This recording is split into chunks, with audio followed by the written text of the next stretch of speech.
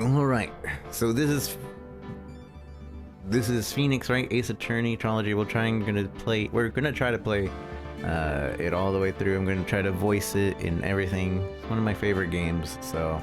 And then the HD version, thanks to Capcom. So, let's go ahead and start it.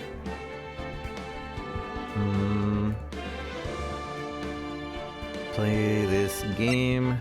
So there's 3 of them in this, and maybe we'll do the other games after we go through them, but we're gonna start at the beginning. Episode 1. The first turnabout. Game is a little loud, yeah? Alright. We'll see. We'll see how it goes. We'll adjust the volume if we need to at some point. The first turnabout.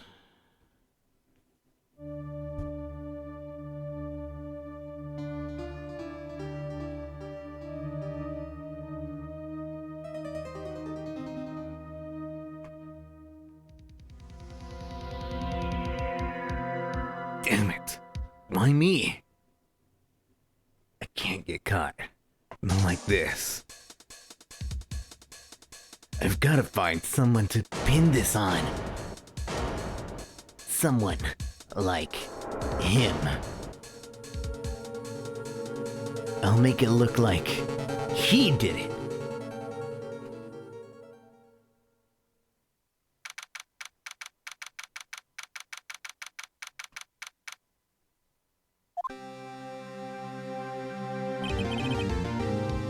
Boy, am I nervous.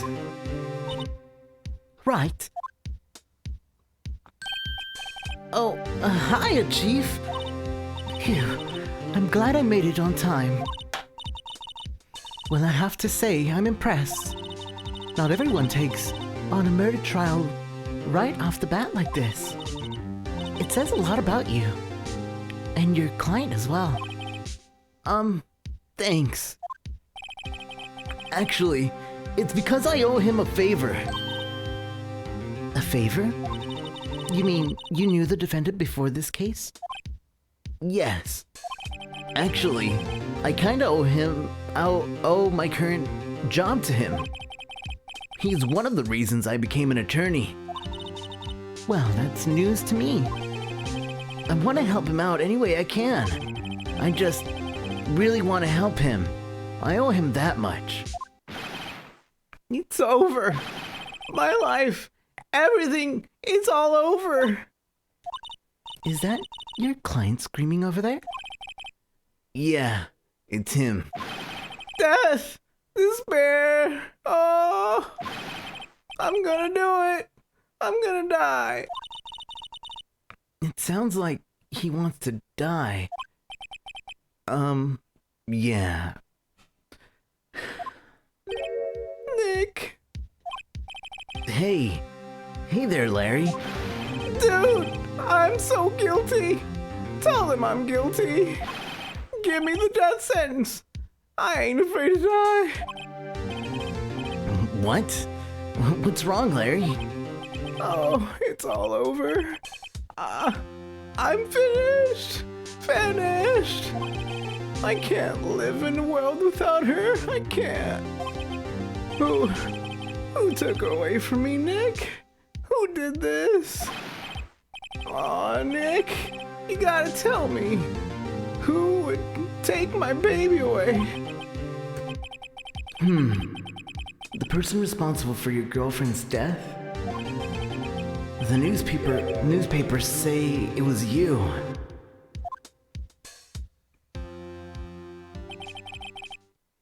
My name is Phoenix Wright. Here's the story. My first case is a fairly simple one. A young woman was killed in her apartment. The guy they arrested was the unlucky sap dating her. Larry Butts, my best friend since grade school. Our school had a saying, when something smells, it's usually the butts. In the 23 years I've known him, it's usually been true. He has a knack for getting himself in trouble. One thing I can say, though, it's usually not his fault. He just has terrible luck. But I know better than anyone that he's a good guy at heart. That I owe him one. That and I owe him one, which is why I took the case, to clear his name. And that's just what I'm going to do.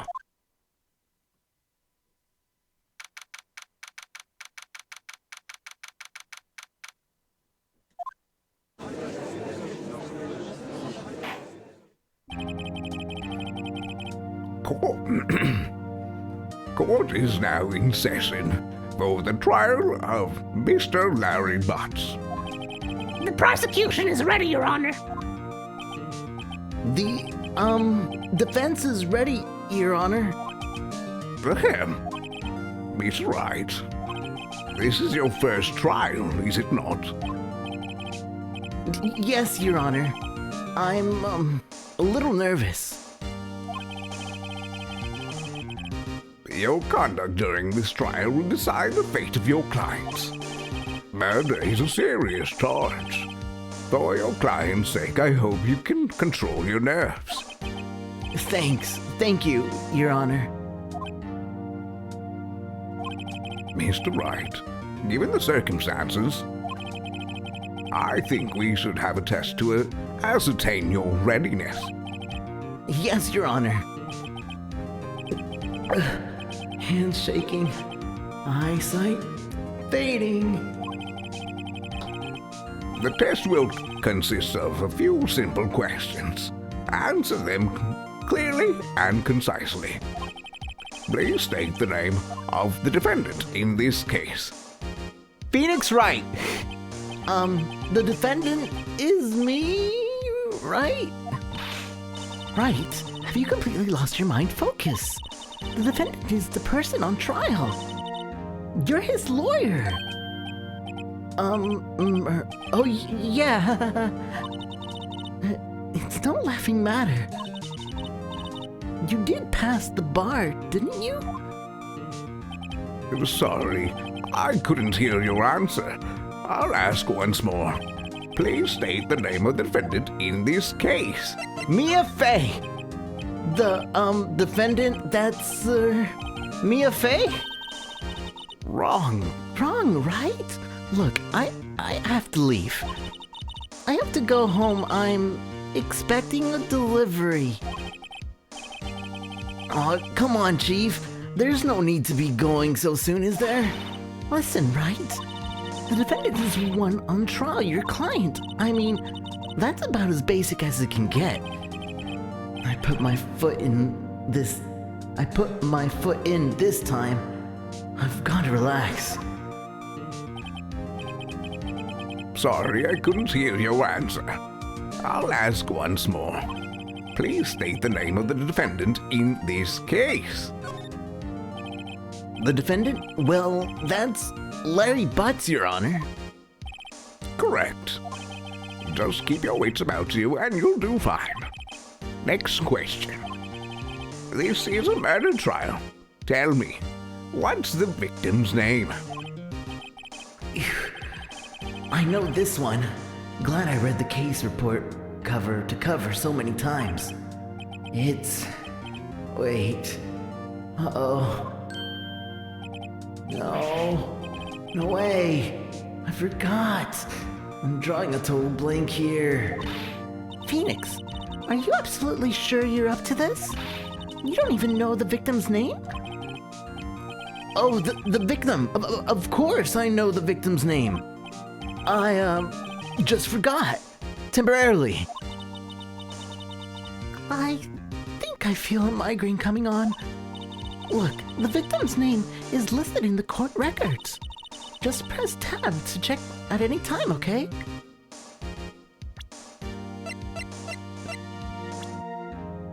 As the victim. And that right there is the victim. Victim in this case, model, she lived in an apartment by herself.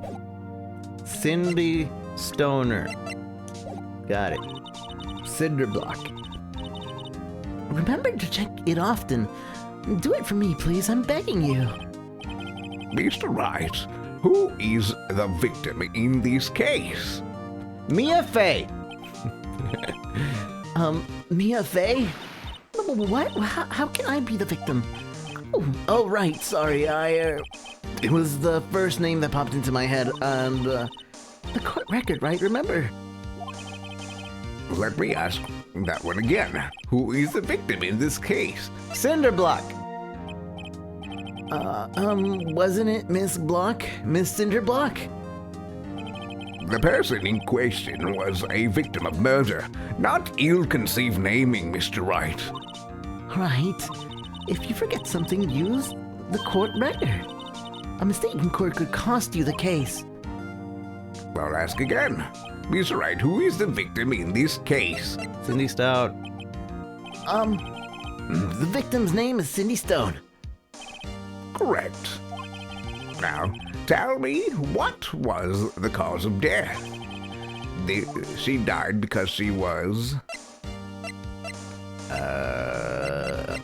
She was hit with the blunt object. Let's just get it right.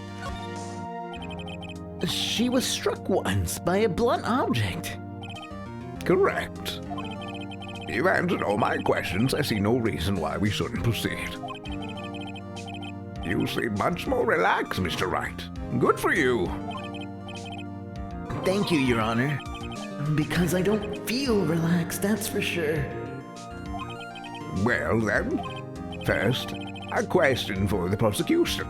Mr. Payne, Yes, Your Honor. as Mr. Wright just told us, the victim was struck with a blunt object. Would you explain to the court just what the object was? The murder weapon was this statue of the Thinker. It was found lying on the floor next to the victim. I see. The court accepts it into evidence. Statue in the shape of the Thinker. It's rather heavy. Right. Be sure to pay attention to any evidence added during the trial. That evidence is the only ammunition you have in court. Check the court record frequently. Mr. Payne, the prosecution may call its first witness. The prosecution calls the defendant, Mr. Butts, to the stand. Chief, what do I do now? Pay attention.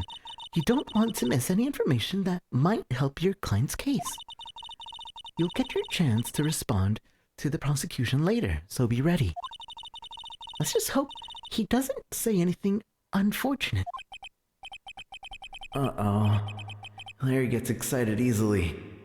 This could be bad.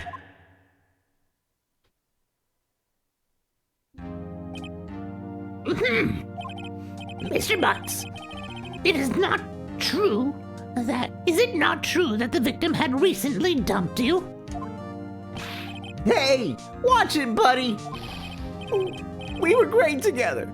We were Romeo and Juliet, Cleopatra and Mark Anthony. Didn't they all die? I wasn't dumped. She just wasn't taking my phone calls or seeing me, ever. What's it to you anyway?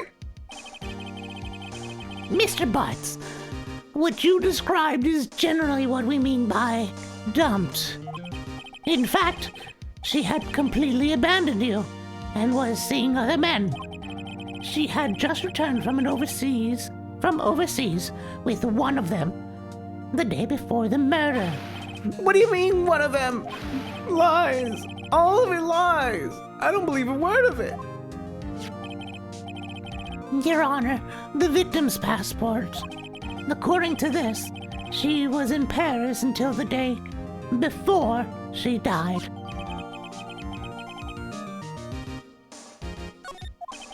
The day before she died. Indeed, she appears to have returned the day before the murder. Dude, no way. The victim was a model, but did not have a large income. It appears that she had several sugar daddies. Daddy's sugar? Yes, older men who gave her money and gifts. She took their money and used it to support her lifestyle. Dude. We can clearly see that what kind of woman Miss Stone was. Tell me, Mr. Butts, what do you think of her now? Right. I don't think you want him to answer that. Yeah, Larry has a way of running his mouth in all the wrong directions. Should I? Wait and see what happens. Might be better not to get involved in this one. Well, Mr. Butts, Dude, no way! That's cheating she-dog! I'm gonna die! I'm just gonna drop dead! Yeah, and when I meet her in the afterlife, I'm gonna go get to the bottom of this. Let's continue with the trial, shall we? I believe the accused's motive is clear to everyone. Yes, quite. Oh boy, this is not looking good. Next question. You went to the victim's apartment on the day of the murder, did you not? Well, did you or did you not? Well, maybe I did. Maybe I didn't. Uh-oh, he went. What do I do? Stop him from have him answer honestly. Answer honestly. No, I'll send him a signal. Tell the truth!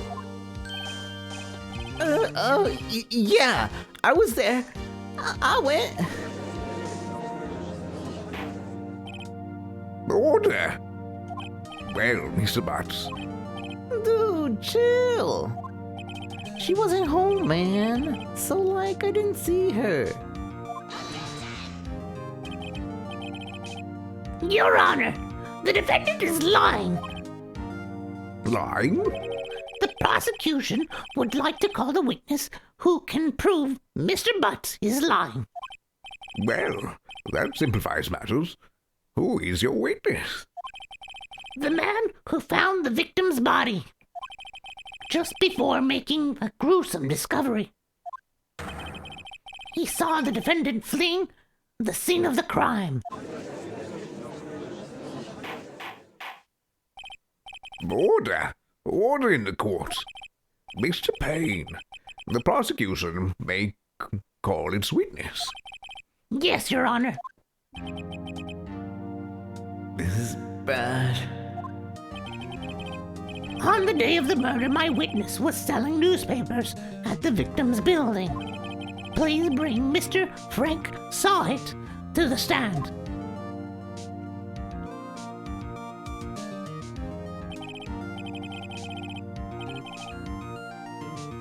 Mr. Sawit, you sell newspaper subscriptions. Is this correct?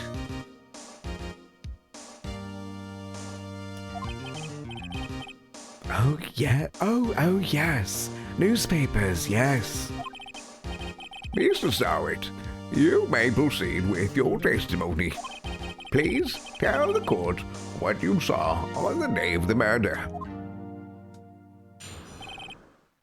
Witness testimony. I was going door to door, selling subscriptions when I saw a man fleeing an apartment. I thought he must be in a hurry because he left the door half open behind him. Thinking it strange, I looked inside the apartment. Then I saw her lying there, a woman, not moving, dead. I quailed in fright and found myself unable to go inside. I thought to call the police immediately. However, the phone in her apartment wasn't working. I went to a nearby park and found a public phone. I remember the time exactly. It was 1 p.m. The man who ran was, without a doubt, The defendant's sitting right over there.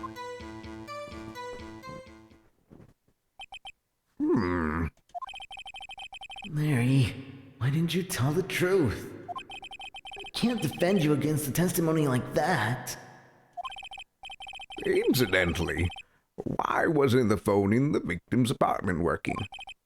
Your Honor, at the time of the murder, there was a blackout in the building. Aren't phones supposed to work during a blackout? Yes, Your Honor. However, some cordless phones do not function normally.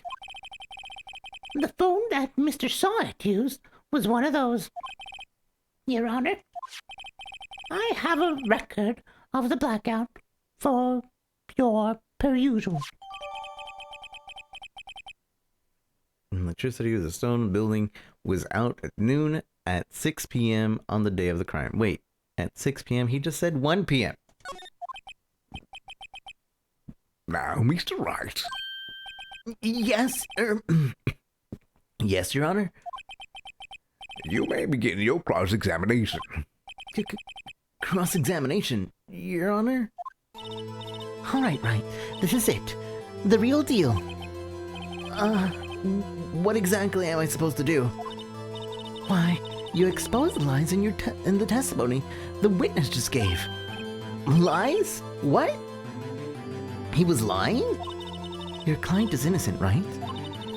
Then the witness must have lied in his testimony.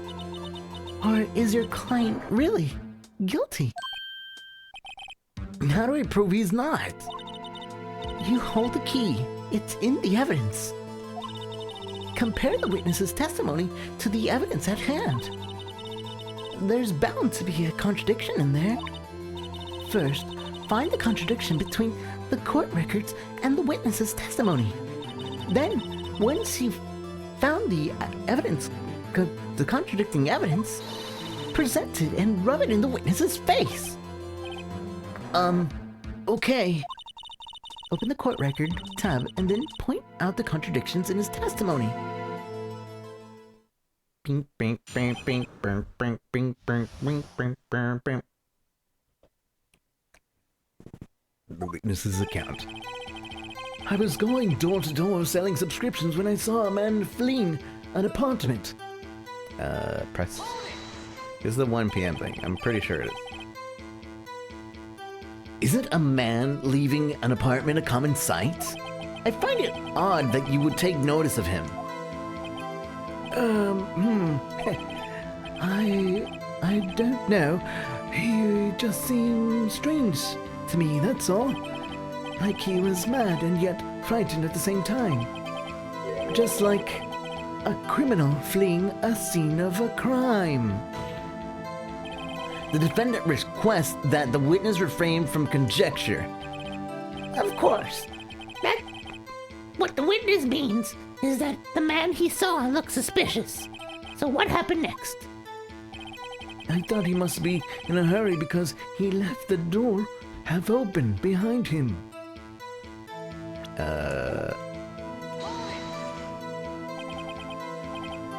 Half open, you say?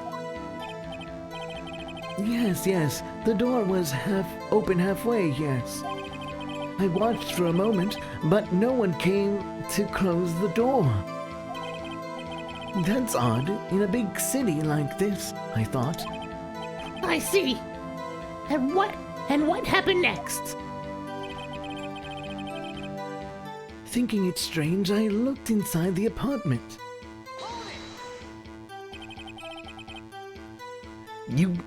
What gave you the idea to do that? Well, the door was half open, you see. Isn't it only human to want to peek? We climb mountains because they are there. It's the same thing. Truer words have never been spoken. Anyone would look inside. Why did pain cut him off so quickly? So you looked into the apartment. What happened then? I saw her lying there, a woman, not moving, dead.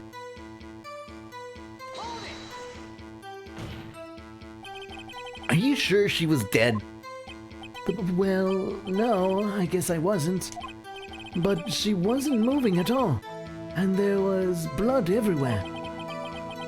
I guess that would look like fatal to anyone. Very well, what happened next? I quailed in fright and found myself unable to go inside. So you did. So you didn't touch anything in the apartment? Yes, I mean, no. Okay, what happened next? I thought to call the police immediately. You thought to call the police? Does that mean you didn't actually call them? Please refrain. Please listen. Listen to the rest of the testimony. You thought to call the police. What happened next? However, the phone in her apartment wasn't working.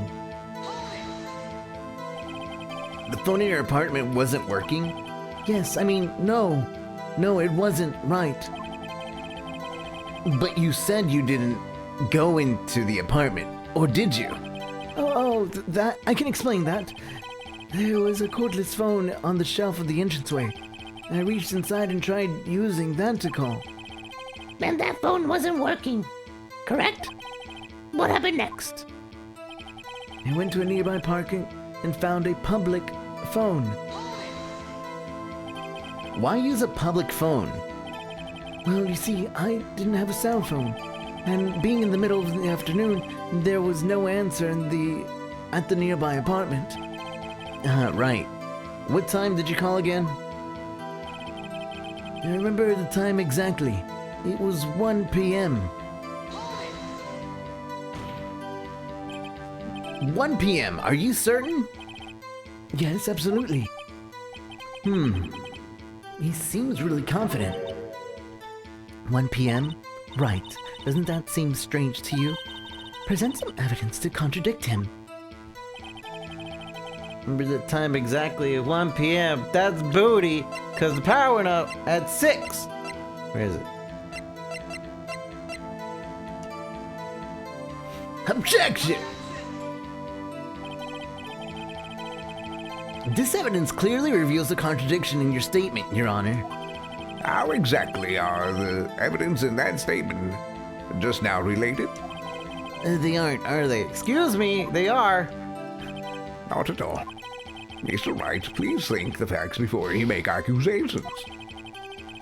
I don't think that won me any points with the judge. Bull crap. The man who ran was without doubt the defendant. The man who ran without a doubt was the defendant sitting right over there. Are you absolutely 100% positive? Yes, it was him. No mistake about it. The witness says he is certain. That's all of it. Must have been a contradiction somewhere. Examine the court. I did find the contradiction, okay? You're the one that's wrong.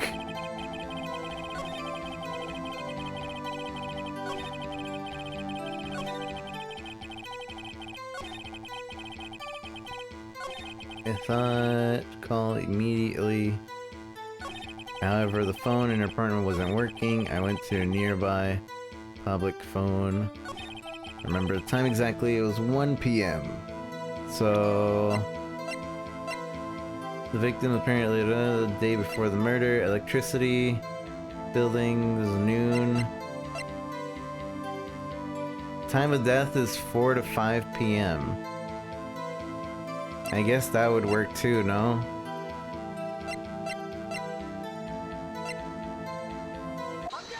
Yeah. You found a body at 1 p.m. You're sure? Yes, it was 1 p.m. for certain. Frankly, I find that hard to believe. Your statement directly contradicts the autopsy report. The autopsy notes the time of death was sometime after 4 p.m. There was no body to to find at 1 p.m. How do you explain this 3-hour gap? Oh, that, This is trivial. The witness merely forgot the time. After his testimony, I find it hard to believe. Mr. Sawit, why were you so certain that you found the body at 1 p.m.? Gee, that's a really good question. Great job, Phoenix. Way to put him on the spot. That's all you have to do. Point out the contradictions. Lies always beget more lies. See through one, and their whole story falls apart. Wait, I remember now. Would you care to give your testimony again?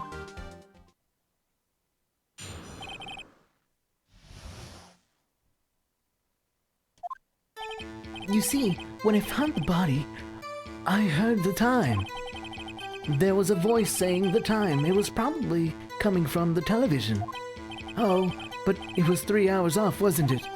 I guess the victim must have been watching a video of a taped program.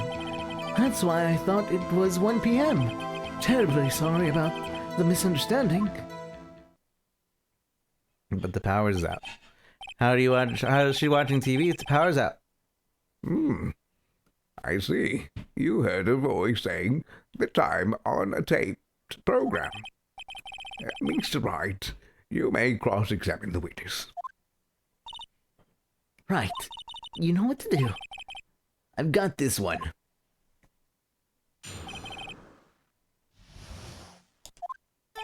You see, when I found the body, I heard the time. You said heard, not saw? Yes, heard. All I saw was a body lying there. I didn't think to look at anything else, at least of all my watch. Isn't it a little strange?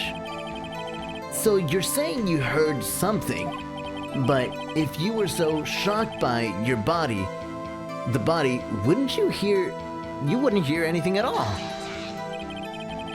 The witness did say he actually heard the time. It's ludicrous to suggest that he wouldn't hear anything. I have to agree with the prosecution. Witness, continue your testimony. There was a voice saying the time. It was probably coming from the television. I think this is probably where I can press it, or present it, but we'll see. Are you sure it was the television and not a radio? Well, no, I guess might have been a radio. Incidentally, there was no radio on the premise. There was only one large television. Right. I can't put my finger on it, but something about this seems fishy. Something about hearing the television.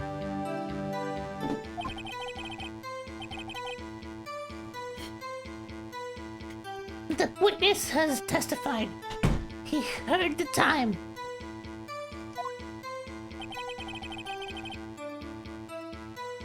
Oh, but it was 3 hours off, wasn't it? How do you explain the gap? Well, witness, can you explain this?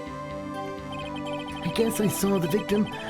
The victim must have been watching a video of a tape program. Video? Yes, that would explain why the time was wrong. True. Right. I think the problem lies someplace else. We agreed that you heard the time at the scene then. That's why I thought it was 1 p.m.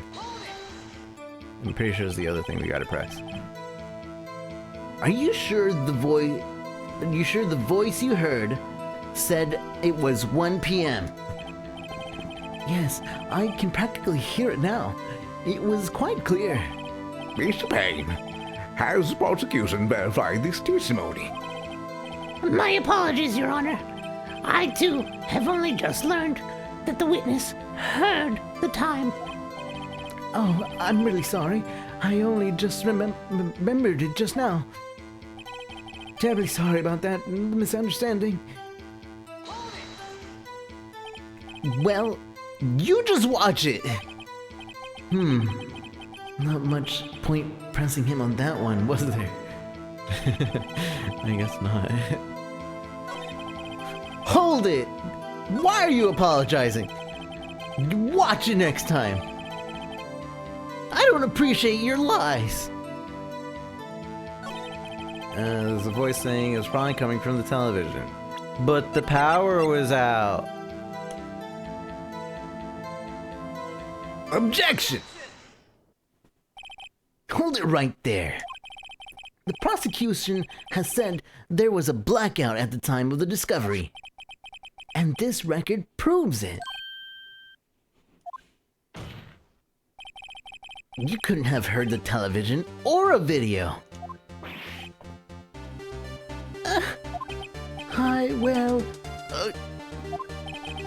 The defense has a point. Do you have an explanation for this, Mr. Sawyer? No, I find it quite puzzling myself. Quite. Oh, wait, I remember now. Mr. Sawyer, the court would prefer to hear an accurate testimony from the very beginning. These constant corrections are harming your credibility. That, and you seem rather distraught. My apologies, Your Honor. It must have been the shock of finding the body. Very well, Mr. Sawyer. Let's hear your testimony once more, please. Hearing the time. Actually, I didn't hear the time, I saw it. There was a table clock in the apartment. Wasn't there? Yeah, the murder weapon. The killer used it to hit the victim. That must have been what I saw. You saw a clock? I guess that would explain it. The defense may cross-examine the witness. Gladly.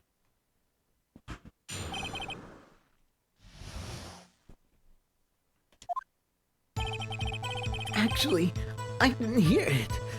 The time, I saw it.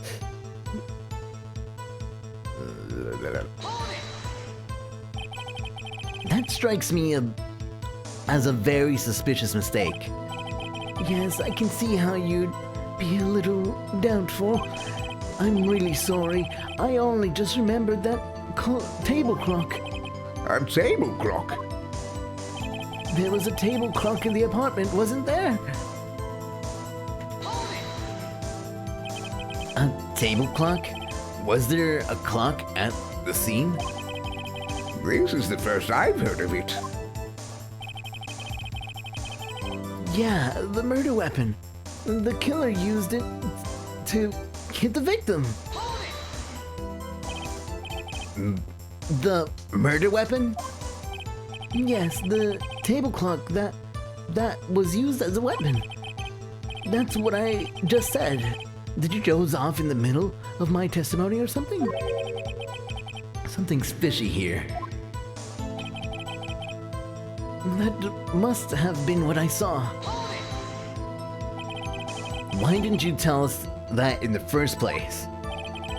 I guess it must have slipped my mind. I'm not really sure how it happened myself. The witness says he saw the table clock. End of story. Now, find the contradiction. The contradiction is the murder weapon. Because this is the murder weapon. It's rather heavy. Wait, where is the murder weapon? Do we not know that this is the murder weapon? I'm gonna say it's this.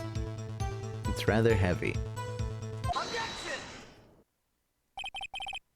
Wait just a moment.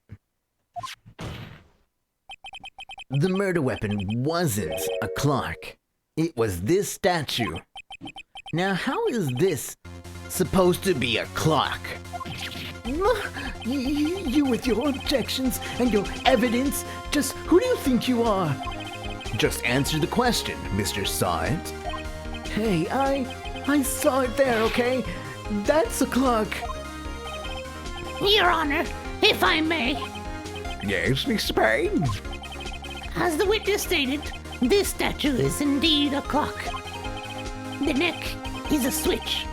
You just tilt it and it says the time out loud. As it doesn't look like a clock, I submitted it as a statue. My apologies. I see. So, the murder weapon was a table clock after all. Well, Mr. Wright, it appears that the witness's testimony was correct. This is a clock. Do you have any problems with his testimony? Yes. Your Honor, there is a gaping hole in the witness's testimony. The only way he could have known the weapon was a clock is to hold it in his hand. Yet the witness testified that he never entered the apartment. Clearly a contradiction. Yes, indeed. The witness knew it was a clock because he knew the victim. They were best friends since they were kids. He's the one who gifted it to her. Went into the apartment. You're lying. You were inside the apartment on the day of the murder. Oh yeah? Prove it. Prove I went in there. I'll do better than that. I can prove you were the one who killed her. You struck her with the clock, and the shock of the blow triggered the clock's voice. That was the sound you heard. Order in the court. Intriguing. Please continue, Mr. Wright. Yes, Your Honor. Mr. Saw It. The sound must have left quite an impression on you. Understandable, since the murder weapon spoke just as you hit the victim. That voice was burned into your mind. That's why you were so certain about the time. What's the meaning of this? This is all baseless conjecture. Baseless? Just look at the witness's face. Would the witness care to elaborate? Did you strike the victim with the clock? I never. Look, the clock, I heard, no, I mean, I saw it. Shut up, I hate you! It was him! I tell you, I saw him! He killed her, and should burn! Burn! Give him death! Order. Order in the court, I say. Your Honor, a moment, please. There isn't a shred of evidence supporting the defense's claim. Mr. Wright, Your Honor, you claim to sound the witness heard came from the clock. Do you have any evidence? the whole case is riding on this. I better think it through carefully. Your Honor, the sound Mr. Saw It heard was definitely this clock. A fact which is clear if you simply examine the clock's batteries. Ask the neighbors. Try sounding the clock. Let's sound the clock now, here in this court. Your Honor, may I have the clock? I ask the court to listen very carefully.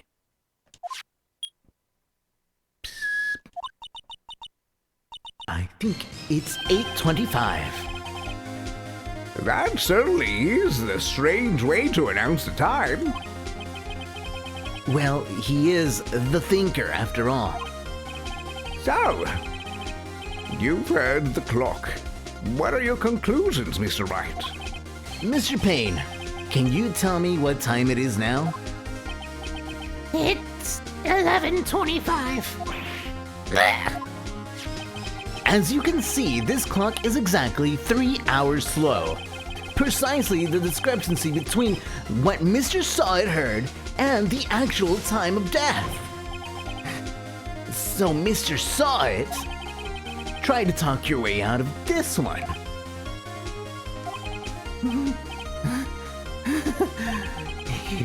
You forgot one thing. Uh-oh. What's he talking about now? Well, it may seem like the clock is running 3 hours slow. It proves nothing. How do you know it was running 3 hours slow at the day of the murder? If you can't prove that, you don't have a case. He's right. How am I supposed to prove that? Damn it. So close. Mr. Wright, it seems you lack the critical evidence to support your claim. Yes, Your Honor. This means I cannot let you indict the witness. Unfortunately. This ends the cross-examination for Mr. Frank Sawit. I come all this way down here to testify, and look what happens. You treat me like a criminal! A criminal! You lawyers are all the slime! I almost had him. Sorry, Larry. I failed you. There's nothing I can do about it now. Not so fast, Mr. Sawit! Mia! Chief! Listen up, Miss Wright. Don't throw this one away. Not like this. Think! But Chief, it's over! I can't prove the clock was slow the day of the murder. Nobody can prove that. Well, yes. But that doesn't mean you can't still win. Try thinking out of the box. Don't waste time doubting the facts. Assume the clock was 3 hours slow and think it through. Ask yourself, why was the clock 3 hours slow? Figure out the reason, and you'll have your proof. Right? Can you think of a reason as to why the clock would be 3 hours slow? Yes. Wait! Maybe I can prove it. You must have evidence somewhere that can prove it, right? Find it and let them have it. Well, Mr. Wright, you say the clock was already running slow on the day of the murder. Have you found evidence to support this claim? Of course. There's a piece of evidence in the court record that can prove my claim beyond a doubt. Tough words. Let's see you pull this one off. Let's see the evidence that proves why the clock was running slow. The passport! Take that! The victim had just returned. The victim had just returned home from abroad the day before the murder. As we all know, the time difference between here and Paris is 9 hours. When it's 4 p.m. here, it's 1 a.m. the next day there. The clock wasn't 3 hours slow, it was 9 hours fast. The victim hadn't reset her clock since returning home. That's why the time you heard when you struck her dead in her apartment was wrong. Proof enough for you, Mr. Sawit? Or should I say, Mr. Did It?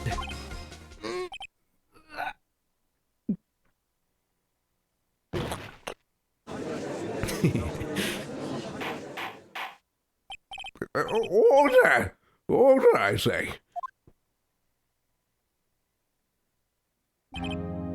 Well, this case has certainly turned out differently than we all expected. Mr. Payne, your witness. He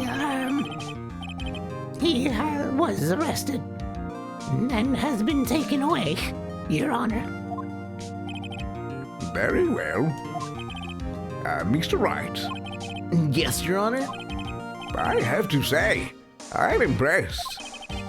I don't think I've ever seen someone complete a defense so quickly and find the true culprit at the same time. Thank you, Your Honor.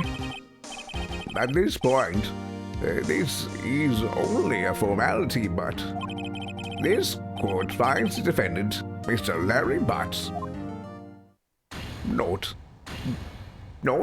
guilty.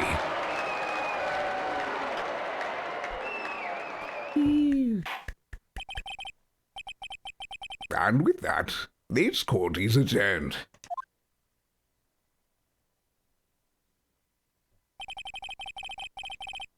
It turns out that Frank Saw It was a common burglar.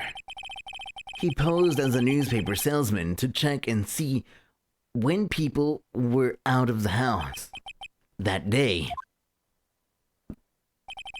When Larry went to her apartment, the victim wasn't home.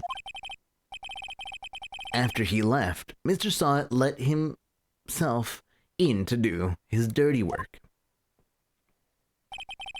While he was searching her place, the victim returned. Flustered, Mr. Saw It grabbed the nearest blunt object he could find.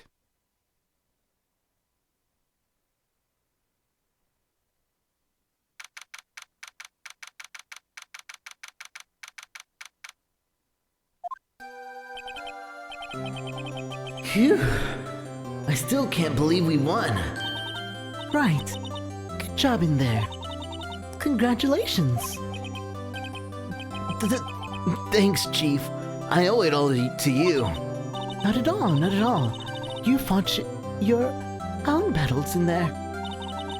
It's been a while since I've seen a trial and on such a satisfying note. I've never seen the Chief looking this happy. If she's this glad, imagine how Larry must feel. My life is over. Larry, you're supposed to be happy. What's wrong now? Oh, Nick. Don't worry about me. I'll be dead and gone soon. Good. Wait, no, I mean bad. Bad. Larry, you're innocent. The case is closed. But my Cindy Windy's gone, man. Gone forever. Larry, she was a... Nah, never mind. Congratulations, Harry. Harry? Yes, you. I can practically see the headlines now. Harry Butts innocent. Yeah, thanks. I really owe you one. I won't forget this ever. Let's celebrate dinner, movie, my treat. Oh, no, I couldn't. Hey, I was the one who got you off the hook. Oh, hey. Here, take this. It's a present. A present for me?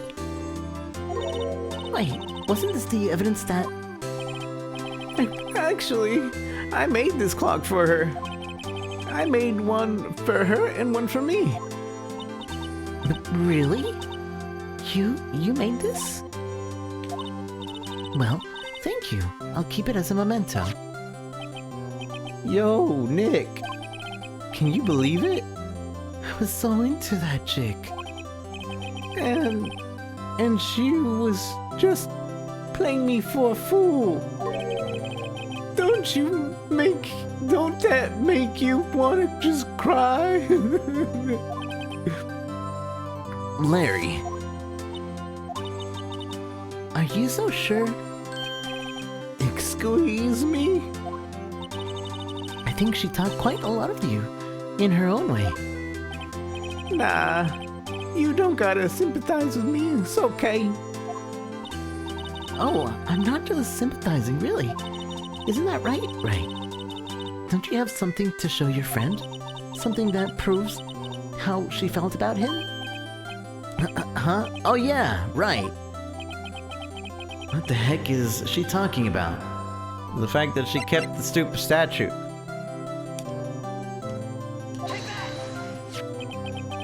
Check this out, Larry. Proof positive you weren't just some chump to her. Huh? What about that clock? This is the clock you made for her, Larry.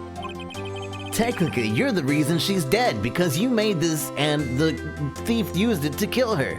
So it's kind of your fault, really, but she took it with her when she traveled. Whatever. She probably just needed a clock. That's all. You think so? It's pretty heavy clock to take traveling. Well, make of it what you will.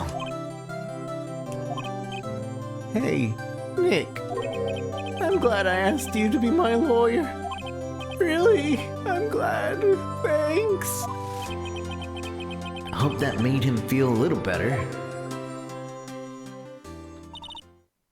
Alright. I hope you see the importance of evidence now. Also, hopefully you recognize things change depending on how you look at them. People too. We never really know if our clients are guilty or innocent. All we can do is believe in them.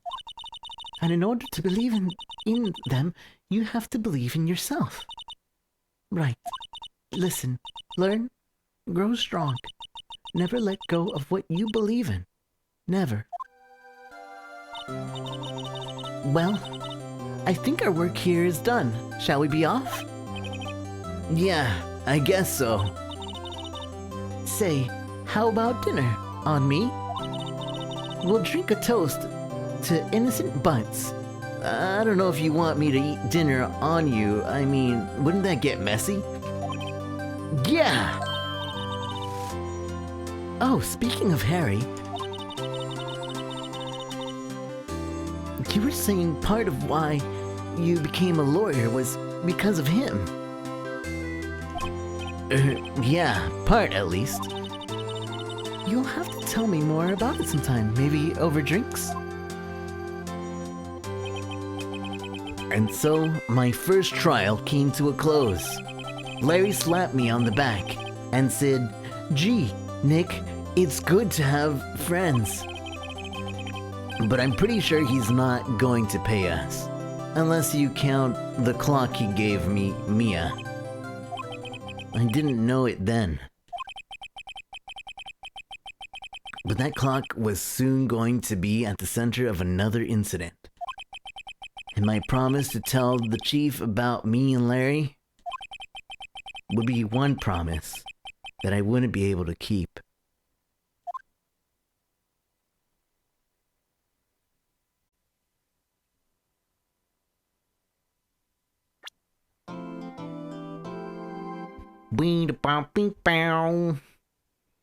All right.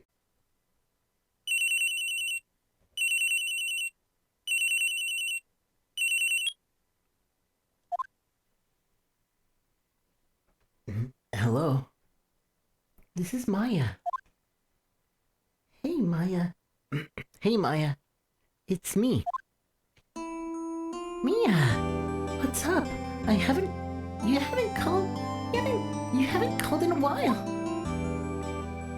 Yes. Sorry, I've been so busy. How have you been? Well, lonely. And it's all your fault. Nah, I'm just teasing. I've been great. I'm finally getting used to having my own place. That's good to hear. Actually, I'm calling because I have a favor to ask. I know. You want me to hold evidence for you. Sharp as always. There's a lot of buzz about the upcoming trial. I just don't feel safe keeping the evidence here. Gotcha. What is it this time? It's a clock. A clock? Yeah. It's made to look like a statue of the thinker. And I think... it tells you the time. I thought you might like it. You always liked toys. Hey, I'm not a little girl anymore, sis. No. You know I'm only teasing. I should probably tell you, the clock isn't talking right now. Huh? It's not working? That's lame. I had to take the clockwork out, sorry. I have some papers inside instead. Papers? Is that the evidence then? Well, there's a possibility that it might turn out that way, yes. Can you come by the office tonight? Say 9 to pick it up?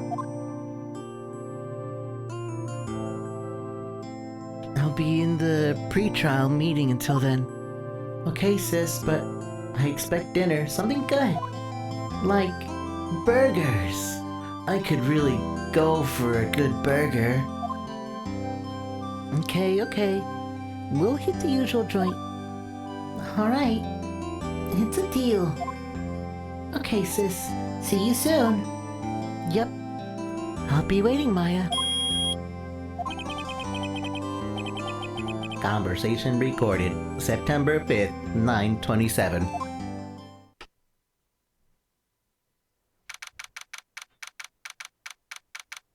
September 5th, 8:57. Now, Miss Faye, I'll take what's mine. The papers. I'm sorry, but I can't give you what I don't have. Miss Faye, you're a poor liar. Why, I see it right over there. That must be the thinker that swallowed those papers. How could you know? You are not coniferous of my background. Gathering information is my business, you see. I should have been more careful. Oh, my dear Miss Faye, I am so very sorry. But I'm afraid I must ask you for one more thing. Your eternal silence. Farewell, Miss Faye.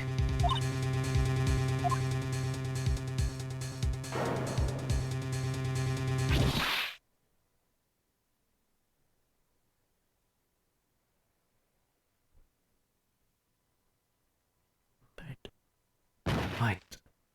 Blue.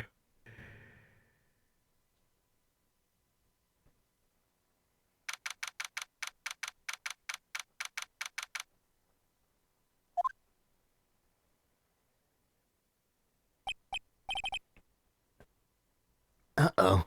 I'm late. Huh? That's strange. Guess the chief left without me. She said her sister was coming over, so we should all go out for dinner. What's that smell? Blood? Mia! Maybe she's in her office. Examine.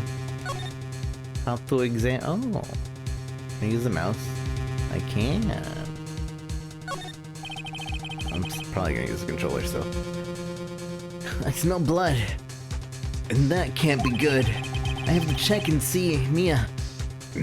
The chief's okay. Smell blood, can't be good.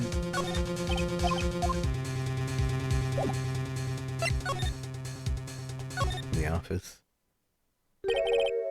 That smell. Blood.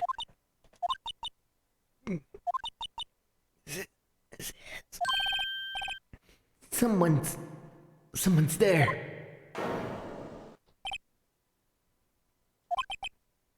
Chief? Chief? Chief!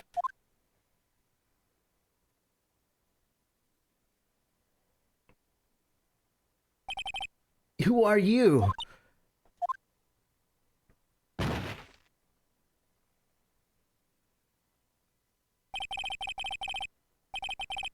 strange girl dropped out cold.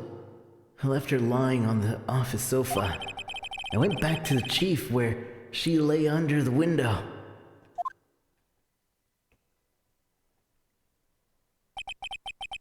Her body was still warm. I could feel it when I held her shoulders. Then, all too quickly, it began to fade. Until finally, she was cold.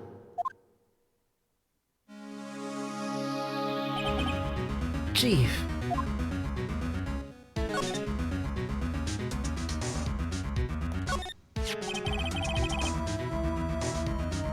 It's encrusted with dry blood. How ironic that this became the murder weapon again.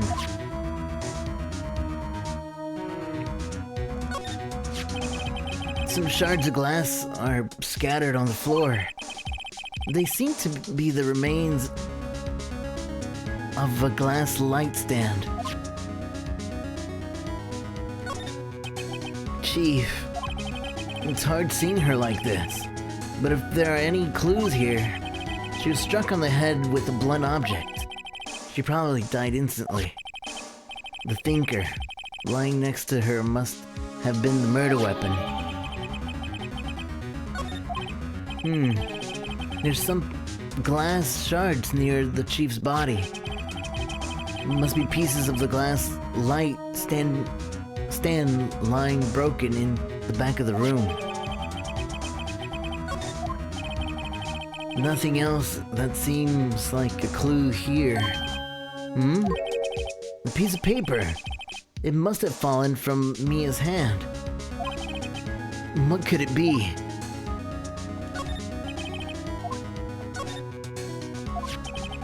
The words written in blood on the scrap of paper. Maya. Did Mia write this? This piece of paper is a receipt from the department store dated yesterday.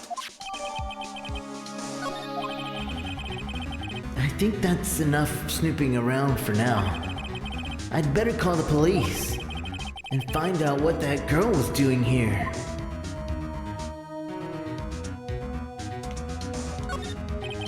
It's painful to look, but I have to, for Mia's sake.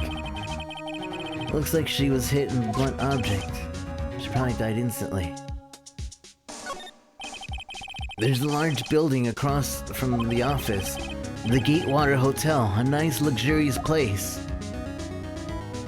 I like this, the fact that it turns yellow when something's examinable and lets you know if you already examined it. The chief's chair. A simple functional design.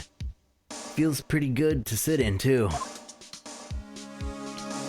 That's gonna avoid a lot of, like, things that you would normally miss.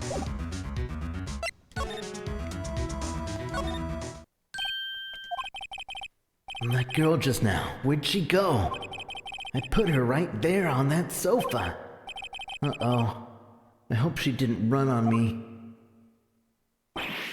Yipes! Don't scare me like that. Excuse me, but who are you? It's okay, I work here. Maya. Maya Fey. Maya Fey? Maya? So Mia was writing this girl's name. Maybe I should show her the receipt?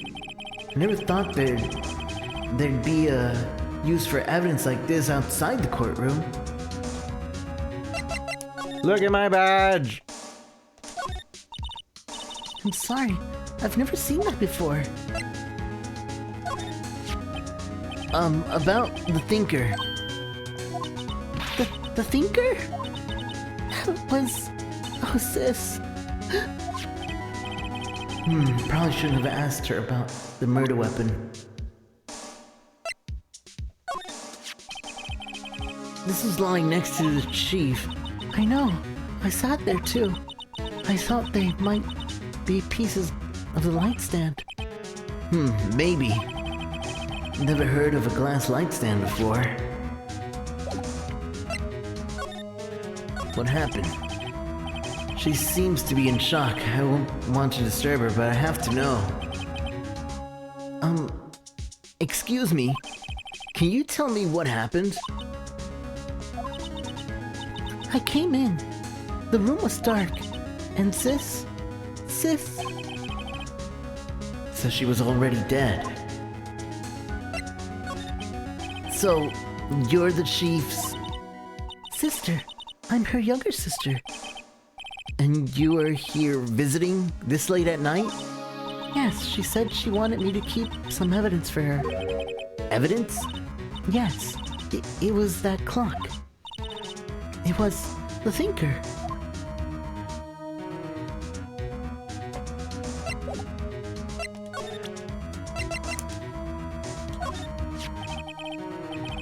Before Mia died, she wrote a message with her own blood. She wrote it on the back of this receipt. That's my name. Why? Why would she write my name? Please, just calm down. Why would Sis write my name? Uh-oh. Now I've done it. I'd better hurry up and call the police.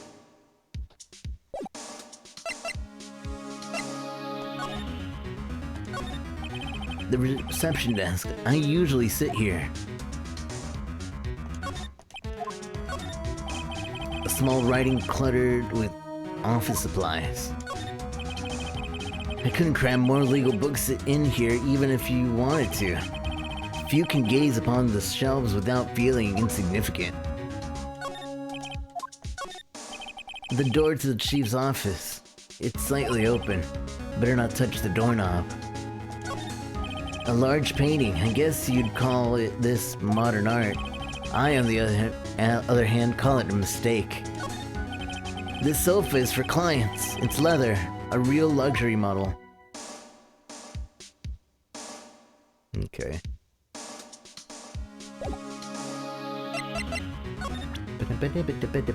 I can't present profiles in this one. Move.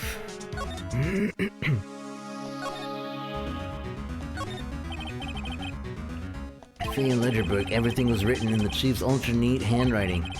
It's a small office, but it makes a good bit of money. Surprisingly, the chief was never good with machines. About all she used the PC for was email. She picked up the ancient model at some garage sale and for practically nothing. A perfectly normal office desk. The chief had a very particular policy about office decor. Spend big on stuff your clients use, but keep your own stuff simple.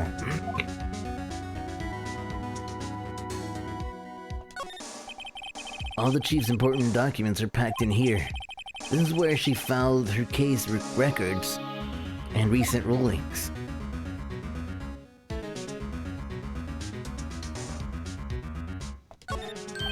Right. I'd better call the police. That's funny. A few of the screws on the receiver are missing. It looks like someone was halfway through taking it apart. Police? Please come quick. Please come quick. What was that? Someone screaming outside the window. Please, come quick. Oh, okay. Boobies. She's staring right at me. She's holding a phone in her hand.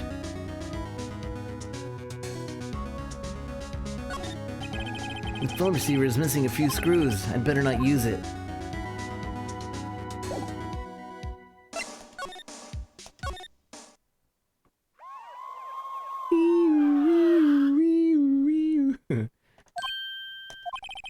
The police. Sounds like they're coming this way. Freeze, police!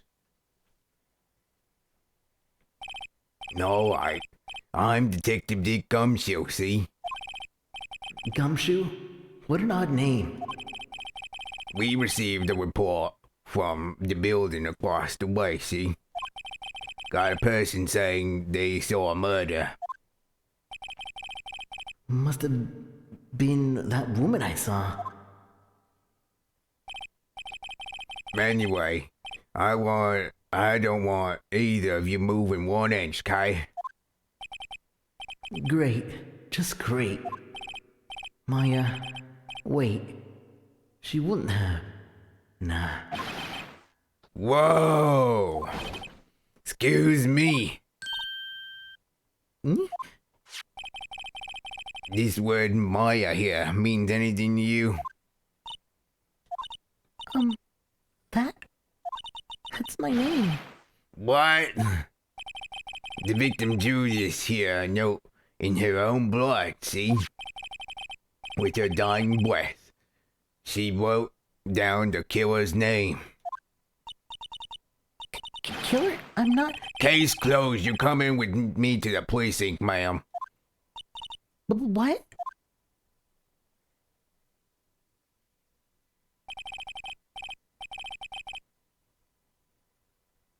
Mia's younger sister, Maya, was arrested on the spot. I was taken in for questioning, but didn't get out until the next morning. My eyes were heavy, but I couldn't sleep. I sat around, waiting for visiting hours to begin at the detention center.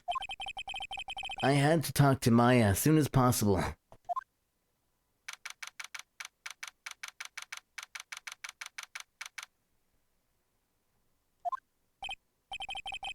Wow, they have poor Maya locked up like a criminal. Oh, it's you, the lawyer. Good morning. Good morning. Good morning. She looks so tired. Are you going to be my attorney? Well, that's what I wanted to talk to you about. It's up to you. Of course I will. Sorry, not a chance. It's up to you. I'd better give it to her straight. It's up to you. Up to me? Yes. I don't think this is something I should decide. After all, you're the one in trouble here. They're never going to believe me, are they? Even you, when you found me in the office, you looked at me like I had done it. Did I look at her like that? No, I never thought... It's okay. I understand. And I've also heard about you. Heard? Heard what about me? I was talking to my sister on the phone the other day. Today is my junior partner's first time in court. Wow, really? How'd that go? It was quite the scene. Honestly, I was on edge the whole time. It's been a while. Huh. So he crashed and burned? He's a genius. One of those strike fear into the hearts of evil types. The only thing he's lacking is experience. Huh? Sounds like it was fun. Well, I know who to go to if I ever get in trouble now. I don't know, Maya. I think you might want to wait. Give him 3 more years. That is, unless you want to be found guilty. That's what she said. I'm sorry. I didn't mean to insult you. No, it's okay. It's true, I guess. But at the same time, I can't just sit by and watch. When I think of the person who did this to Mia, I know. Remember the defendant or the victim. Thank you, Green Toad, for the follow, and thank you for the host. I appreciate it.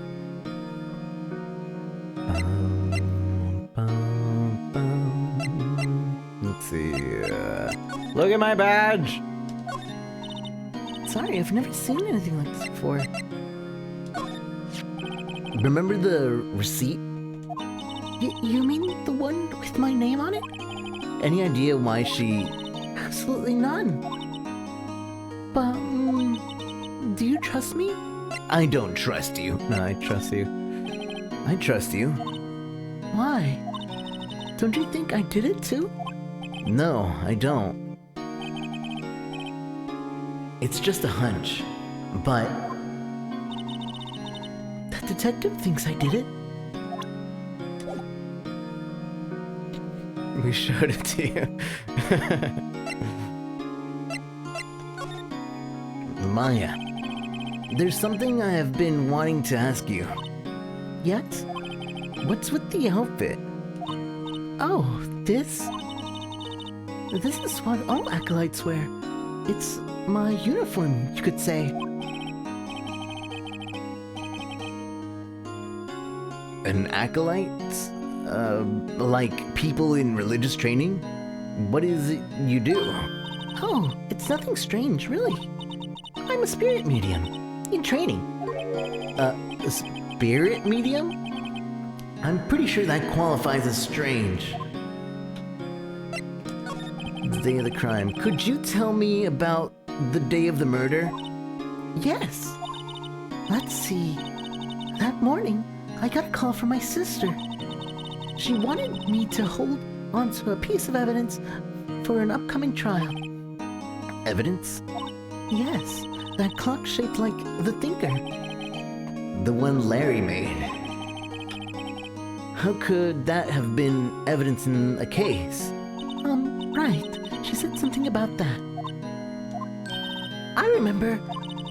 Do you want to hear it in her own voice? Her own voice? Yes. I'm pretty sure our conversation is on my cell phone. You recorded it? Yeah, I forgot how to delete those things. Your cell phone. So, you say you have the conversation with your sister on your cell phone? Let's hear it. Right. Oh, I just remembered. That detective took my cell phone. Sorry. Oh, right. Of course. Next time I see Detective Gumshoe, I'll ask him for it. I'll write you a note so you don't forget, okay? Sure, thanks. Conversation, sister recorded phone. Spirit medium. So you're an acolyte. Medium in training? That's right. The Fae family, especially the women, have always been very sensitive to the spirit world. Wait a second. You said the Fae family. So Mia was into this stuff too? Of course. She left the mountain to follow her career, she said. Her powers were first class, too. I had no idea. Wait. What? So, you're a real, honest-to-goodness spirit medium, with ESP and all that? Yes, in training. Well, can't you contact Mia's spirit then? We can just ask her who killed her. I'm sorry. I'm still in training. I couldn't do something on that level. I thought that would be too easy. Huh? Something the matter? I was wondering, could I ask you a favor? This is the address of a famous lawyer. My sister gave it to me a long time ago. She said if I was ever in trouble, I should call him. And, well, I'm in trouble. Do you think you could go ask him to represent me? Sure. Why not? I'll go ask. Thanks so much. I have no one else to turn to. Say, what about your parents? Say, what about your parents? I see. Don't worry. Leave it to me. Thank you. The trial's tomorrow at 10. What? Tomorrow? tomorrow. What if this guy refuses? They told me that if I don't find one, the state will pick an attorney to defend me. When will that happen? They're giving me until 4 this afternoon. And visiting hours are almost up. I'd better hurry. Right, I'll be back. The day of the crime. Could you tell me about the day of the murder? Sorry, I know it must be hard. No, it's okay. All I've been doing this last few hours is talking about it. I've kind of gotten used to it. Let's see. That morning, I got a call from my sister. She wanted me to hold on to a piece of evidence for an upcoming trial. That's the thinker clock that Larry made. It practically qualifies as a serial murderer by now. So then, when did you arrive at the office? It was around 9? The lights were off and I could smell blood. Then I found her, my sister. Thanks, Maya. That's all I need to hear for now. How are they able to smell blood? Does blood really have that distinctive a smell? Smile for the camera. This guard monitors the visitor's room. He hasn't moved an inch. A real pro, this guy. Especially when there's a lot of it. I had no idea. It's like, man, these guys have, like, noses of a dog. Hey, let's see. Grossberg Law Office. I always had a hard time giving this guy a voice. I think I know what to do, though. According to the receptionist, the boss is out. She couldn't say when he'd be back. It must be hard to keep track of everything when you're a famous lawyer. Not to mention run an office like this. I guess I'll just have to come back later. That painting has been bugging me ever since I stepped in here. The oil paint is so thick it practically giving me a stuffed nose. I'm sure the price is nothing to sneeze at either. For that matter. Expensive-looking mahogany bookshelves, filled with expensive-looking books. Funny. They don't look like they've ever been read. A solid mahogany desk. The wood's been polished to a deep luster. Mahogany. A table for clients. An elegant ebony case. And if I'm not mistaken, that lighter's made of solid gold. Even I can tell someone here's got money to burn. An expensive potted plant. No idea what kind of plant it is, but it's probably the most expensive one available. I think that's everything. Yeah. Mahogany.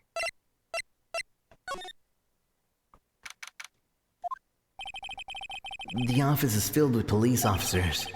They're all busily searching for clues. Hey, you there! This is a crime scene, pal. No trespassing. Sorry. Don't I know you from somewhere? Wait, you're that Butts guy, aren't you? No. Phoenix Wright. How could anyone mistake me for Larry Butts? For Larry? I guess I got the wrong name. Mr. White. Sorry about that. That Butts guy, he was a killer. And you're no killer, right? He was proven innocent. Right. And you were... Detective Suede Shoe? Suede Shoes, wasn't it? That's me. Don't step on my blue suede shoes. Wait, that's a song, pal. My name's Dick Gumshoe. But wait, that's Detective Gumshoe to you, pal. Anyway, get my name right. Don't don't go calling me Dick. Hey, Dick, get over here. Yes, sir. Be right there.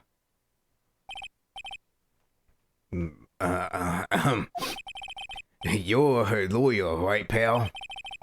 If you got business here, you better do it quick.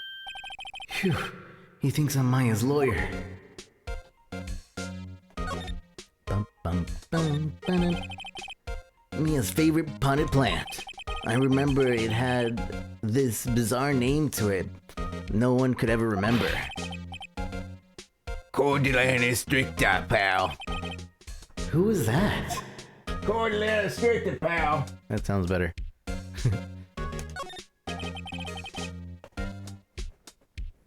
The sky is blue and so am I. There's that hotel right across the way. Mia's desk. Perfectly clean, as always. The only thing that's missing is Mia.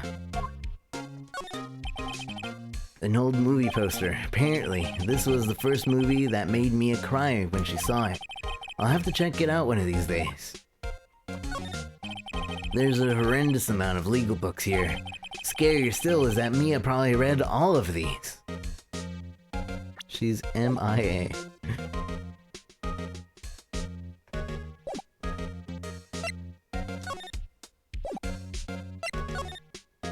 Mia. About Miss Faye, did you do an autopsy? You want to know the results, huh? Now, don't you look at me like that, pal. It's no use. She might have been your boss, but that doesn't mean you have any special treatment. Alright? You can see the report, but that's all. Time of death, 9/5 at 9 p.m. Single blunt force trauma. Death was instantaneous. About Maya. Yeah, I'm looking forward to the trial. Sorry, pal, but this is one trial you aren't gonna win. Why do you say that? The city's put Prosecutor Edgeworth on the prosecution. Edgeworth. I'm sure you know what that means. You being a lawyer and all. Prosecutor Edgeworth. That's right, pal. Mr. Miles Edgeworth himself. Wait, do you know him, don't you? Of course I do. I know him. He's a feared prosecutor. He doesn't feel pain. He doesn't even feel remorse. He doesn't stop until he gets his guilty verdict. Why, don't talk about him that way. You make him barely sound human. Still, I'm afraid it's pretty much decided. This pretty much decides the case. So, Edgeworth is on this one. He hasn't lost a case since he became prosecutor at the incredibly young age of 20. Of course, there are rumors of back alley deals and forged evidence. All I know for sure is that Edgeworth hates crime with an almost abnormal passion. I never imagined I'd be facing him so soon. Look at my badge. What's that? Sorry, pal, but I got no info for the likes of you. I was wondering, do you know anything about this? The statue? That's the murder weapon. Huh? He thinks the clock is a statue too? I'm starting to wish I'd never seen this thing. There's broken glass in the crime scene, right? Oh, yeah? Seems like the glass stand next to the victim fell over. The glass shards were pieces of the broken stand. There was a piece of paper next to the victim, wasn't there? Yeah, and one was the killer's name on it. Are you sure that Mia wrote it herself? Given the condition of the writing, it's hard to say if it's her handwriting or not. So there's no proof that Mia wrote it. I was wondering, did you see Maya Fey's cell phone? Oh yeah, I have that. Do you think you could give it back? Sure, I mean, wait a second, pal. Tricky lawyer. Uh-oh. He's on to me. Tell to him straight. Tell him to him not so straight. Okay, I can't be straight with this guy. But what should I tell him? Something the matter? Oh, no, that carrying strap on the cell phone. But yes, It says the Steel Samurai, warrior of New Old Tokyo. The Steel Samurai? That action hero on TV? Yeah, you see, that strap is a collector's item. She was worried it might get lost if it went down to the precinct. That's what she said? Yes. Okay, pal. I wrote down all the numbers she called anyway. Here you go. Seems like you didn't notice the recorded conversation. My cell phone received. Check out the court records to hear the conversation. I guess I've asked all the questions I need to. You're done, pal. Yes, thank you. I'll be heading out now. Oh, wait. One more thing I wanted to mention to you. I don't suppose you're planning on talking to that witness. Anyway, you better not. Now influencing the witnesses with your lawyerly ways, pal. Come to think of it, I had completely forgotten about her. The witness? Yeah, Miss April May. Yeah, I'm sorry about this, but I can't tell you anything about her. Well, you just told me her name. Miss May, huh? So you've sent her home already then? You're trying to lawyerly tweaks on me now. She's not to go outside her room until the trial. So she's still in the hotel across the way. I guess I should know better than to try to get detectives to leak information. You got that one right, pal. Time to pay a visit to Miss May. Not to be confused with their brother June July.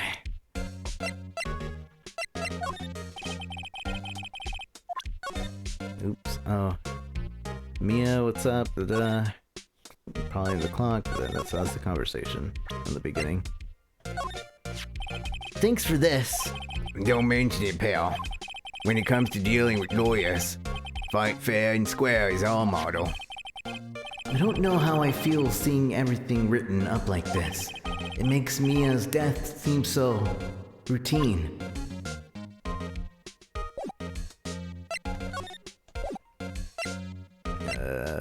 Okay. I guess we're heading out to the Gatewater Hotel. September 6th. Well, hello there, handsome. Hi. Smooth. Real smooth. You're that Okay, how am I gonna do this? lawyer. You're the lawyer, aren't you? The detective told me. He said, don't say anything to that lawyer, pal. Memo to self. Thank Gumshoe for making my job harder. Gee, this is like something out of a movie. It's all so exciting. I can hardly contain myself. Oh, let me go freshen up so I can look the part of the beautiful eyewitness. I pity the lawyer that has to cross-examine this one. Examine. There's a screwdriver stuck in the drawer. I wonder what's inside. Let's take a look. Hey! What are you doing? No touching. Oh, bad boy. You really shouldn't pry around in other people's rooms now. You wouldn't want to make me upset, would you? Upset? I thought she was going to explode for a second there. I wonder what could be inside the drawer. Alright. Let's examine the room. She's not gonna let me examine this though. What's inside, I wonder? Maybe later. The flowers are fake, as expected. I know sunflowers and tulips, but that's about the extent of my floral knowledge.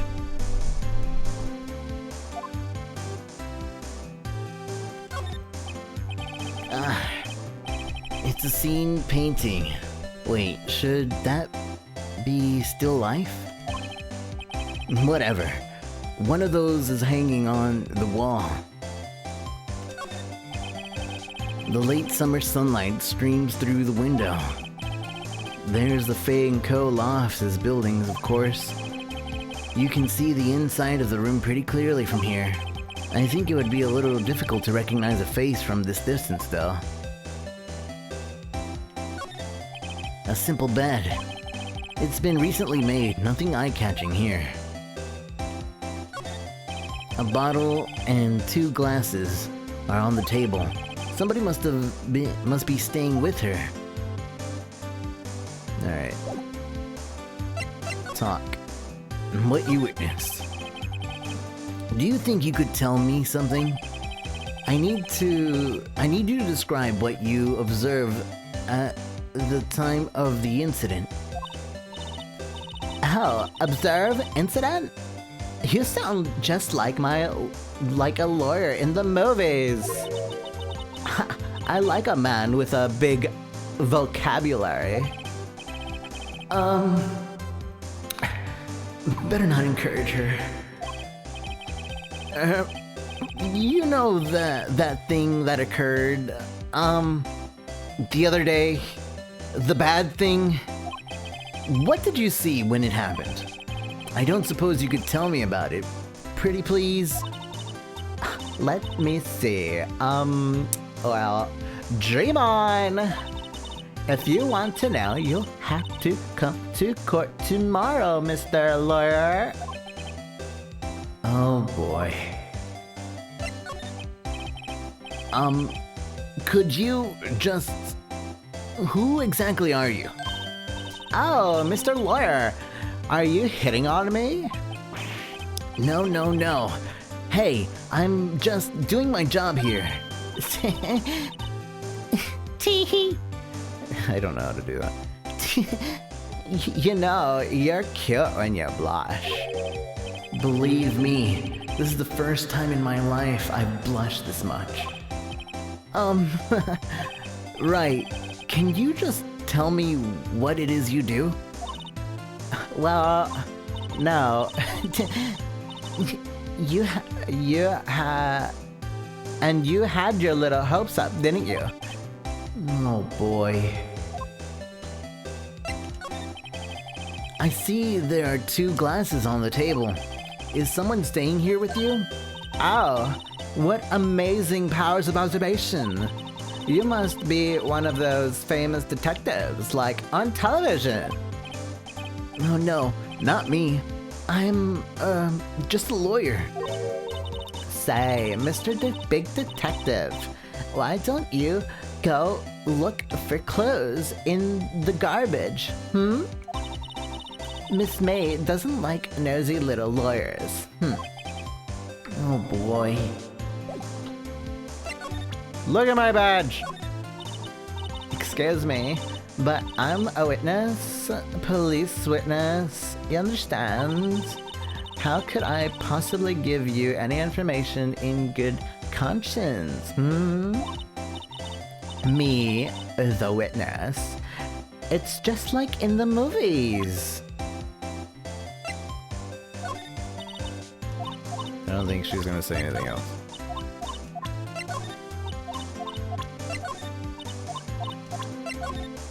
Alright. I think we're done here. I think we're done here. Hey! What is it? Did you meet the lawyer? Sorry. I haven't seen him yet. I see.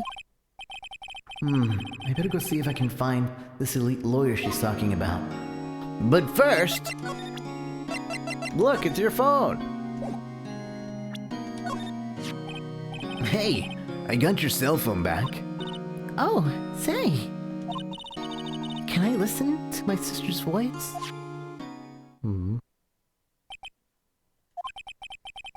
Maya's eyes closed.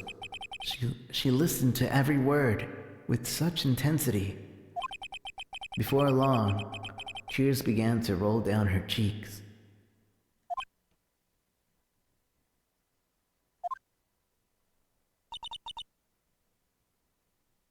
Thank you. Feels bad. What about your family? I only had my sister. My father died when I was very young. And I don't know where my mother is. Don't know? So she could still be alive. The women in my family have been mediums for generations. They say a lot of spiritual powers run in our blood. About 15 years ago, our family was involved in an incident. There was a man and he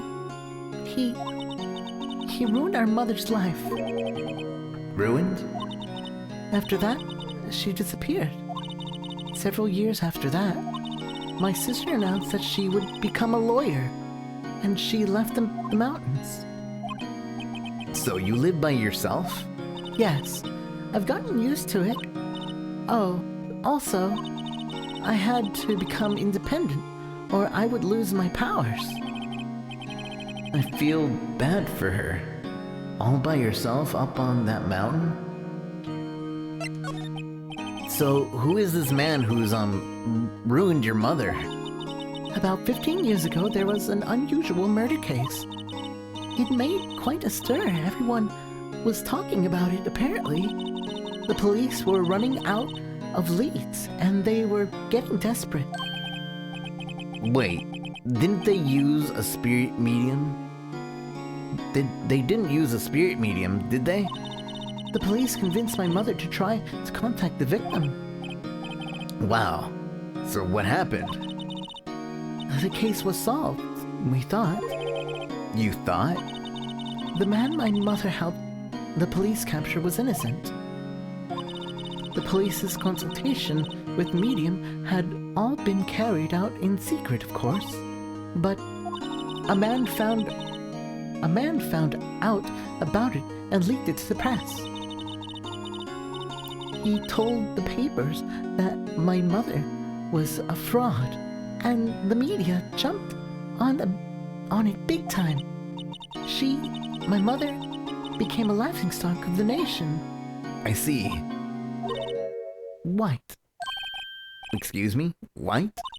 That was his name. My sister told me. White?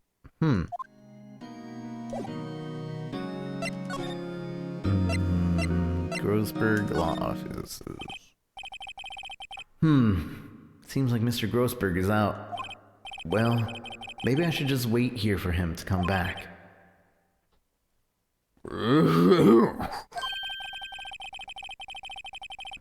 If that wasn't the most over-the-top clearing of the throat I've ever heard. So, you're... Hold on. I think this is how I'm going to do his voice.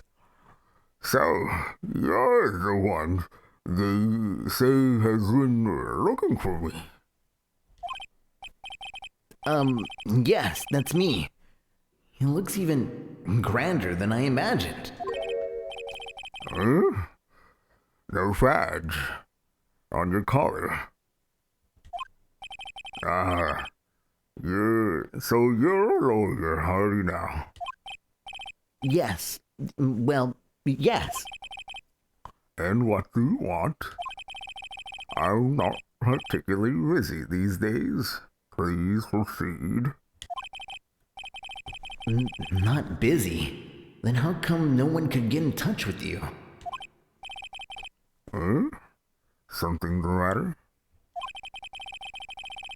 You came to see the one and only Marvin Ghostwig, did you not? Well, here I am, boy. What do you want? Out with it. Well, sir, actually, it's about Maya. Maya Fey.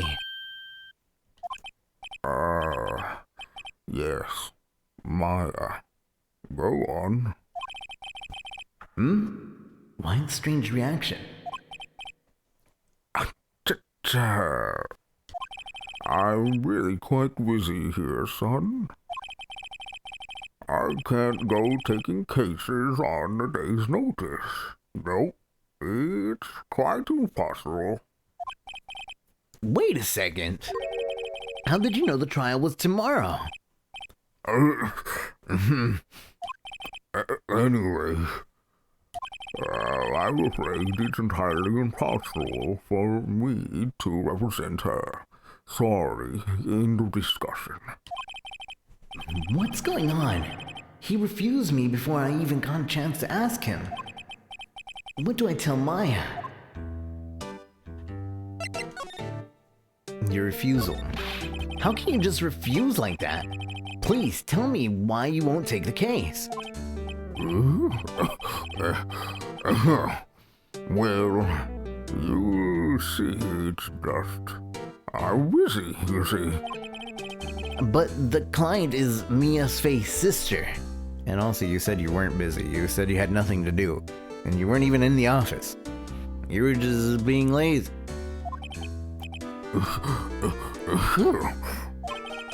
Mia trusted you. She knew her sister would be in good hands. Yes, of course, I know that. However, I'm sorry, but I must refuse. Sorry. Goodbye. Creep. Fine. I don't have time to argue with you anyway. I'll go look elsewhere. I think not. Huh? Did you say something? I think not, I said. What do you mean? I'm terribly sorry. But I'm afraid that no lawyer worth their salt will take on this particular case. Terribly sorry, my boy. Why? I cannot say. I beg your pardon, but could you leave now? I have nothing more to discuss with you. What's going on here? Mia. How did you know Mia Fey? She worked here a long time ago. Quite the appearance, that one. Learned a lot of techniques in the blink of an eye. She left one day quite suddenly. She had a mission, you see. A mission? You could see it in her eyes. She followed it with a burning passion. Never looked back, that one. That painting. That's quite a painting. You noticed. It's my pride and joy. Impressive, isn't it? Well, isn't it? The color of the sky, the humidity, the weave of the straw hit. It's worth at least 3 million. I have no intention of parting with it, of course. Well, I won't sell it. Not even to you. I wasn't interested. It's not for sale. I'm not buying. Jeez. Look at my badge. Very sorry, but I've got nothing to say regarding this matter. I don't think he says anything about anything. Okay. And I already checked everything in the room. Alright.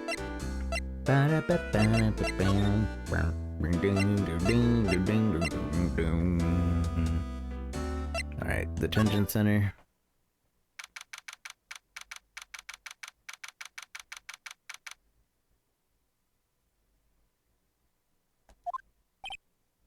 Hiya. Oh, you're back. Did you find the lawyer? Well, what do I tell her? Well, see, just be honest. I really don't think you should use that guy. He didn't seem healthy. He was all skin and bones. What really happened? You don't mean he refused to help? I see. I've been abandoned, then. Just a little longer now before the state-appointed lawyer comes, I guess. 4 p.m. Time's up. What should I do? Do I just leave her and go home? No. Defender. I've made up my mind. I'm going to defend you whether you want me to or not. Why? Why? Well, someone else is a culprit. I don't know why. I can't abandon you. Someone else is the culprit. You aren't the culprit. Someone else is. How do you know? I have a hunch. Given the evidence, it would be easy to assume that Maya was the killer.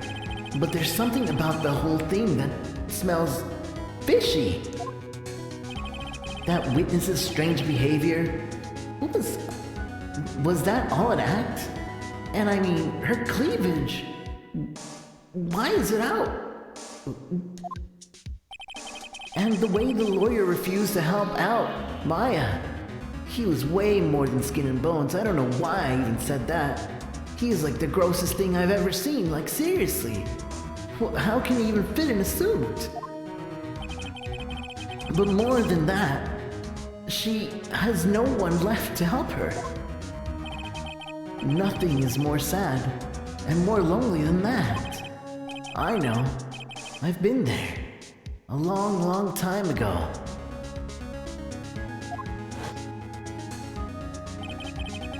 Why did I become a lawyer in the first place? Because someone has to look out for people who have no one on their side. Maya, I won't abandon you. You can count on me. That's so kind of you.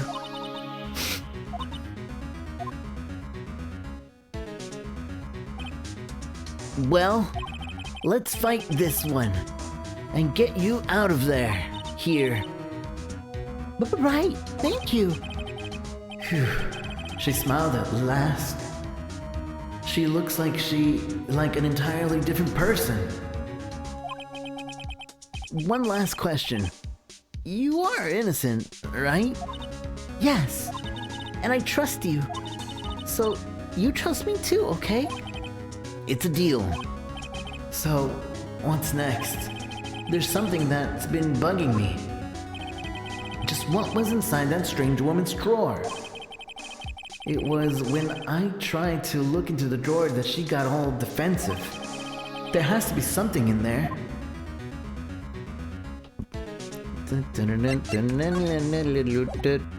Alright, let's go back. Maybe she's not there.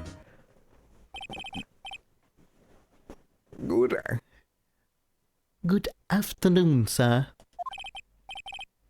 Excuse me, you are... Ah, I beg your pardon, sir. I am the bellboy of this establishment. At your service, sir. Oh, right. I've just come up to deliver room service, sir. Do you know where Miss May might be? I believe our guest, Miss May, is currently using, the facilities. Facility? That was a question mark. Facilities? If you've no need of anything, I'll be taking my leave. Please, stay as long as you like. Enjoy. Yeah. Wait, no, hey! Why does it seem like every time I come here, I end up embarrassing myself?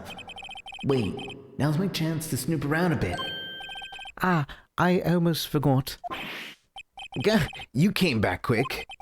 Might I ask you to inform Miss May that there is a message for her?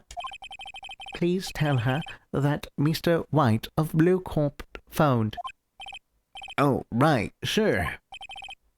Mr. White of Blue Corp?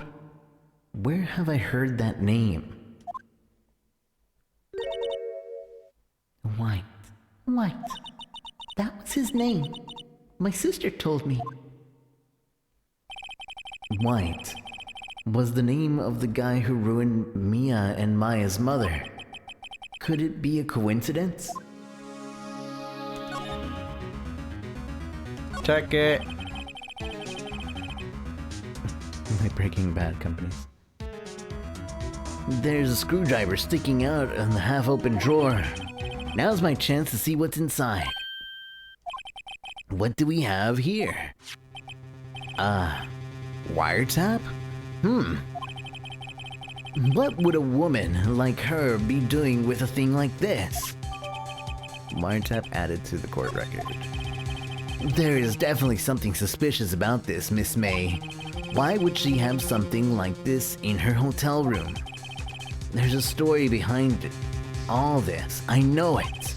Alright. I'll be using this bit of evidence in tomorrow's trial. That's for sure. For Maya's sake. I'll get to this woman's bottom. Wait, I mean, you know what I mean. Oh. Bellboy, still there? Uh-oh, time to scram. I look forward to tangoing with you tomorrow, Miss May. In court.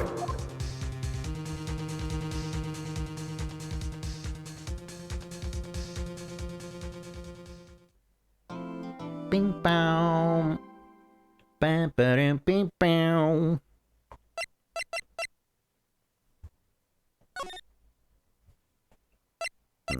Save on file 3. I think there's 2 days of trials and 2 days of investigation in this game. I'm not sure.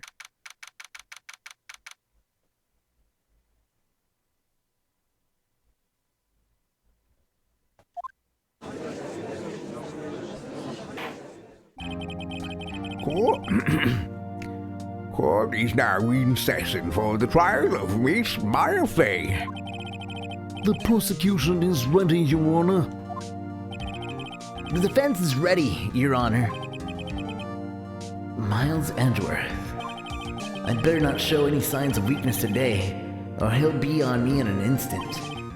Mr. Edgeworth, please give the court your opening statement. Thank you, Your Honor. The defendant, Miss Maya Fay, was at the scene of the crime. The prosecution has evidence she committed this murder. And we have a witness who saw her do it. The prosecution sees no reason to doubt the facts of this case, Your Honor. I see. Thank you, Mr. Edgeworth. Let's begin then. If we may call our first witness, Your Honor, the prosecution called the chief officer at the scene, Detective Gumshoe. Witness, please state your name and profession to the court. Sir, my name's Dick Gumshoe, sir. I'm the detective in charge of homicide down in precinct, sir.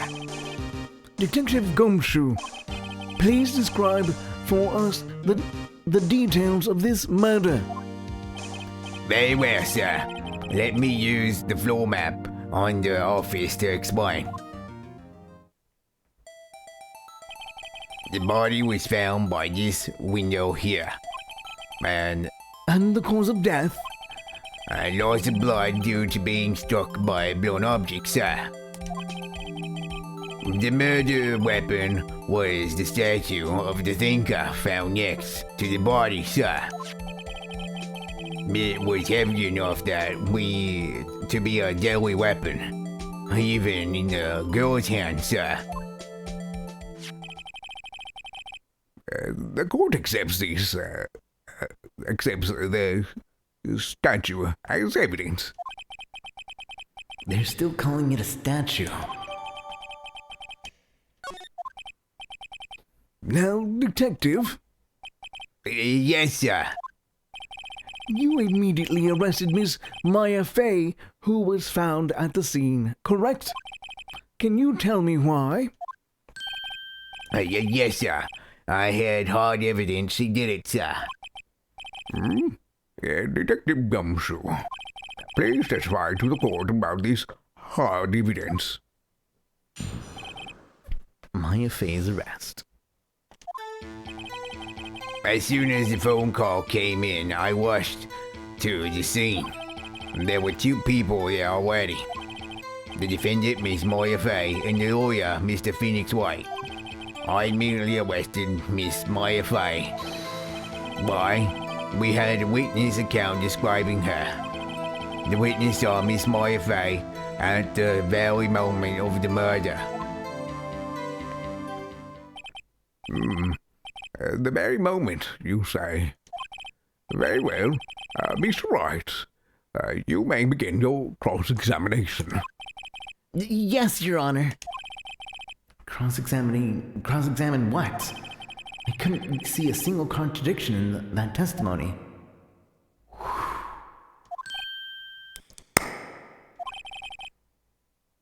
Hey, Maya just drew something at me. What's this?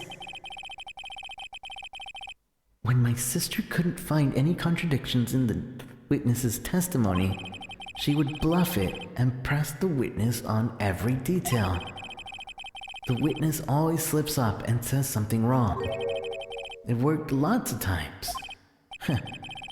I should have expected Maya would know some of her sister's tricks. Alright, let's give this a try. Something the matter? No, Your Honor. I'd like to begin my cross-examination.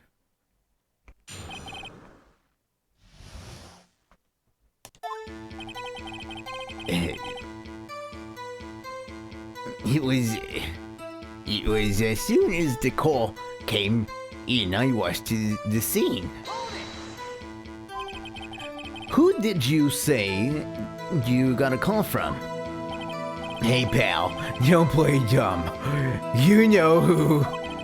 The call was from the customer at the Gatewater Hotel, right? Across from the crime scene. Okay, I pressed. Not sure it did much though. Right, please continue. There were two people there already. Detective Gumshoe, how long would you say it took between you receiving the call and your arrival at the scene of the crime? Right, I'd say it was about 3 minutes. That's pretty fast. Our motto this month is quick response. That's how I got there before the kill got away. indeed. So, tell us who the two people you found on the scene were. Yes, sir. The defendant, Miss Maya Fey, and the lawyer, Mr. Phoenix Wright.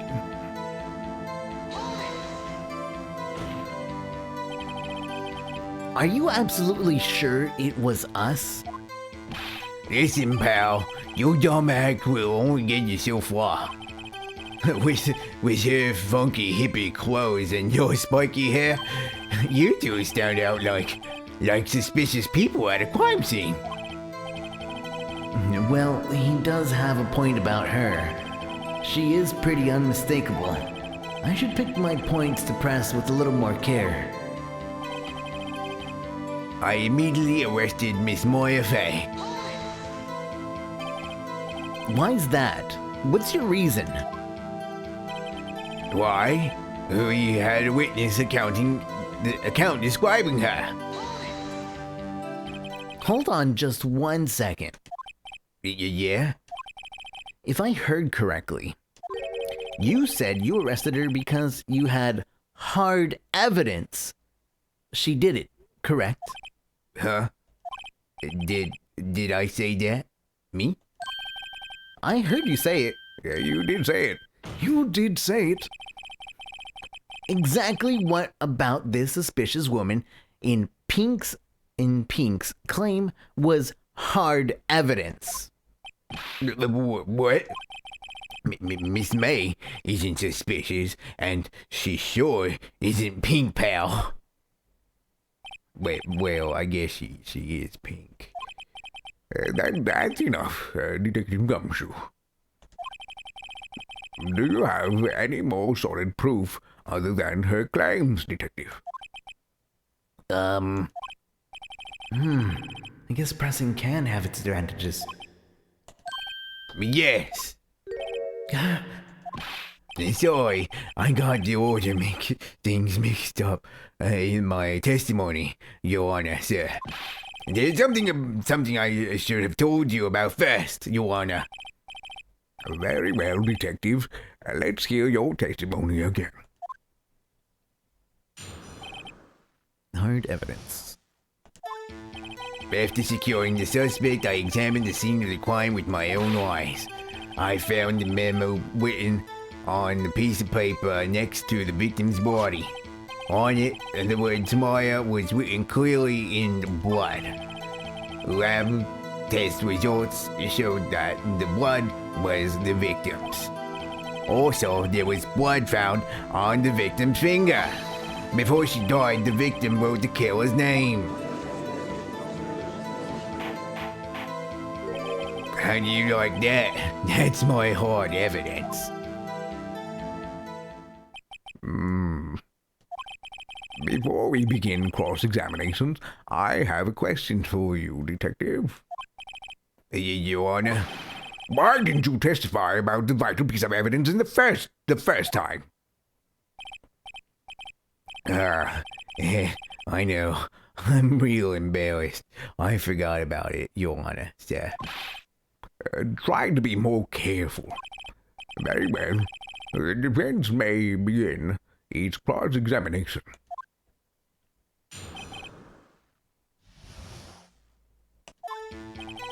After securing the suspect, I examined the scene of the crime with my own eyes. And did you find any evidence? Now, don't jump the gun on me, pal. Just listen, I'm getting to the good part. I got a bad feeling about this. I found the memo written on the piece of paper next to the victim's body.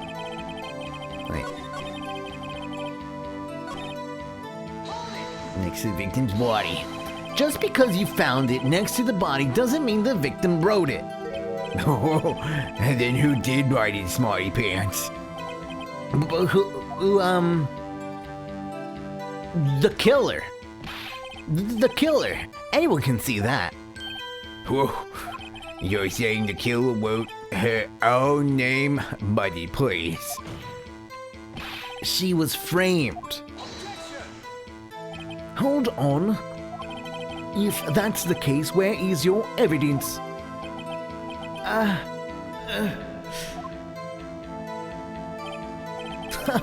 I guess that was a bit of a tall order for you.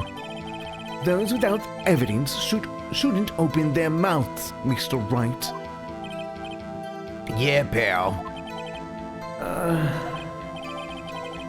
Well, Detective, tell us what was written on the memo you found.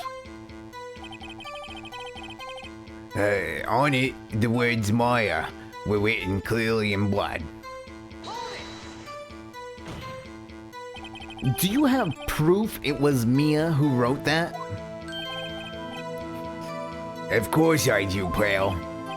Uh-oh. He sounded pretty confident. This might not be good. Lab test results showed that the blood was the victim's. What kind of tests were these again? Huh?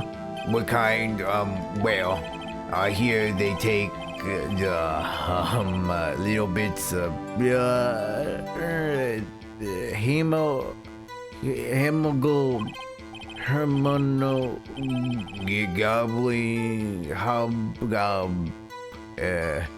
hermoglobin bobbin.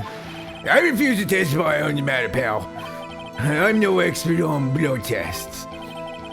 Yes, that was quite clear. You may continue with your testimony. Thanks, pal. I mean, Your Honor, sir. Detective Gumshoe, Yeah? I look forward to your next evaluation, as should you. Oh. That was a mess. Wait, where was I? Also, there was blood found on the victim's finger. Collins. On which hand was the bloody finger, Detective? The right hand. She was right-handed. Nice try. Uh-oh, I guess it wasn't too hard to see what I was getting at there. Before she died, the victim wrote the killer's name.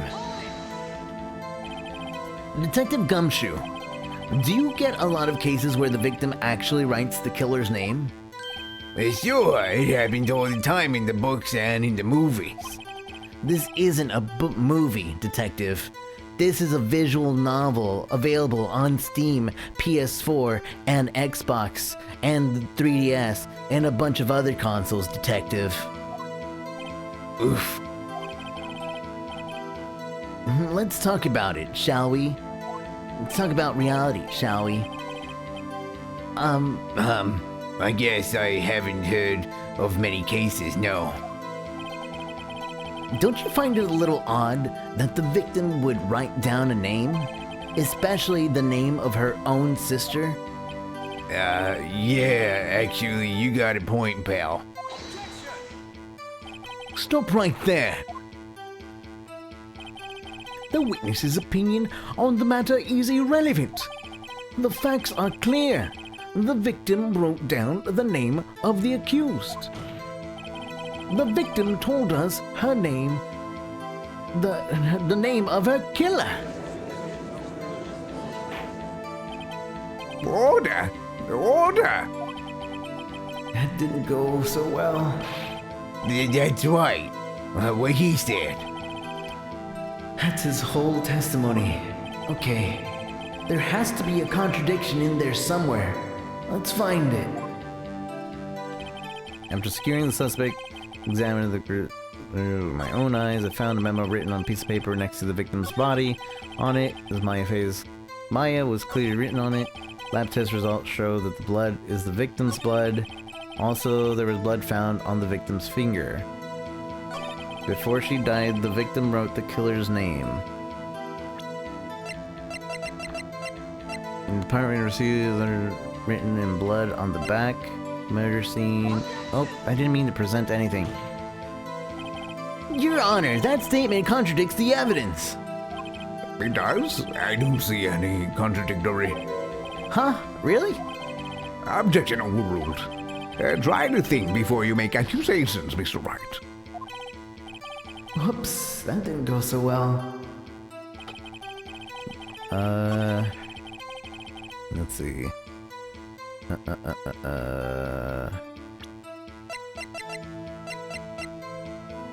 Check. So that, What is a contradiction?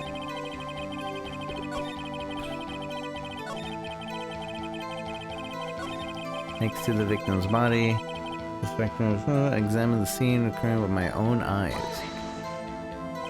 And did you find any evidence? No, to jump the gun. Listening, the good part. I got a bad feeling on this. Found a memo written, piece of paper. Just because he found it doesn't mean the victim wrote it. Oh ho. Miss May. Well, it could have been the witness, Miss May. Hold on. The witness was in her hotel room, not the office. Try pulling another leg, Mr. Wright. Yeah, and while you at it, pull mine too, pal. Well, Detective, tell us what's written in that memo you found.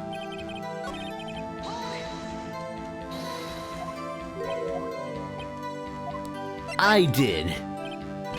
It could have been me. What? So it was you? No. I'm just saying it could have been me. Can you prove it wasn't? Hold on. So, you admit to this? You admit that you wrote the note? Listen to me, Mr. Wright. This is a court of law, and I expect you to refrain from making thoughtless statements. Amateur. Well, Detective, tell us what was written on the memo you found. And it was the word Maya. Maya.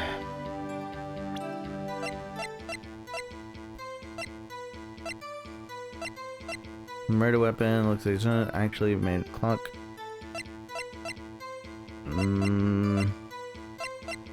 Broken remains of a glass stand, broken beyond all recognition.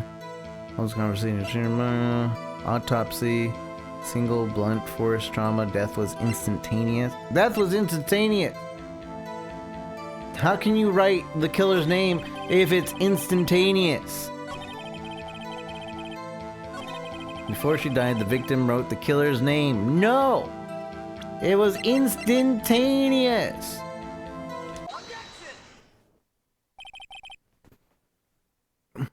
Detective Gumshoe, there's one thing I want you to clarify for me here. You say that the victim, Mia Fey, wrote this note. That she was accusing the defendant, Maya Fey.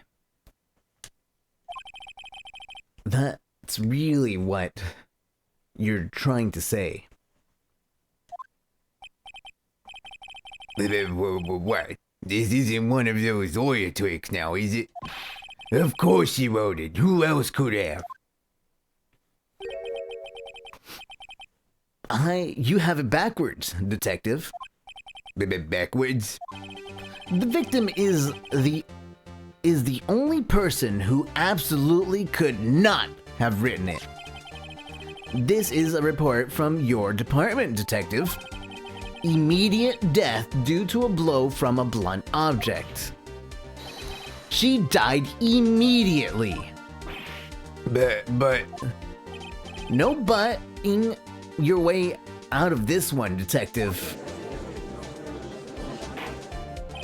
Order! The defense has a point. Someone who died immediately wouldn't have had the time to write anything down. Mr. Wright, I beg your pardon, but when exactly did you obtain the autopsy report? When? The day of the murder?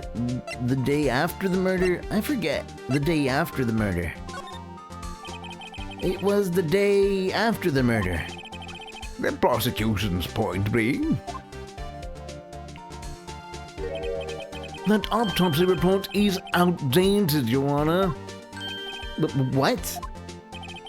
A second autopsy was performed yesterday at my request.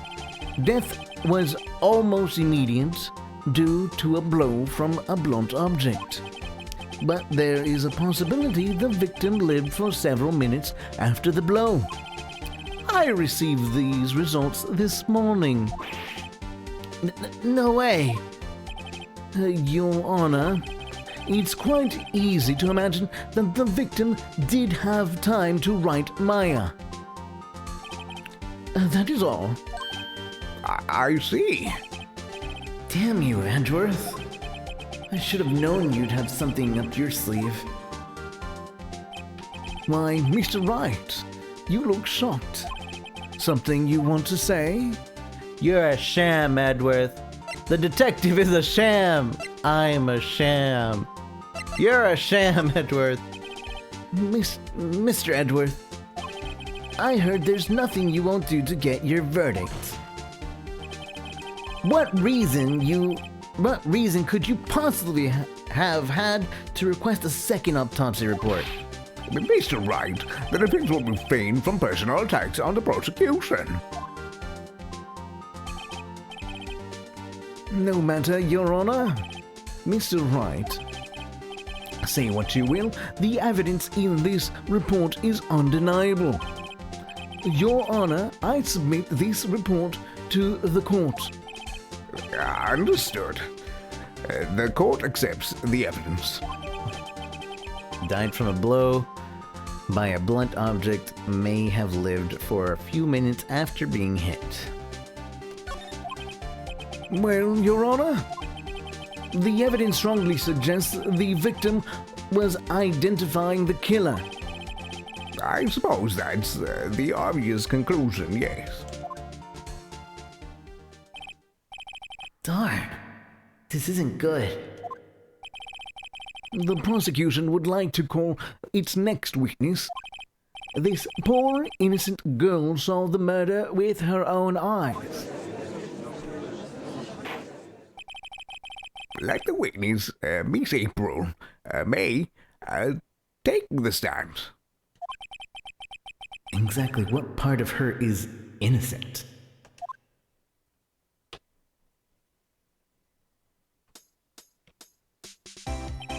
Witness, your name, please. April May, at your service.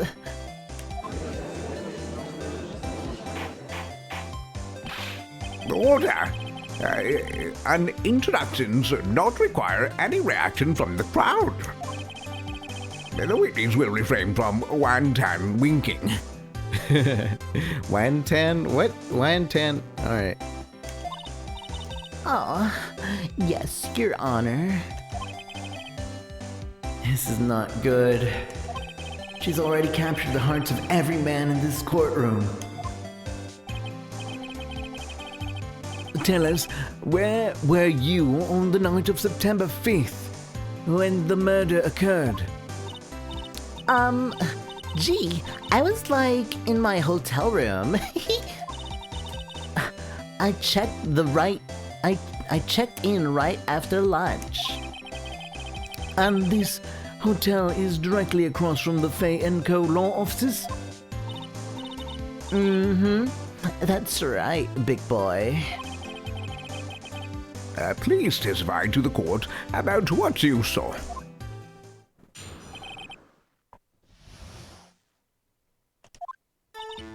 It was like a 9 at night. I looked out the window, you know. And then, I saw a woman with long hair being attacked. The one attacking her was the mousy girl sitting in the defendant's chair. Then the woman, dodged to one side and ran away. But that girl, she caught up to her and she hit her. Then the woman with the long hair, she kinda slumped. The end. That's all I saw. Every little bitsy witsy. Wink. Well, Your Honor, I see. It is a remarkably solid testimony. I don't see a need to trouble the witness any. But wait, Your Honor. Yes, Mr. Wright. What about my cross-examination? I thought the witness's testimony just now was quite firm. Didn't you? Mr. Wright, I understand you were Miss Mia Fay's understudy, were you not? You must know her techniques well. her cowardly way of finding tiny faults in perfectly good testimonies. Hey, how dare you? Well, Mr. Wright, will you cross-examine the witness? Yes, I'm doing it. I'll gladly proceed with the cross-examination. If only because I have a feeling Edgeworth doesn't want me to. She has to have some weakness. Very well. You may begin your cross-examination.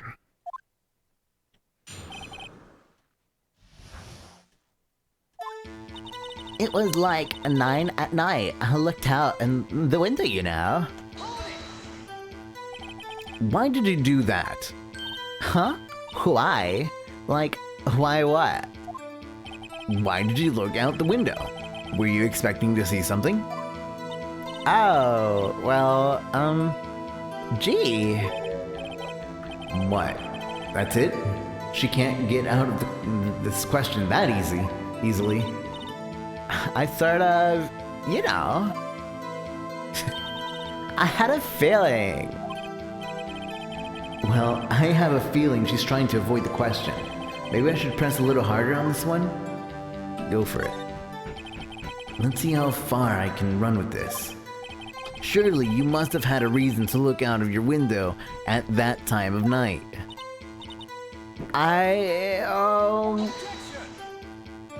Mr. Wright, I will not have you badgering my witness.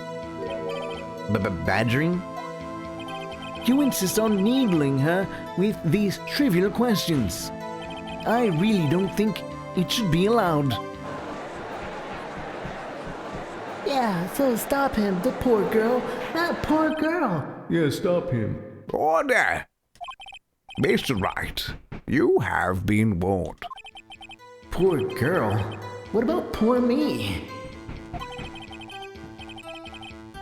You looked out the window. What did you see next?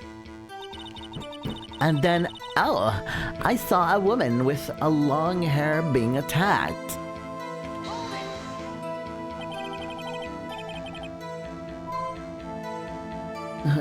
The woman with long hair? That was Mia Fey. Slender, sort of. Well, some people might say pretty, if that's your thing. Your thing? And the person attacking her? That one attacking her was that mousy girl sitting in the defendant's chair. How do you know she was the defendant? Huh?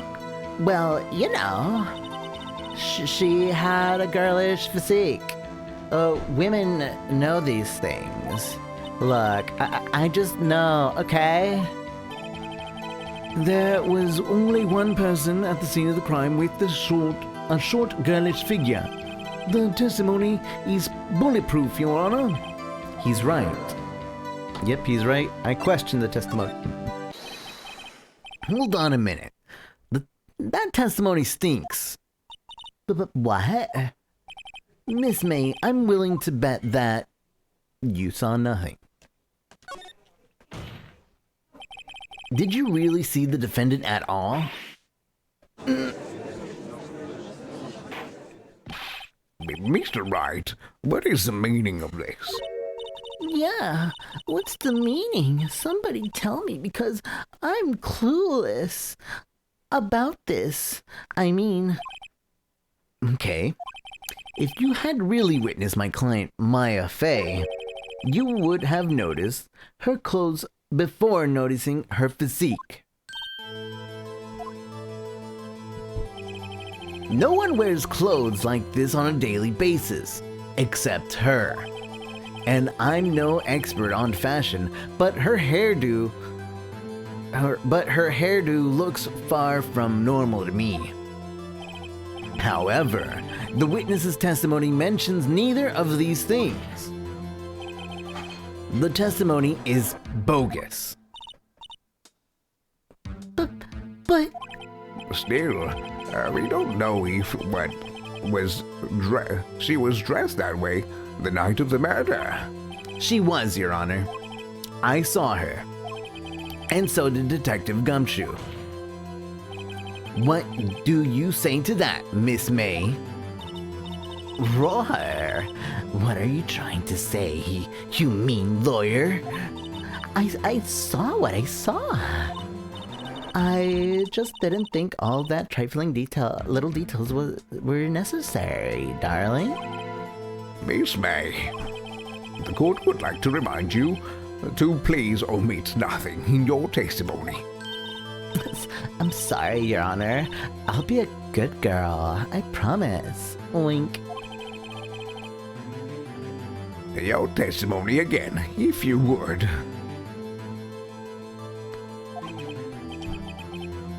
Damn, I almost had her.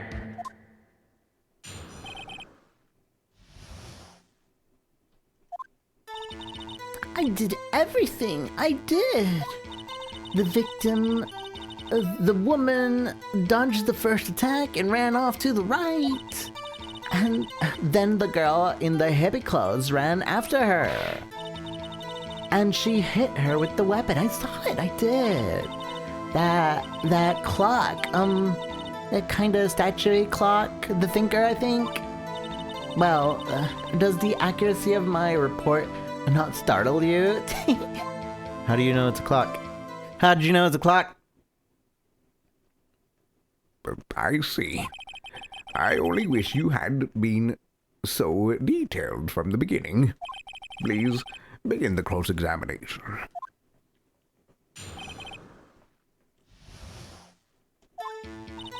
I did see everything. I did. So you saw me then, too? Of course. I remember that spiky hair anywhere. Spiky? And the witness will repay from personal attacks on the defense's attorney. Was I a bad girl? I'm sorry. Very well, continue. The victim, the woman, dodged the first attack and ran off to the right. Is that right? As in your right, or as you looked from the hotel? Which hand do I hold my knife in again? Right, it was my right hand, right? Satisfied, Mr. Wright? Please continue. And then the girl in the hippie clothes ran after her. How convenient for you to remember her hippie clothes. That's what she was wearing. Oh, and her hair was all done up in a bun.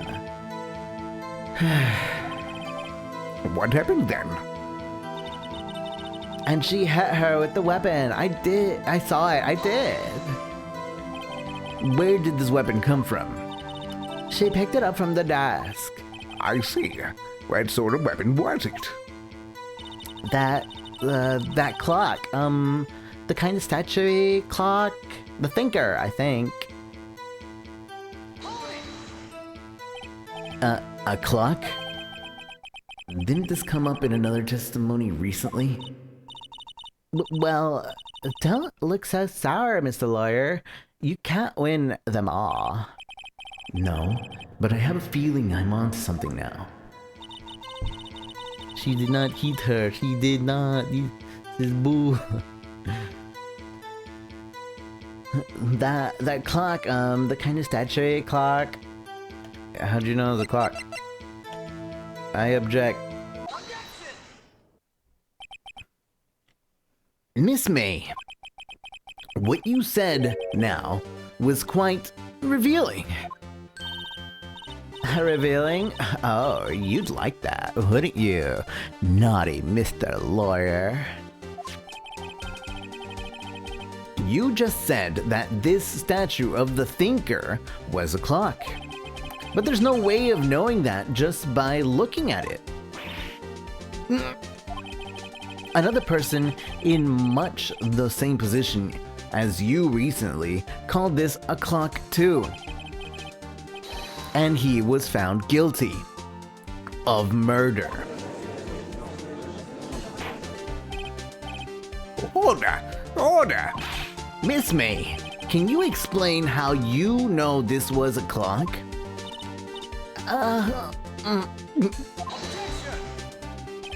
The witness saw the murder with her own eyes. That's all that's important here.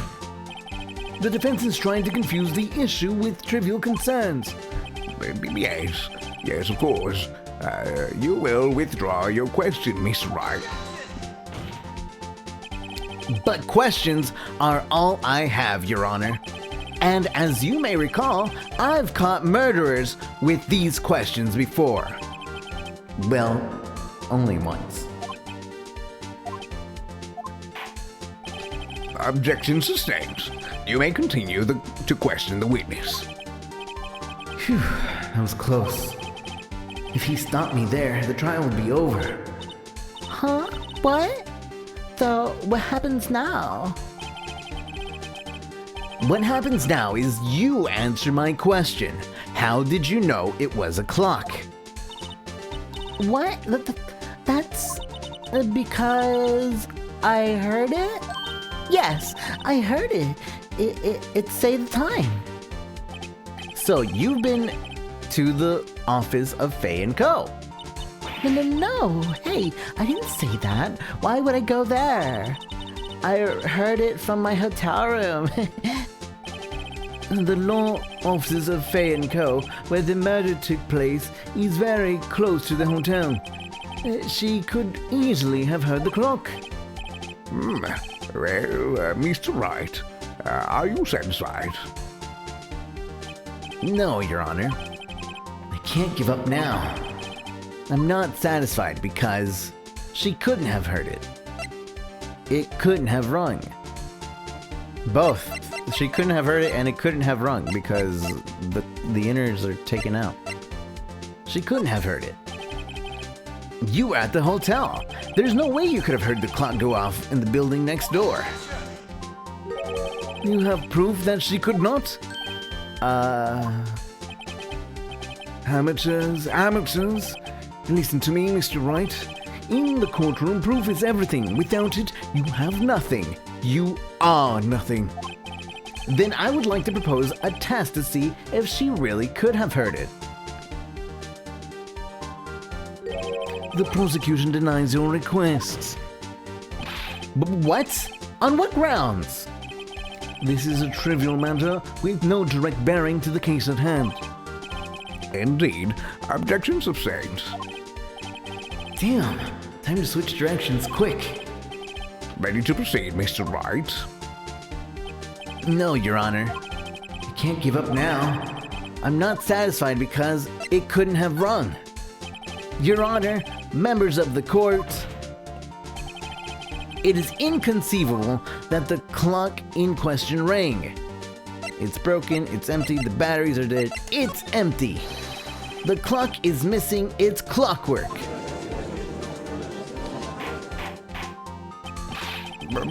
How could you possibly? Just take a look, right now. Oh! You see anything interesting, Your Honor? It's as the defense says. This clock is missing its clockwork. It's quite empty. Mr. Wright, would you care to explain the meaning of this? It's as you can see. The clock was empty. It couldn't have rung. Therefore, this witness is a big, fat liar. Fat? Well, Miss May? Tisk. Quite a show you've put on for us, Mr. Wright. He knew the clock was empty. Somehow, he knew. I'm afraid you've forgotten one thing, however. Indeed, the clock is empty, as you say. It can't ring. However, we must ask, when was the clockwork removed? It was after the witness heard the clock. Then there is no if it was after the witness heard the clock, then there is no contradiction. That's true. That is a possibility. The clock might have been emptied after she heard it. And that's exactly what happened, Your Honor.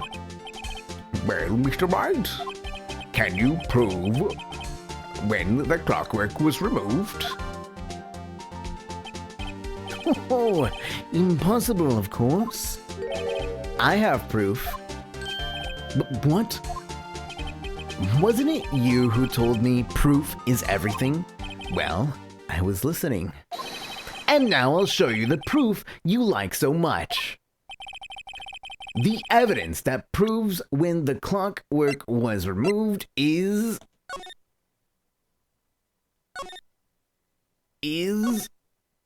One second. I'm looking. I think it might be in here. I had to take the clockwork out. Sorry, but the evidence is right here. Take that. Take a look at this. That's a very cute cell phone. Oh, you have a girly phone. Wait. This isn't my phone. Listen. This is the defendant's cell phone, and it contains a recording. A recording of a conversation she had with the victim on the day of the murder. Rabble. Order! Order! The defendant's cell phone? This wasn't brought to my attention. Perhaps Detective Gumshoe overlooked it. The good detective better remember he's up for evaluation soon. I gotta say, I'm starting to feel bad for the big fella. Let's hear the conversation.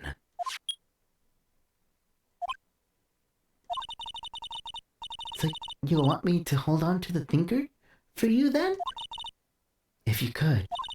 I should probably tell you, the clock isn't talking right now. Huh? It's not working. That's lame. I had to take out the clockwork. Sorry. September 5th, 9:27 a.m. Your Honor, I think this makes it clear the clockwork was already gone by the time this was recorded. Which was well before the witness even arrived at her hotel. Well, Miss May, would you care to explain this to the court? Just how did you know that weapon was a clock?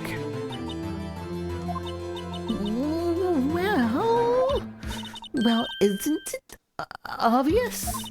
I saw the clock before. What store was it again? I go to so many. Oops, I forgot. Wink.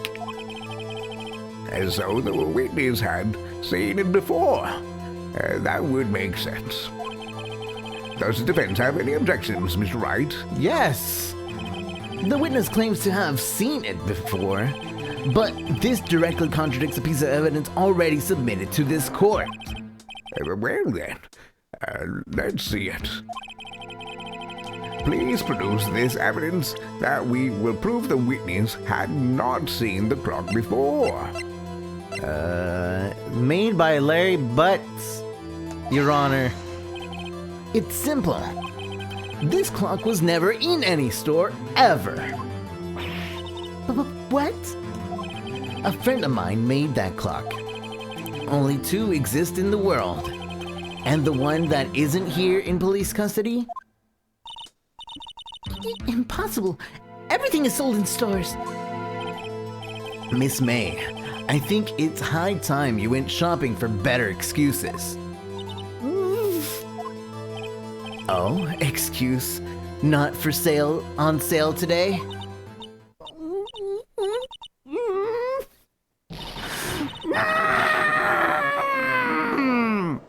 Ugh. What is it with you porcupine heads? That stupid clock doesn't matter anyway, okay? She did it, and she could die for it. Die. Whoa, let's not get ahead of ourselves. This is a court of law, and the witness will remain calm.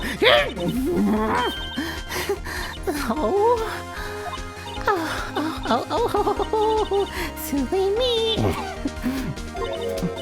Did I, lose it? I guess I did. Link. This is scary. Miss May, let me ask. Tell me, how did you know the weapon was a clock?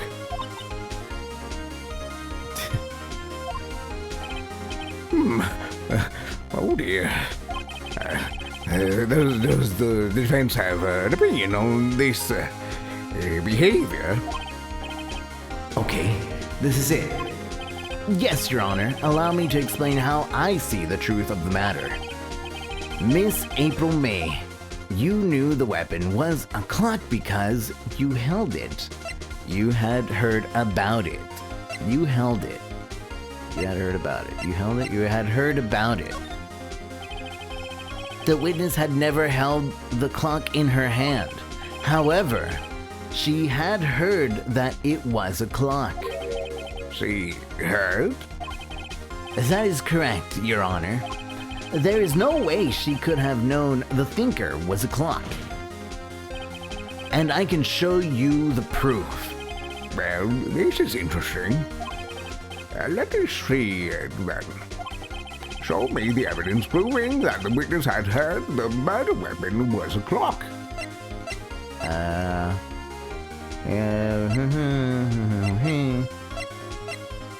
The conversation. The wiretap.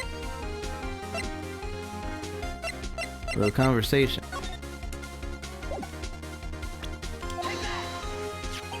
The defendant's cell phone. Yes, we've seen that already. Take another listen to the conversation between the defendant and the victim.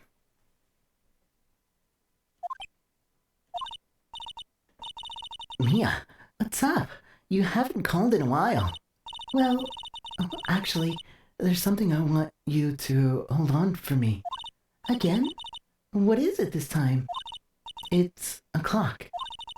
It's made to look like a statue, the thinker. And it tells you the time. They do mention the thinker.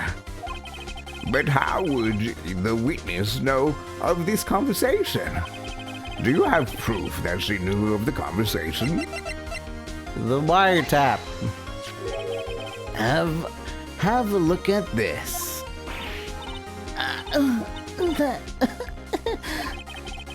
I found this in Miss May's room. Mr. Wright, please explain to the court what this is. Miss April May, you used the wiretap to listen to this conversation. That's how you knew the thinker was a clock. Am I wrong?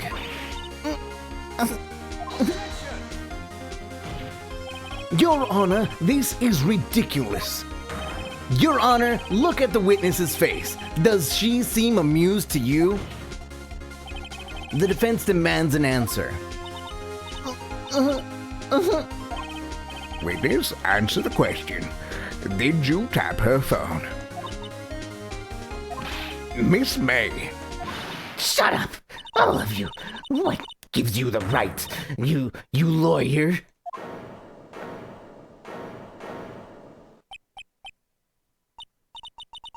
It's no fair. All of you ganging up on me like that. Oh, so I'm the bad girl. Is that it? Is that it? Oh.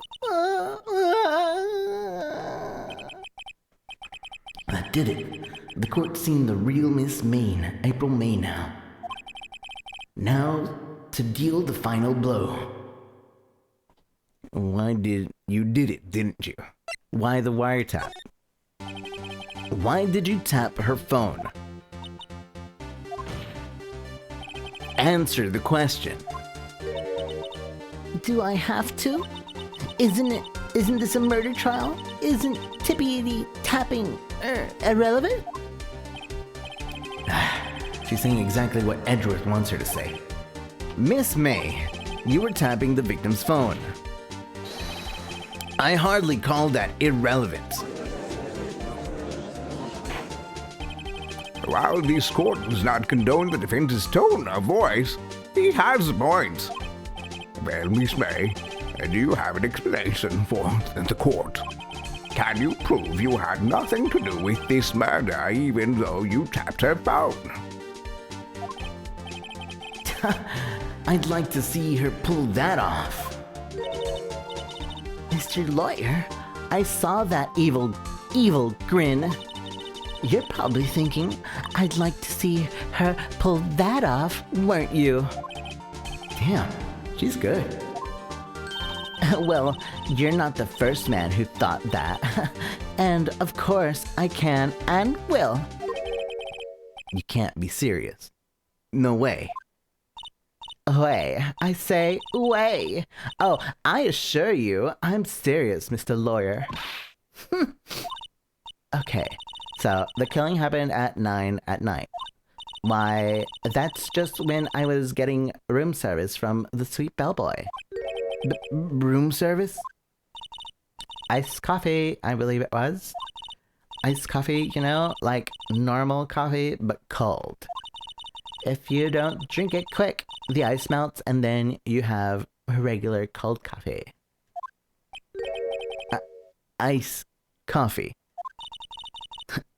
Think I'm making this up? Ask the bellboy. Wink. Girl, the witness was not at the scene at the time of the murder. I didn't accuse her of being at the scene at the time of the murder. I don't remember accusing this. So where does that leave us? It is my great displeasure to inform you that the witness appears to have been tapping the victim's telephone. However, that is a separate crime which no bearing on the current case whatsoever. Her testimony stands, she saw the defendant Maya Fey commit murder. No. They're going to let her just walk away? There's no way I can win this unless I tie Miss May to the murder somehow. Well, does the defense have anything to say? Well, come on, think of something. Call the bellboy as a witness. Continue examining Miss May. Call the bellboy! The defense would like to call the hotel bellboy as a witness. There's something suspicious here. There's something suspicious here, and I'm going to get to the bottom of it. I think you've sunk in quite low enough already. I object to calling the bellboy. Why? What's your reason? Because I hold that the wiretapping had nothing to do with the killing.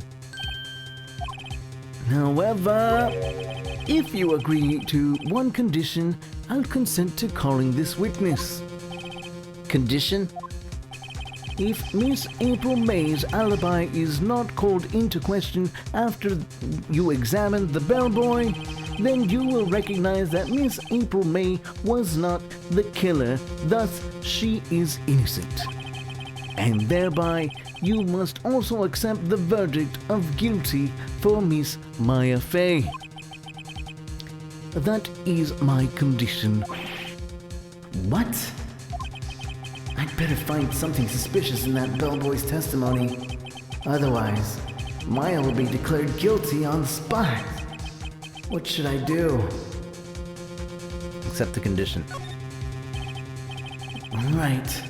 I've got nothing to lose except for, well, everything. Understood. I accept your condition. Fool. You fell right into my trap card. And this isn't even Yu-Gi-Oh! Uh-oh. Wait. Very well. The court calls the hotel bellboy to the stand.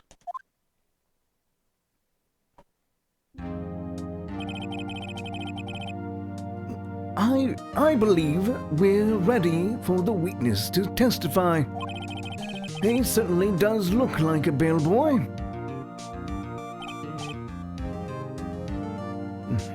What was his voice? Yes, sir. I received your summons in the middle of work, sir.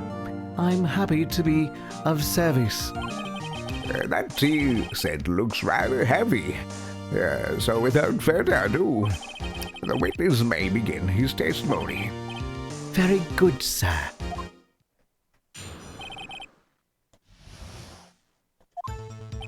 I am the head bellboy at the fine Gatewater Hotel, in business for 4 generations. I believe I received a call at 8 in the evening from our guest, Miss May. She asked for an iced coffee to be brought to her at 9 on the dot, sir. I brought it to her at precisely the requested time, sir, of course. And I delivered the iced coffee to our guest, Miss May herself. I see. The defense may begin its cross-examination. Right, I'm ready. I hope. This is it. If I can prove Miss May was involved with the murder now, Maya will be finished. If I don't prove it. I am the head bellboy at the fine Gatewater Hotel, in business for the 4 generations. What exactly is it you do at the hotel? Why, anything required of me, sir. I check in guests, I check out guests, I clean rooms, I make beds, I even deliver room service, sir. I check Miss May in personally. Are you always so prim? Mr. Wright, you will refrain from asking frivolous questions. I believe I received a call at 8 in the evening from our guest, Miss May. Are you sure it was Miss May on the phone? Absolutely, sir. How can you be so certain? I checked Miss May in personally, sir. Not only did I see her in all her stunning radiance, but I also heard her voice. And then I saw them. And I...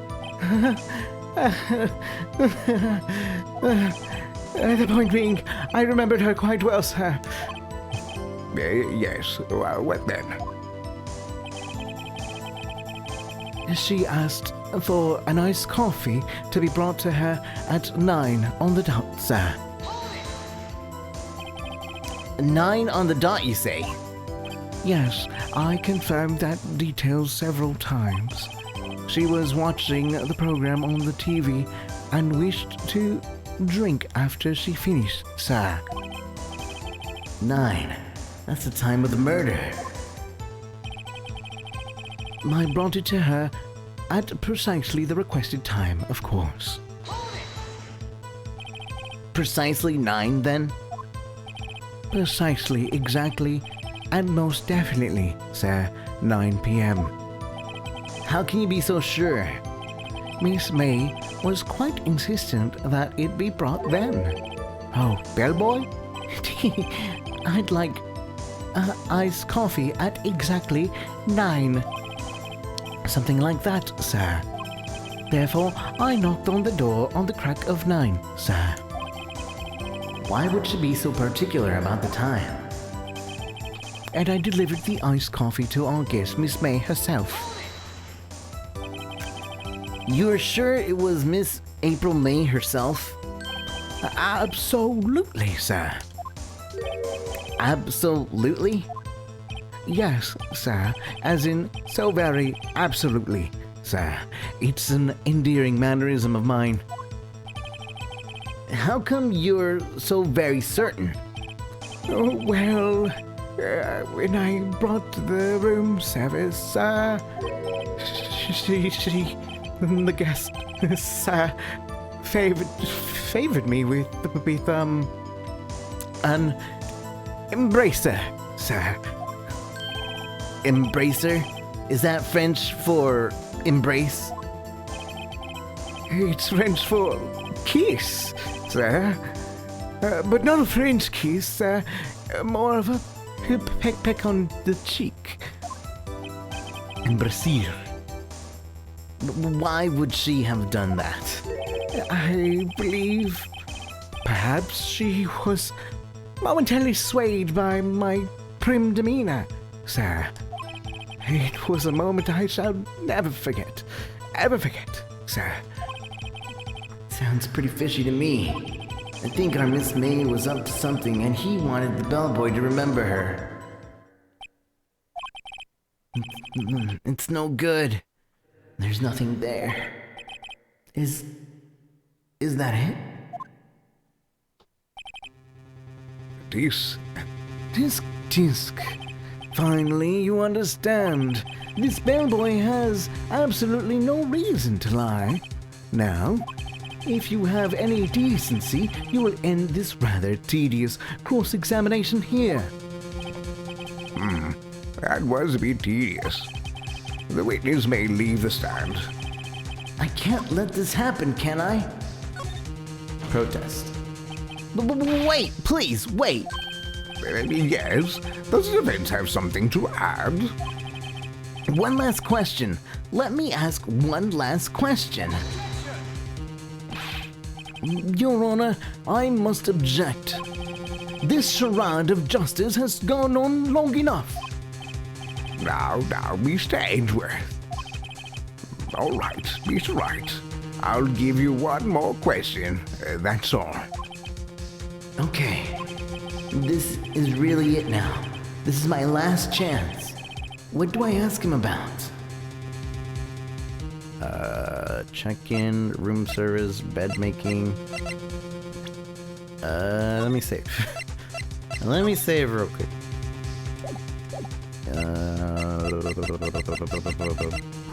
Room service, bed making, check-in.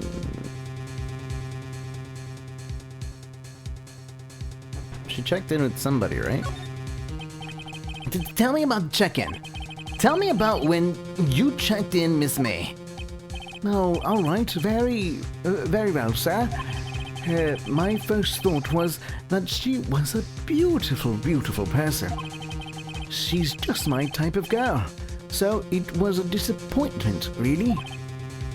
I see. Excuse me? What exactly was a disappointment? Well, I'm not without charm, sir. But even I'd have a little chance with her lover there. What did he say? What did you say? Rather quite.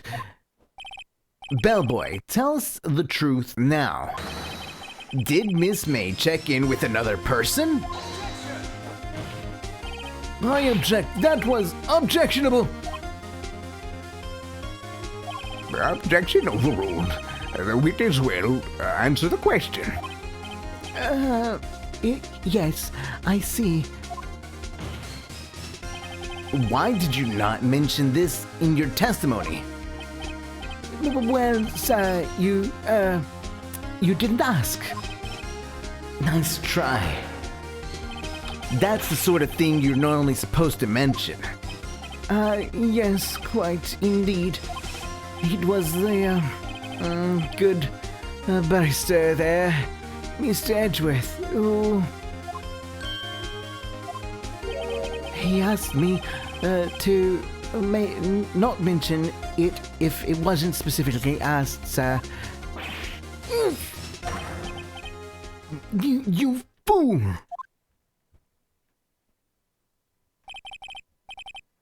done it. I've won. Miss April May checked into a twin room with a man, correct? Yes, sir. Then, when you brought them room service, you didn't see the man in the room? That's right, sir. Your Honor, we have just learned of another person involved who may have been the murderer. In light of this new fact, I hold that it's impossible to judge the defendant. Wouldn't you agree, Mr. Edgeworth? And who, Mr. Wright? Who is this other person? Simple. It was Miss April May. The man with Miss April May. The bellboy! It was the bellboy and none other. Well, this comes as some surprise. Your Honor, Mr. Wright, it was the bellboy who confirmed Miss May's alibi, and this, in turn, confirms the bellboy's alibi. He was in the hotel. Well, sure, if you put it that way. I do put it that way, and I trust you will too. But what if they were in cahoots? You have evidence of this? No, Your Honor. Mr. Wright. Sorry, Your Honor. Give me one more chance. Simple. It was Miss April May. I want to see. None other than Miss April May. Have you heard nothing that was transpired so far? She has an alibi. She was at the hotel room at the time of the murder. Oh. Right. Mr. Wright. Sorry, Your Honor. Give me one more chance. Simple. It was the man with Miss May. The man who checked in with Miss May. Oof. Your Honor, As has been previously revealed, Miss May, April May, was tapping the victim's phone. Yet Miss May herself has an alibi that the time of the murder. However, that does not clear the man that was with her. The bellboy saw no one else in the room at the time of the murder. my, what a convenient little setup. But it's too late. Too late? I suppose you'd like it if it was too late, wouldn't you? After all, it was you who hid the presence of the other man from this court. Don't, amateur. These accusations are ludicrous. Enough. The court acknowledges the defense's argument. I expected prosecution and defense to look into this matter fully. Am I understood? Yes. Yes, Your Honor. That is all for today. For the trial of Maya Fey. Court is adjourned.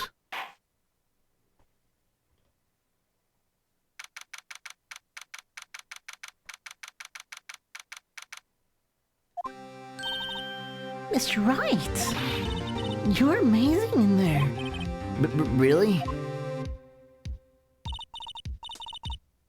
I think I might be your newest fan. Oh, I was just doing my job, you know? Then again, that other attorney was pretty cool too. Huh? That face of his, with his eye wide and trembling lips, it sent shivers up my spine. If you say so. So, what happens with me?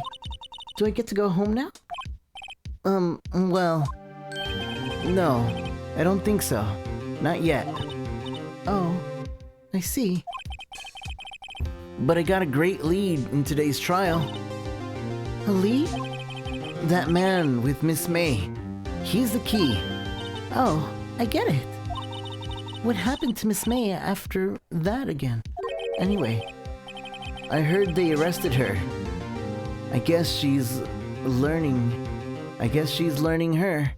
Charms won't work everywhere. She's probably at the detention center now. I may have to go down there later. Anyway, this case is far from closed. Yes, sir. I'm gonna find out more about this man. Do you think he was the one who... Maybe so. Sis. Don't worry. I'll find him by tomorrow. I promise. I'm counting on you. I asked for a full record of April May's testimony. I thought it might come in handy during the trial tomorrow.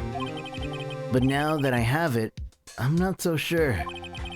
Most of her testimony was all lies. In fact, there's only one part that hasn't been stricken from the record.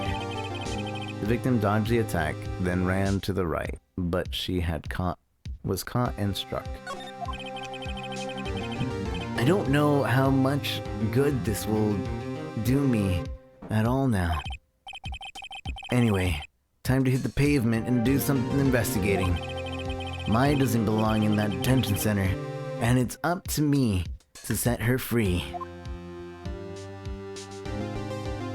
To be continued.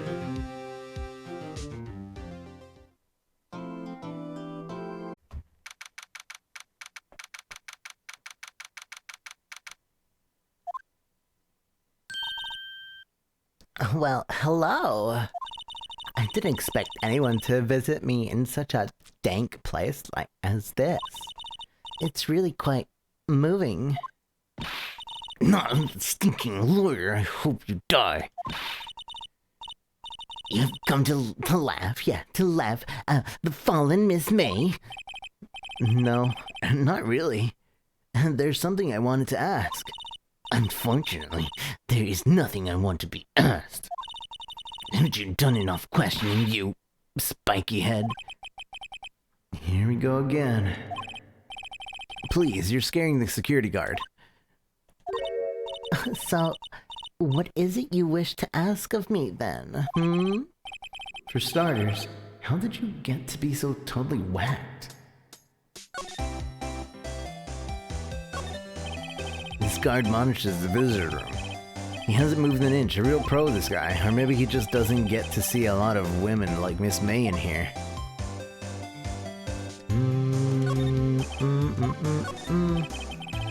Smile for the camera. Look at my badge. Hey, guess what? Actually, I really hate your guts. So get lost because, well, I'm not cooperating. Thanks, I noticed.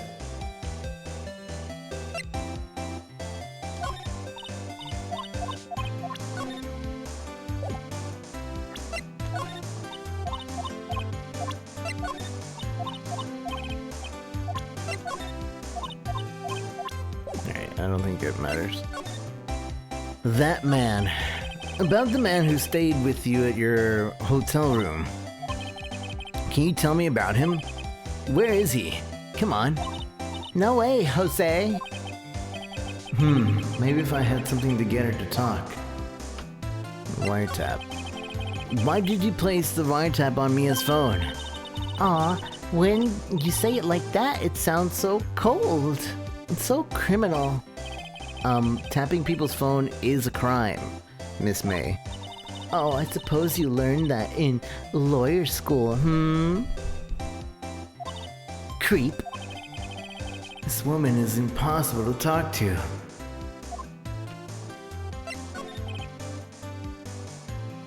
Say, why are you so angry? I mean, you don't look like a bad person. Oh, but that does it. Bottom-feeding, scum-sucking lawyer. Bottom? I can't tell. Does she have a thing against lawyers or just against me? Da-da-da-da. Alright, I'm leaving. Boom, bop, bodo, bado. Looks like Forensic is taking the day off today. Detective Gumshoe's nowhere in sight. The police really gave this place a working over. I doubt there's any valuable clues left. I suppose it can't hurt to take a look around, though. The sky is blue and so am I. They're in the hotel right across the way. Mia's favorite potted plant. I guess I'll have to water it now.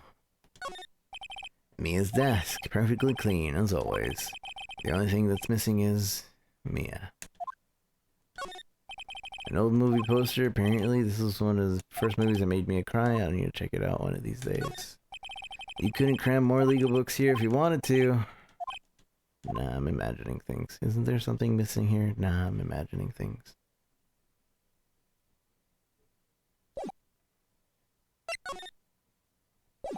Can't I move the camera to the right, or...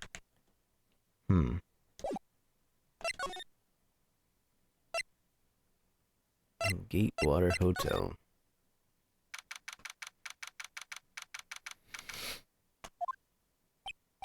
Ah, welcome, sir. Quite the performance today, if I dare say so myself. Oh, thanks. Sorry for putting you on the spot like that. No, not at all, sir. Your efforts today can only help the Gatewater rep, as they say. Huh? Rep? Yes, the reputation will swell as the hotel where the murderer used a wiretap. We can charge a premium for the room, of course. It will be great for business, sir. Whoa. Miss May hasn't been charged with murder. I, too, will become famous. The bellboy who brought the murderer iced coffee. Why do I feel like we're both stuck in the same bad dream? So, you are our honored guest. Please let me know if there is anything I can bring you.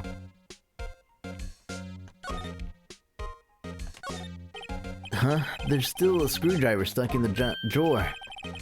Please leave that as it is, sir. That's the drawer of terror, hiding place of the murderer's wiretap. It's set to become one of the most popular attractions here. This guy's serious. I don't believe it. Vase, as to be expected. I'm not very good at flowers. Maybe it's we read that. Still life, whatever. Bottle, 2 glasses. Why hasn't he cleaned these up by now? I beg your pardon, sir, but if you could please refrain from touching those. It's part of the decor. It's called the last drink before murder. We'll be famous, the talk of the hotel industry. Nice weather again today. I can see Faye and Co. office, of course. Yes. We plan to install a telescope in that window, of course.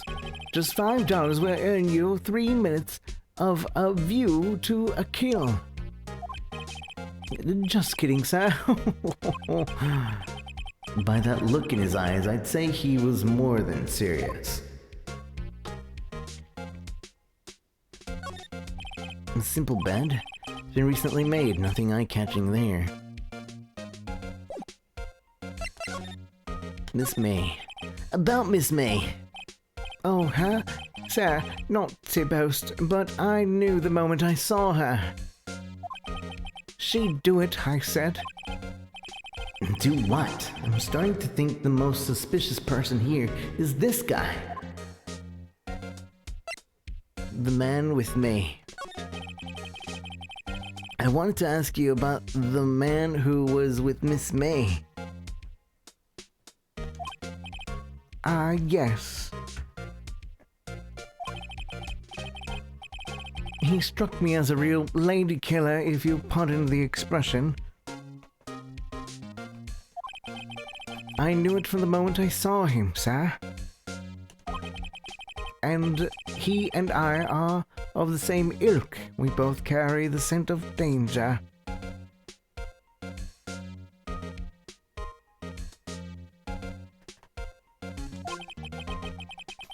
There we are, in total agreement, Mr. Psycho Bellboy.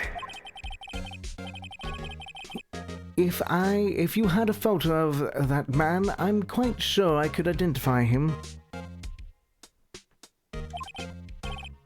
A photo? Could you tell me about this hotel?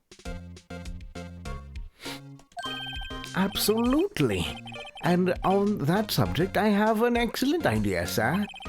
Currently, this hotel is known as the Gatewater. I propose that we add a subtitle. A subtitle? The Gatewater Hotel, Murder Manor. Well, what do you think? Sounds great. Whatever floats your tea set.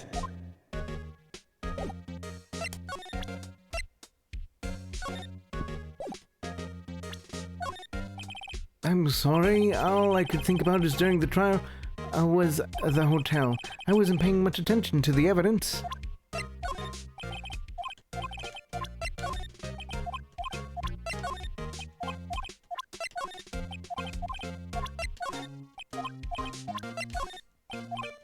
He's useless. Look at my badge. Alright, I'm out. I'm out. You're useless. Mr. Grossberg, where's your painting? Mr. I'm never gonna sell this painting. Huh? Looks like Grossberg is out today. Again. Maybe he's avoiding me for some reason.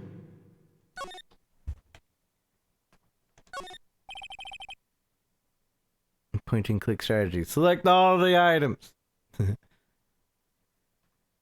A solid mahogany desk.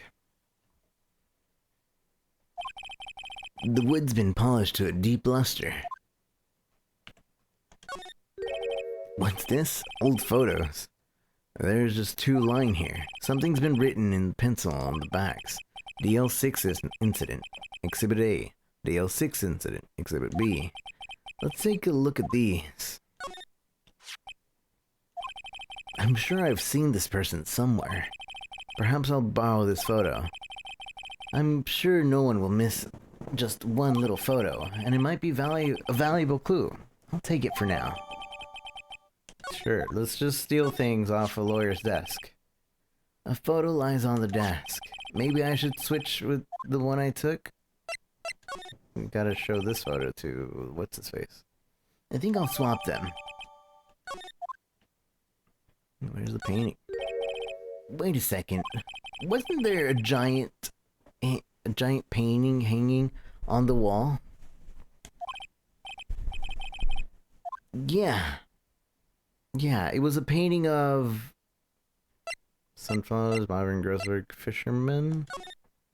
Wasn't it it wasn't very memorable painting anyhow. Sunflowers? It doesn't even matter. It was a painting of something. Something, I don't know.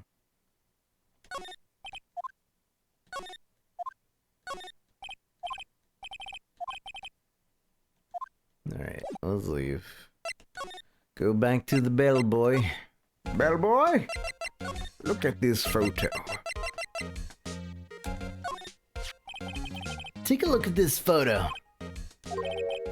That's him, detective.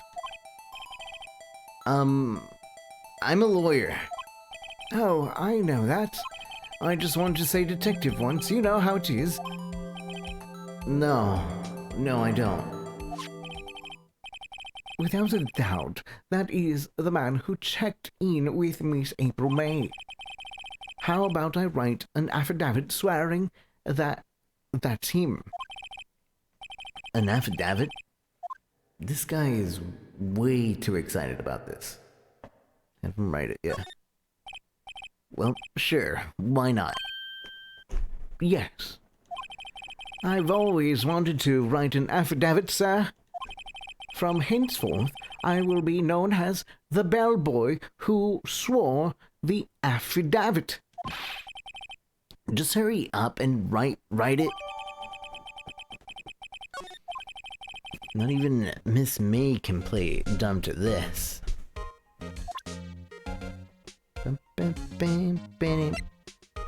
Describes a man who stays in Miss May's hotel on the night of the murder.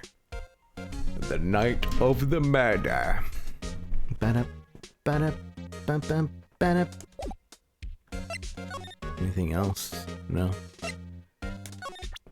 Bum, bum, bum, bum, ba-dum, bum. Thanks for this. No, not at all, sir. F. David.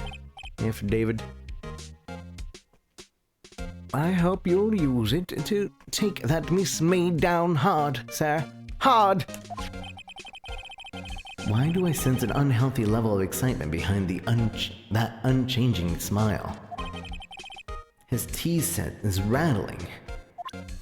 I want the cookies on his tea set. I want the cookies. Can I go switch the picture? So, he's out again. Huh? No more photos on the desk. Dang it, I can't switch the picture. I was going to show the other picture to Maya.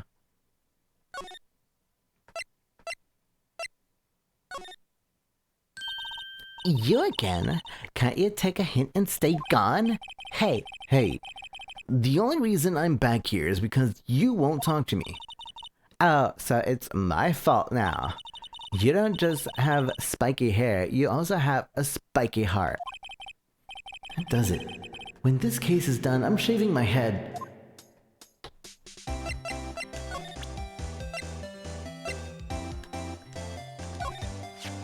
And have a look at this.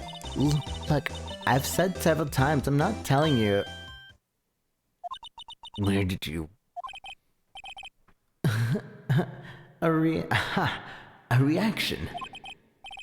This is him, isn't it? What? Who? When? Why? It is him. This is the man who stayed in your hotel the night of the murder. No, that's not right. Nice try, Miss Cooperative. Do you have proof it was him? Yeah. Proof. Show me proof. I'm so close. Could you have a look at this? What's that? The bellboy's affidavit. Affidavit.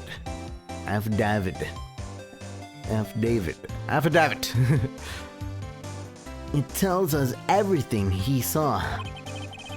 Such as a man you checked in with, who was most definitely this guy. Now I'm getting somewhere. These are fears, push her hard. These are fears. Okay, she's vulnerable now. I should be gentle. Miss May, it would be easy for me to hand this affidavit to the police. If they get involved, wouldn't your boss be even more inconvenienced? All I want to do is have a little chat with him. You won't tell me? Is that all you have to say? Yes. If it's so easy for you to get the police involved, then why don't you? Somehow I think you're not up to it, Show them a little kindness and they jump all over you. That had the opposite effect of what I hoped. Aw, poor little lawyer. You were so close. This isn't working. I think I've worn out this piece of paper's usefulness. Damn it! Bellboy's affidavit discarded. The man in this photo is the one I want. Why did April May not want to talk about it? She must know him. That man. About the man who stayed with you at your hotel. Can you tell me more about him? Where is he? I'm not telling. Look, he's been accused of murder. I don't think you want to be protecting him. Would you have sold out the late Miss Faye to the cops? No. See? Damn. Maybe if I had something to get her to talk.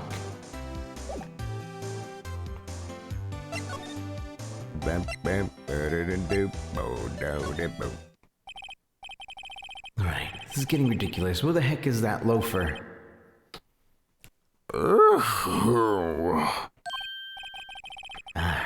That's an old familiar clearing of the throat. You again. Hello, Mr. Grossberg. Well. You were quite the thing, my boy. Excuse me? The trial. He was there? Reminded me of myself when I was a youth. Guess something's got passed down through Mia, maybe? Brings me back memories. It does. The days of my youth, with a scent of fresh lemons, you see. I apologize. It was a bit too much for me, my boy. Seeing you today, well, I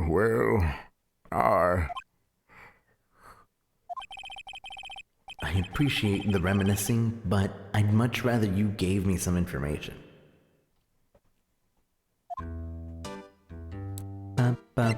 Who is this guy? I stole this picture. Excuse me, I was wondering about this photograph. where did you get that? I borrowed it. Well, give it back at once.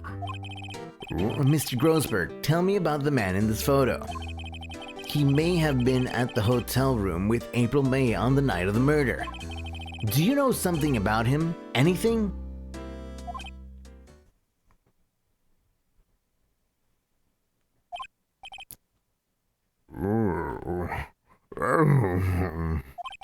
Very well. I'll tell you what I know.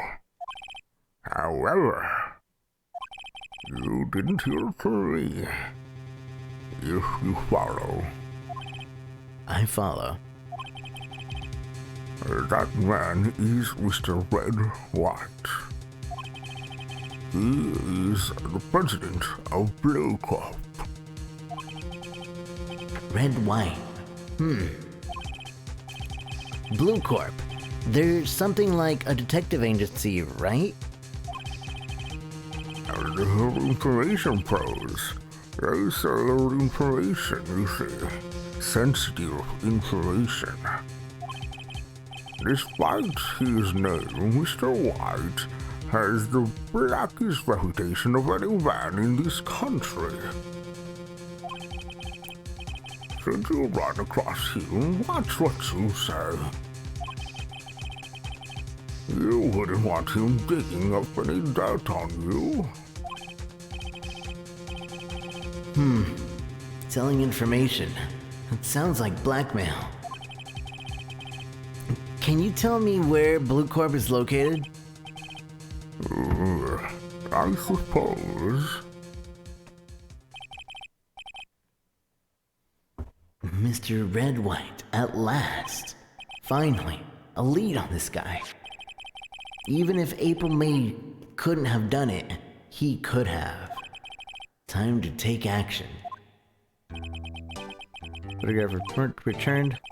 Now I must ask you to leave. I need to think about things alone. What about your painting? What's up with your painting? Mr. Grossberg? My apologies. I need to think about things alone. He barely glanced in my direction.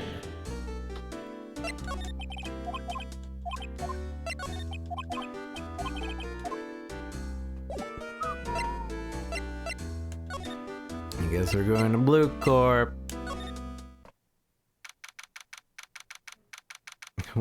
Why is this table made out of naked people?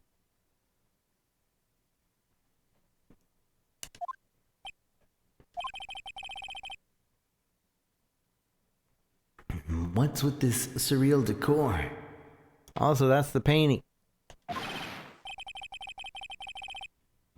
Welcome. Please furnish me with your title of your personage. What the? Your name. What is your name? I was just incredibly asked the title that you go by. Wright. Phoenix Wright. Inquirably? Mr. Wright, is it? Right. I see. Splendiferous. Perhaps I have intimidated you with my giantesque vocabulary? What is this guy's problem? I'm Red White, CEO of Blue Corp. You know, Corporate Expansion Officer. Official? My business dealings bring me into contact with the elite of the elite. So I'm afraid I'm not used to conversing with the worldly challenged. What a fruitcake. Let me guess. You are an attorney fresh out of law school, are you not? That's the only explanation for why you would come to meet me like this. What does he mean by that? No matter. So what business does the mighty lawyer have with a man such as myself? Yipes. This guy's arrogance meter is off the scale. Where's your attorney badge? It is... And when they moved out my stuff, they put everything in boxes. So it's in one of those boxes. I'll have to look at it. I had it like right there on display, but now it's in boxes and I don't know where and which box. Actually, no, that's not it. I thought I saw it. Nope, it's in the box somewhere. It's corporate America. So I'm prepared, kind of. Red, white, and blue. Corporate America. Let's examine the room. Haven't I seen this somewhere? Is this a replica? Ridiculous. I have no interest in anything but originals. That's right. There is a bona fide original worth 5 million for sure. An impressive lineup of trophies. Judge's special runner-up, best participation, Judge's corporate award, special good try prize. The word judges and special kind of stand out.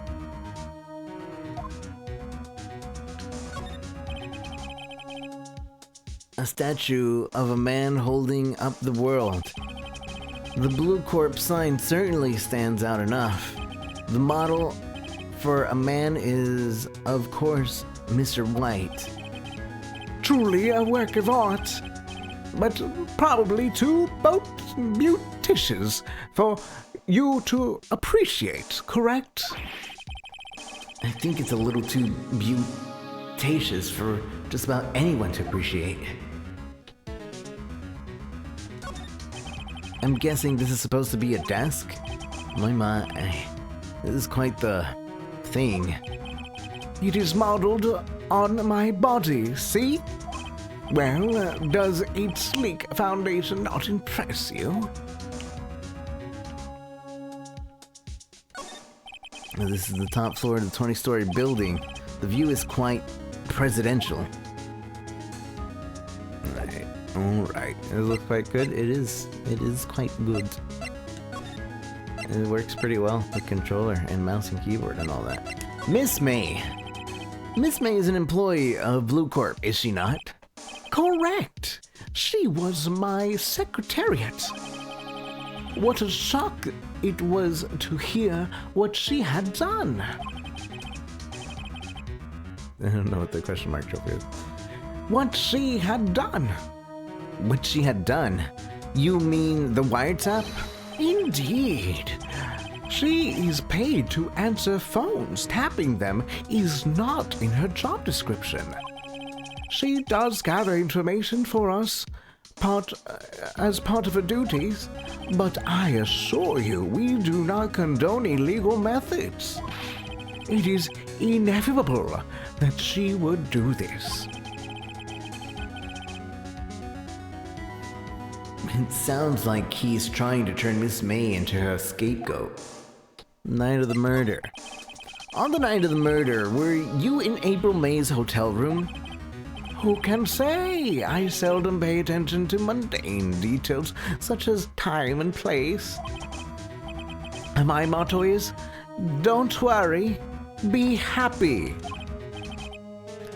Still, Mr. White, the hotel bellboy has stated on the record that he does remember you very clearly. No matter. The bellboy can say what he pleases. I still won't talk to you. If you want to speak, put me on the witness stand. Although I doubt you'd be capable of doing that. He raises a good question, actually.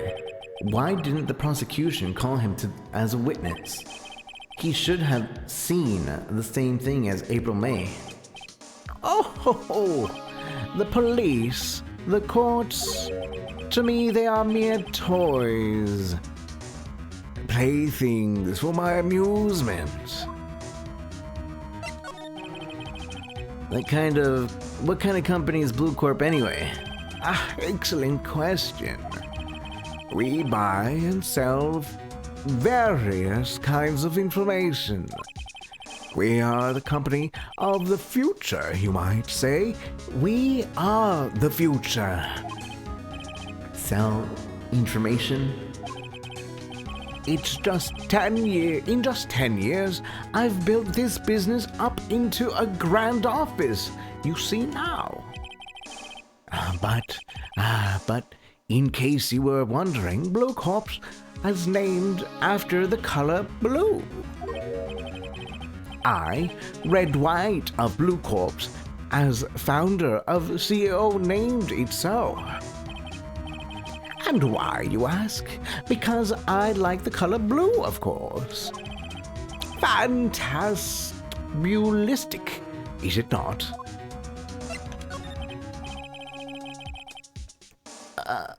There's something that's been bothering me. Yes? What might that be? That big painting on the wall over there. It's gorgeous. I've seen it before. When did you get it? I've seen it before. You know, I've actually seen that painting before. Oh? Just yesterday, actually. Your point being? My point is simple. Rather, my question is simple. Why is that painting hanging on your wall? Mr. Wrong, was it? Right. It appears you do not fully grasp your position here. I ask again, who are you? A lawyer. No, my feeble friend. A mere lawyer. Worth nothing. Zilp. Zippo. Nada. Just like that sorry excuse of an attorney. Groddyburger. What?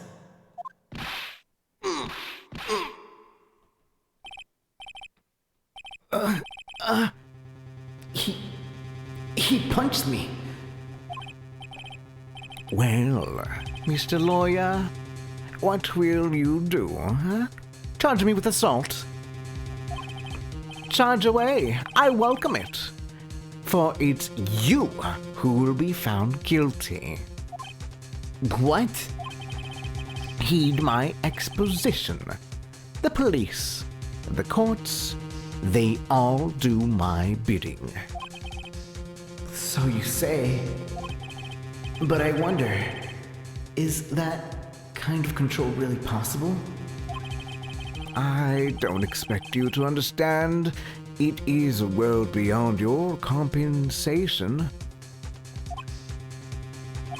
You came here from Grody Burgers, I presume. Mr. Grossberg, yes. Then you must ask him, why is that this painting of his hangs here? Perhaps then he will tell you. Perhaps he will explain how a man can live purely on personal profit. Go on, skedaddle. There's nothing more to discuss. But look at my badge. Would you be kind enough to cease your inane chatter and vacate the premises? Let me put it in a language that you are sure to understand. Shut up and get out. I have nothing more to say. But look at my phone. Okay. Hi, Shinigami. How's it going? Good to see you, Shin. Bum, bum, ba-da-ba-da, ba-da-ba-da, ba-da-ba-da, ba-da-ba-da, bum, bum, bum. Move to Grossberg.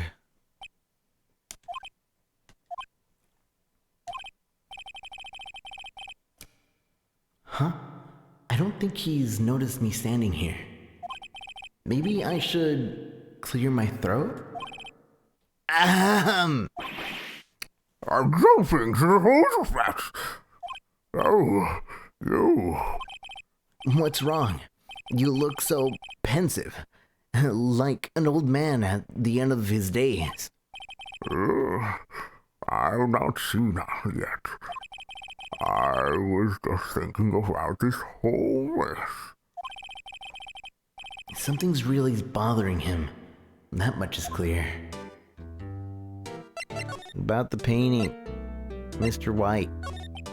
So, I paid Blue Corp a visit. Oh, I see. Mr. Grossberg, I have to admit, something has been bothering me. Oh, what is it? Well, what's with it, my boy? You see, it's just that big painting. The photo, Mr. White. Why wouldn't you defend Maya? That big painting. Mr. Grossberg, sir. There was a giant painting hanging right there the other day, was there not? The one you said you had no intention of parting with? Well, I saw it today. It was in the CEO's office of Blue Corp Red White's office. So, you noticed. I suppose I should have guessed you would. It is a large painting. Mr. Grossberg, I know you and Mr. White are connected somehow. Connected, you say? Yes, and I know what it is. You're lovers. It's not something I can claim to understand, but you and Mr. White are lovers, aren't you? What? My boy. You sent that painting to him as a sign of undying love. Oh, my boy, please. You're letting your fantasies run away with you. Oh, where you get these bizarre ideas? I don't understand. How you could... That's because I'm not. We're not. Don't be ridiculous. Enough. I'll swallow my pride and tell you all. I knew it. They are lovers. No, we're not lovers. I've never read that dialogue before.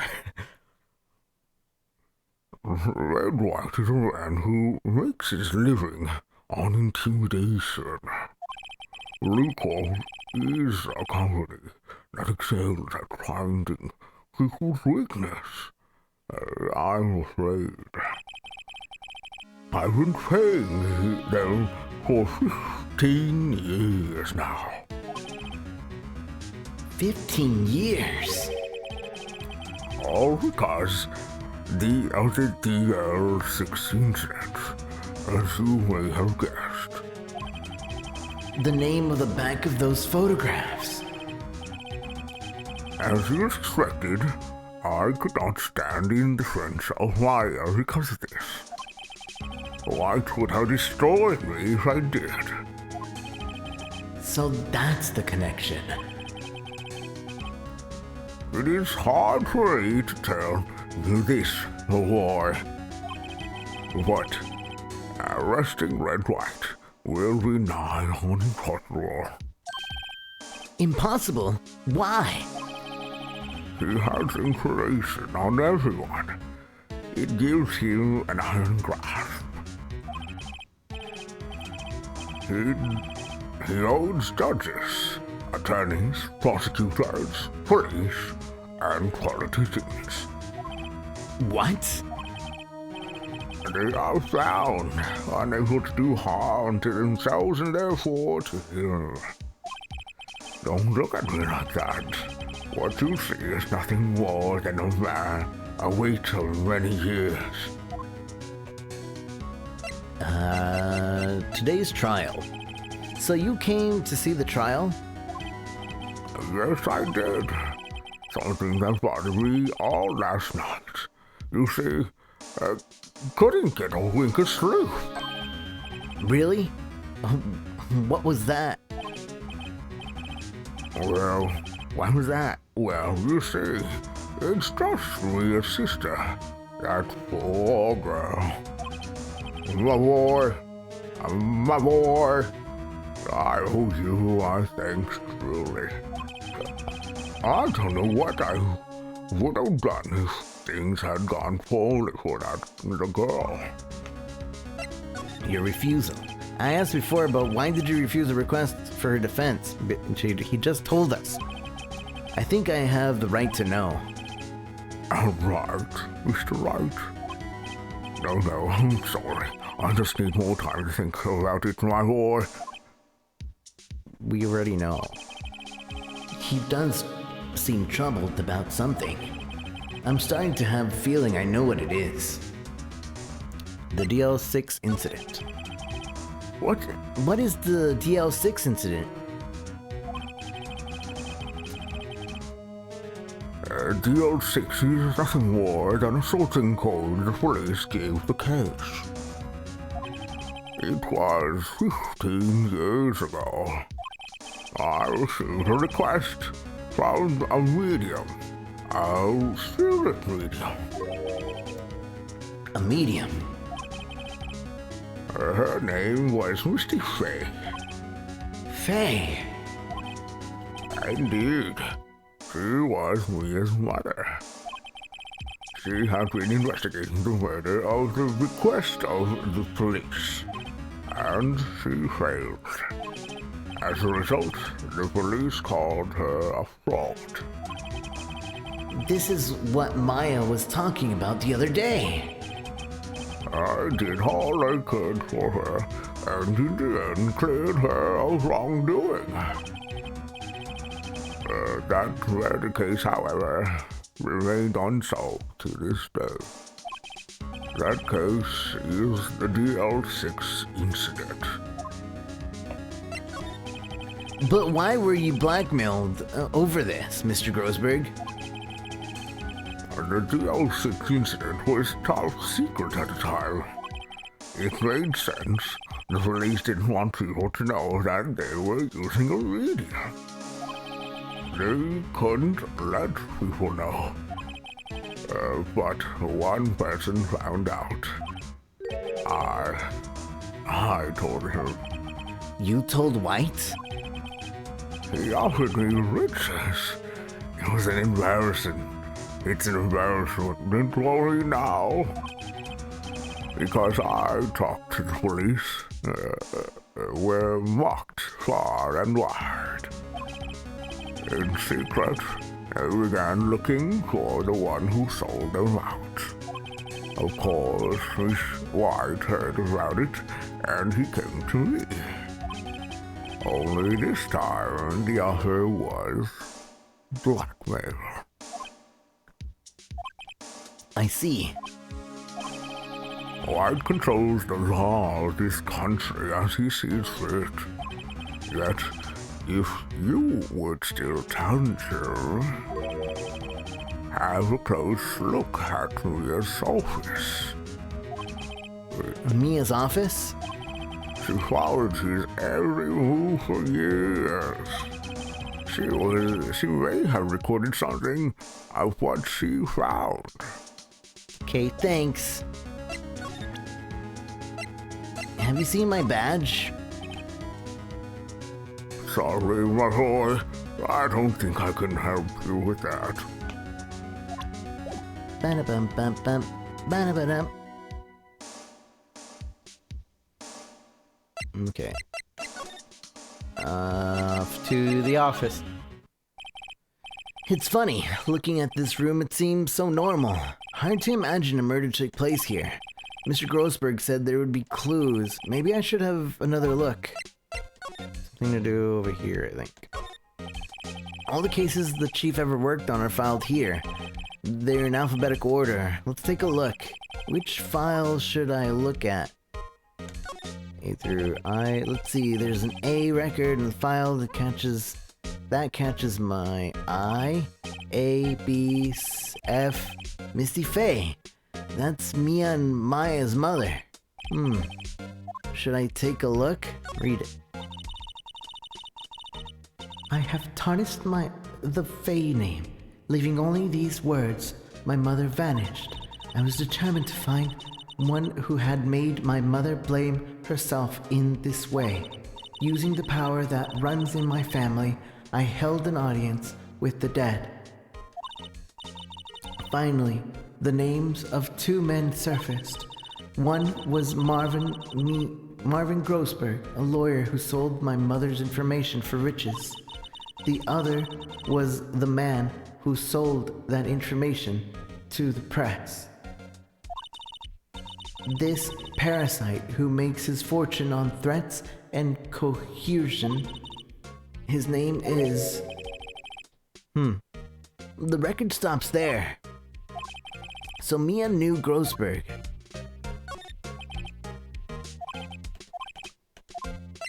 J.S. Let's see, J through S. Nothing much in here. Maybe I'll just skim through some of this. Skim. Well, no harm in flipping through a bit, I guess. The biggest parts here is the N and in S. Suicide. Ew. She has a collection of suicide reports. There's politicians, policemen. There's writing on most of these in pencil. White. This is Mia's handwriting. Wait, I get it. Mia thought he was involved in these suicides. White drove them all to... I can use these newspaper clippings. Let's find the most disturbing one. Article, politician, suicide. The word white is in pencil. One more. TZ. T-U, I know, W, white. The entire W section is missing. Was it taken? Okay. Mr. Grossberg, I show you thing. I found this in Mia's files. So she was investigating Red White, as I expected. Well, if you want to challenge him, you could present this in court. Not a bad idea. That didn't help me. Okay. To the detention center. Apparently, Miss May is in questioning. I doubt they'll let me talk to her today.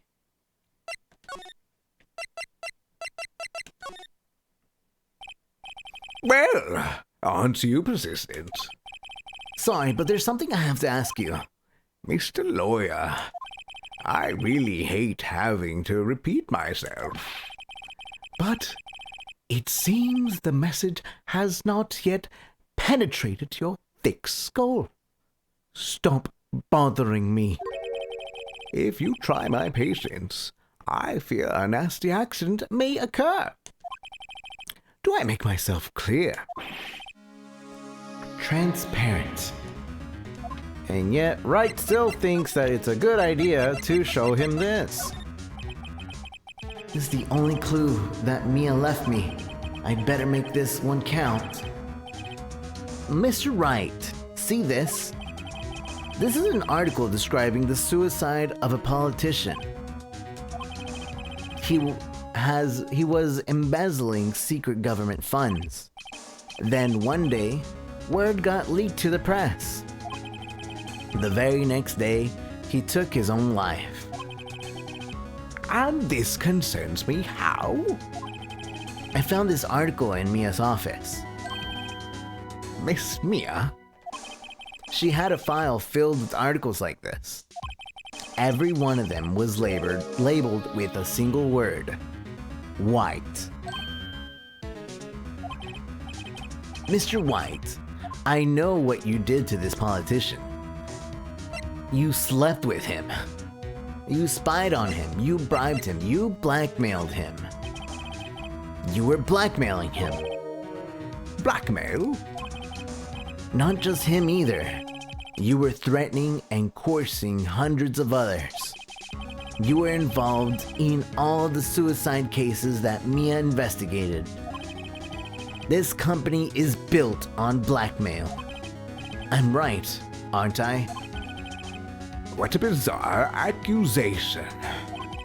Mr. Wrong. What is it that you should be doing now? Investigating me? No. I think not. You should be searching for the one who killed Miss Mia.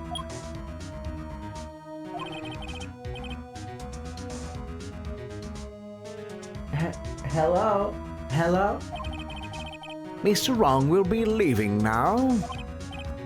Yes, sir. I'll send someone right away. Wait a second, Mr. White. You're wrong. Wait, You're right. he's right because I'm investigating him. You are absolutely right. I should be looking for the killer now. And actually, I've done better. I've found him. He's sitting right in front of me. Actually, he's standing, but okay. Technicalities. Just what are you insinuating? Mia was onto you. She was keeping tabs. For this reason, you had April May tapping her phone. Then, Mia was murdered, and all the documents about you mysteriously disappeared. So, the culprit would be... Even a child could work it out, Mr. White. You did it.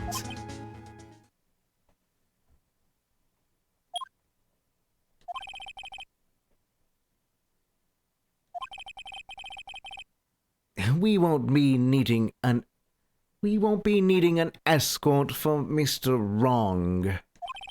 Instead, please connect me to the public prosecutor's office. Of course, sir. One moment, please.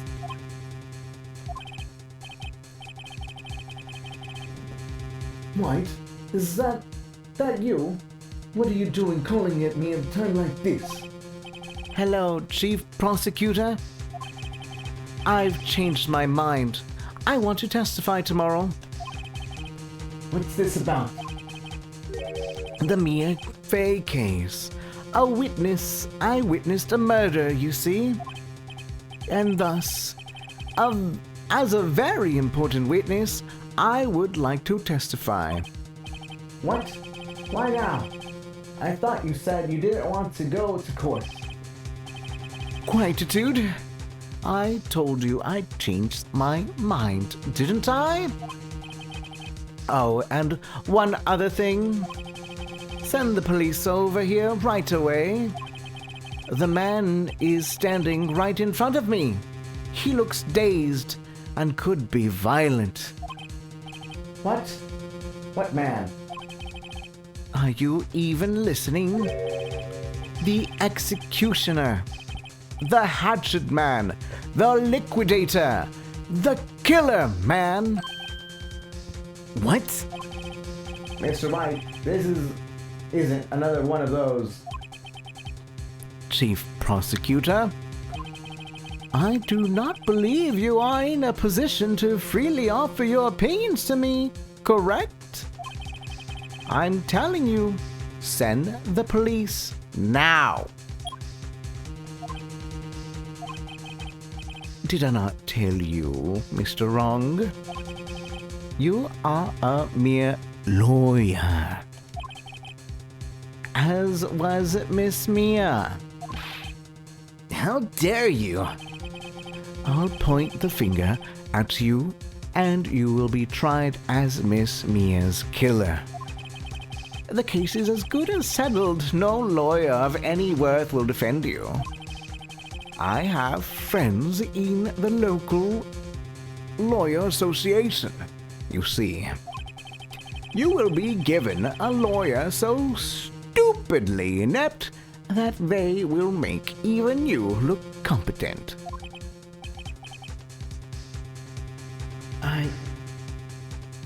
I feel faint. Detective Cumshoe, reporting, sir. Butts. Harry Butts. Right, actually. Phoenix Wright. My friend's name is Larry. Oh, right. Sorry, pal. Butts was the murderer, right?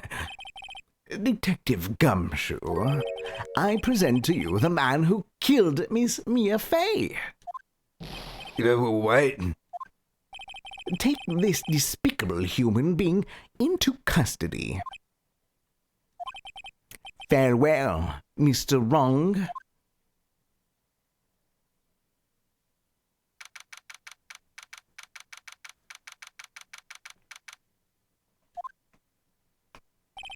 I can't believe it's only been a day since the first trial.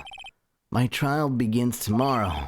White's going to set a trap for me, and the prosecution will be in on it. Of course, Edgeworth included. An attorney was assigned to me by the state yesterday. I refused. I had an idea. Right. Mr. Wright. Oh, Maya. Great, they let you out of detention. Just now, yes. It's all thanks to you. Now I'm afraid we've switched places. What? You mean you? I explained what happened to Maya. I don't believe it. How many people does that man need to destroy before he's satisfied? My mother? My sister? And now you. This has gone too far. Mr. Wright, please tell me, is there anything I can do? Well, help me break out of here. Cheer me on in court, defend me in court. Help me break out of here. Right, okay, listen up. I want you to help me break out of here. You mean a jailbreak? Yeah, tonight's our only chance. All right. Huh? Oh, I'd better go get a hacksaw while the store's still open. Oh, and a rope ladder and a getaway car. Can you drive? Wait.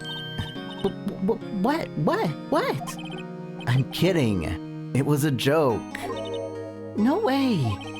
No, really. I was kidding. But thanks. It's good to know that you're on my side. And there really isn't anything you can do for me anyway. But I can't just sit here and do nothing. I've got to give that man a piece of my mind. Just a piece? Okay. Then come to the trial tomorrow. Okay, I'll be there. I'll show them a thing or two.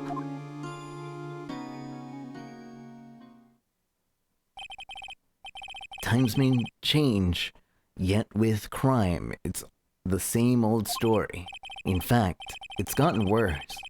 Lengthy court proceedings are no longer realistic. Beginning a few years ago, a limit of 3 days was put on initial court trials. Almost all finish in a day, most with a guilty verdict. I never thought I would end up in the defendant's chair myself for this case.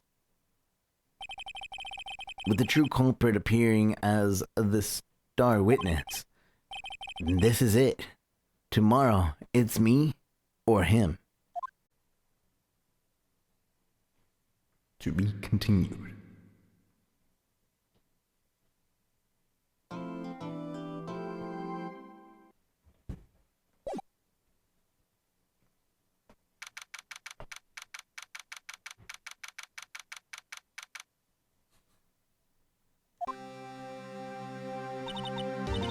Well, I guess this is it.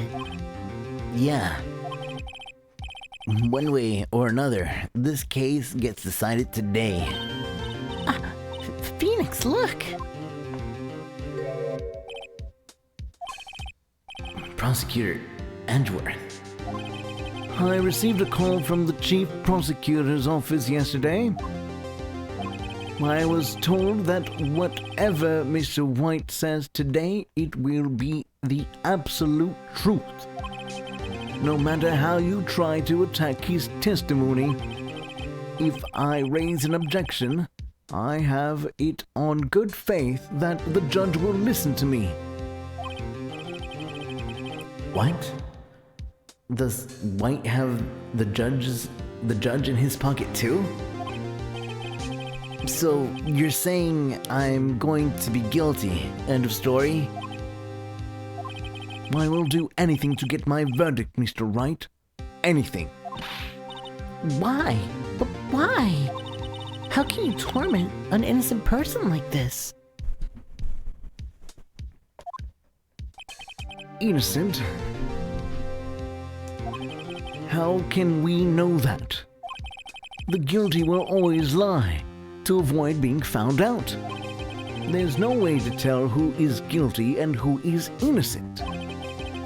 All that I can hope for to do is to get every defendant declared guilty.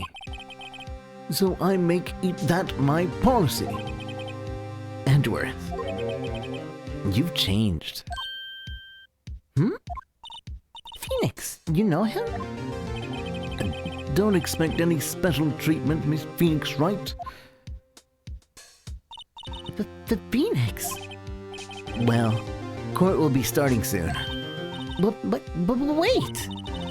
Your defense attorney isn't even here yet. You're not. I'll be defending myself. What?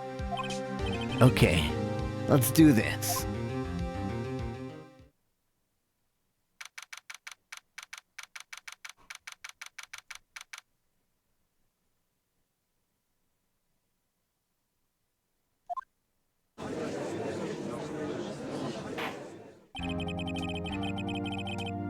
Court is now in session for the trial of Mr. Phoenix Wright. The prosecution is ready, Your Honor. The defense is ready, Your Honor. Mr. Wright, are you sure you're up to doing this? Yes, Your Honor. I will be defending myself. Understood. Very well. Mr. Edgeworth, your opening statements, please. As the details of the event are already quite clear to the court, today we will hear the testimony of a witness to the defendant's crime. I see. The prosecution may call its witness. That went far too smoothly. Why didn't the judge ask Edgeworth why his witness didn't testify before? It's like he already knows why. If anyone's gonna raise an objection about this, I suppose it's me. Raise an objection. Mr. Edgeworth, you owe an explanation to the court. Why didn't this witness testify in the trial against Miss Maya Fey?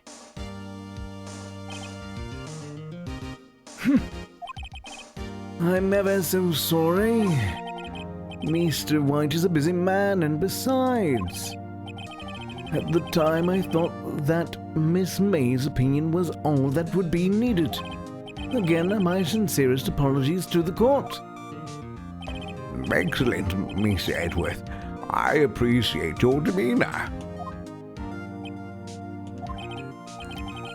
Great. He gets to show off and I get nowhere.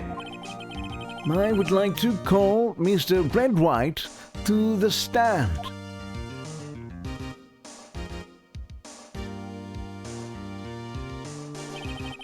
Please state your full name.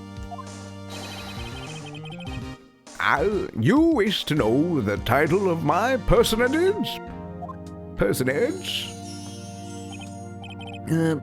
Your name. Yes, that is what I said. Oh dear, do my locutions confuse? Name! These two are great together. My name is Red White, but my friends call me Blanco Niño. I am the CEO, or the use, or to use a more common term, the president of Blue Corp. He's a bit on edge. Did you know the victim, Miss Mia Fey? That would be a negatory. No, I did not. You were at the Gatewater Hotel the night of the murder? Correct. You witnessed the murder from there? Why tell you what you already know? Very well, Mr. White. You may begin your testimony. If I can't rip this guy's testimony apart, I'm done for. Why do I always feel like it's the end of the world and I'm the last man standing?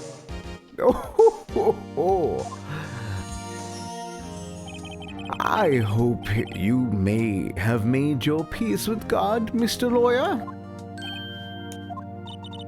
Let him have it, Phoenix.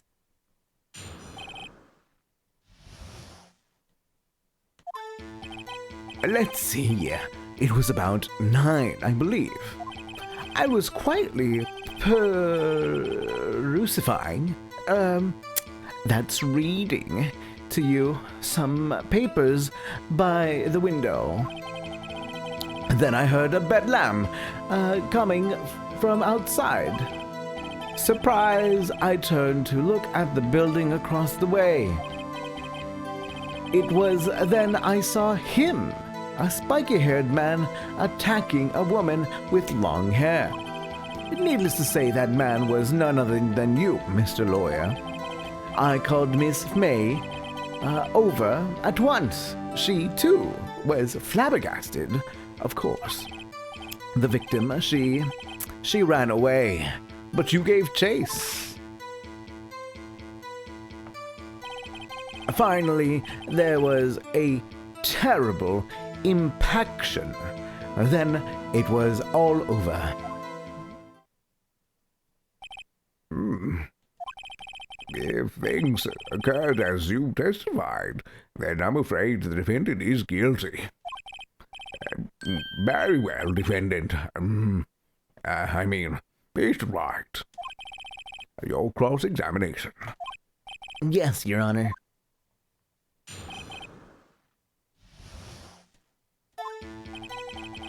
Let's see, it was about 9, I believe. How do you know what time it was?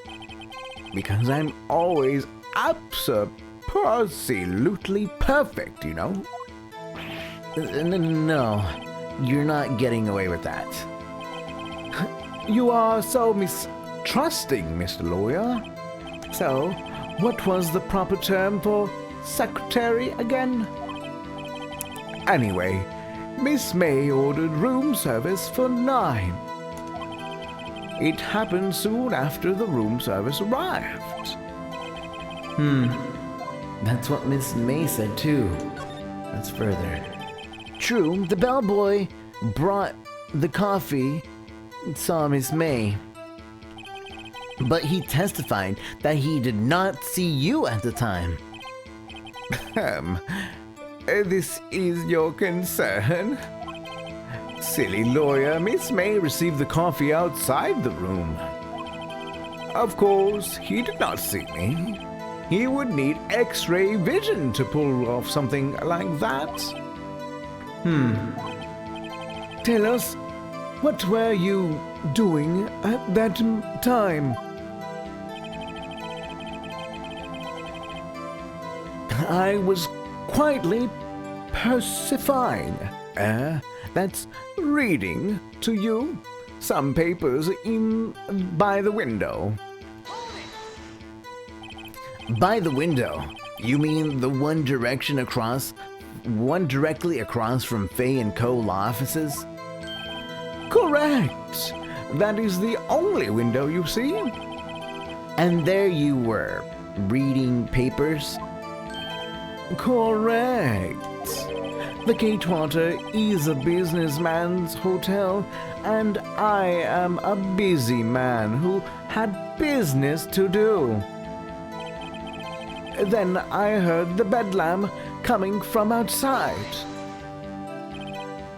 Bedlam?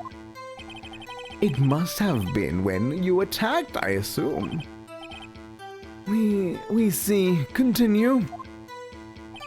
Surprised, I turned to look at the building across the way. So you were reading the papers until you heard that sound?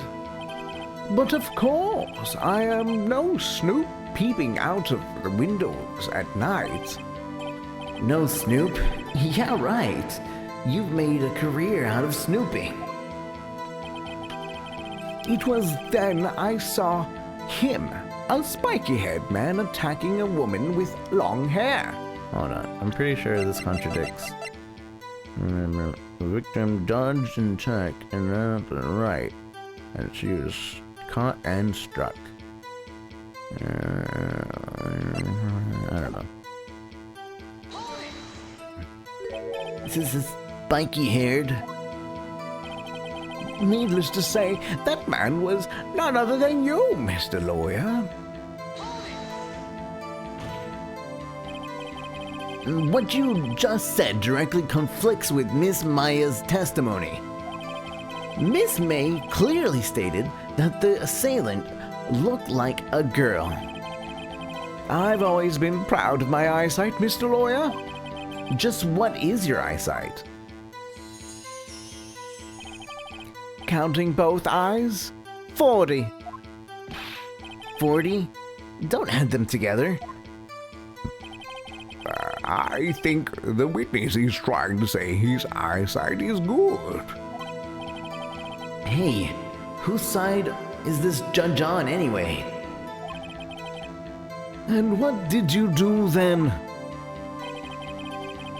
I called Miss May over at once. She, too, was surprised, of course.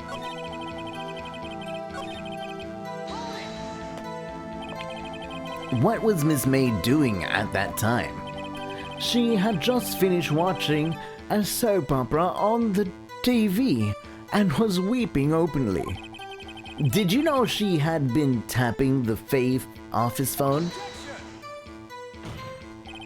Irrelevant. That has nothing to do with the case at hand. I don't care. I will answer the lawyer's bold inquiry. Miss May was acting alone when she tapped the phone of this Faye woman. You'd make a good politician, Mr. White. Oh, I know. After all, I am El Presidente. Please continue. The victim, she She ran away, but you gave chase.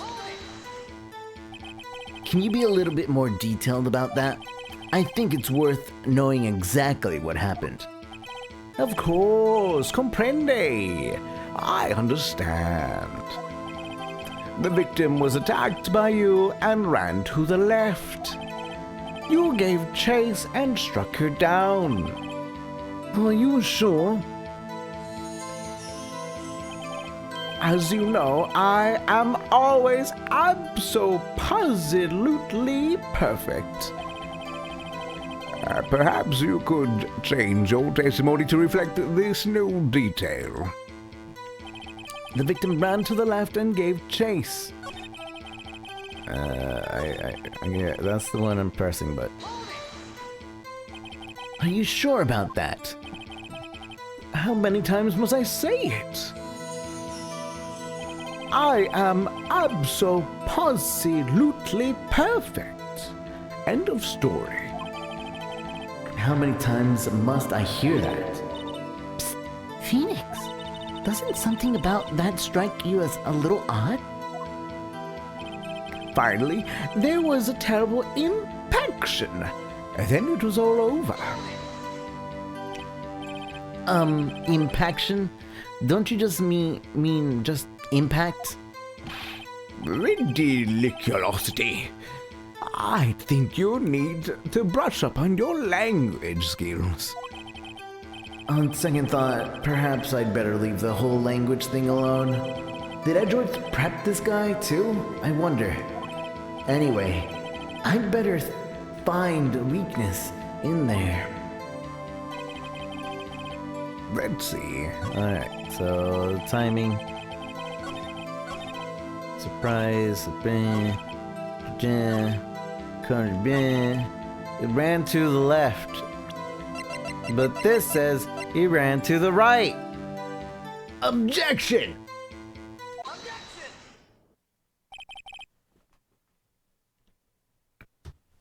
Wait right there. Mr. White, you've dug your own grave. What is this? You said the victim ran to the left. But that directly contradicts Miss May's testimony. She clearly stated that the victim ran to the right. Oh, it's simple. You have misheard her. I think not. Look at the floor plans. The killer was here, and the victim here. If the victim ran to the left, as you claim she did, she would have been running directly away from the door. She would have been running into a dead end. Don't you find that odd? Very strange. I did see her run to the left. I did. Phoenix, look at his face. I don't think he's lying about this one. True. Maybe he really did see the victim run left. So, he did witness the killing. Wait a second. Mr. Wright. Yes, Your Honor? Miss May says right, and Mr. White says left. Can you explain this contradiction to the court? Mr. White is right. Miss May is right. They are both right. Both witnesses are telling the truth. For once. I doubt it.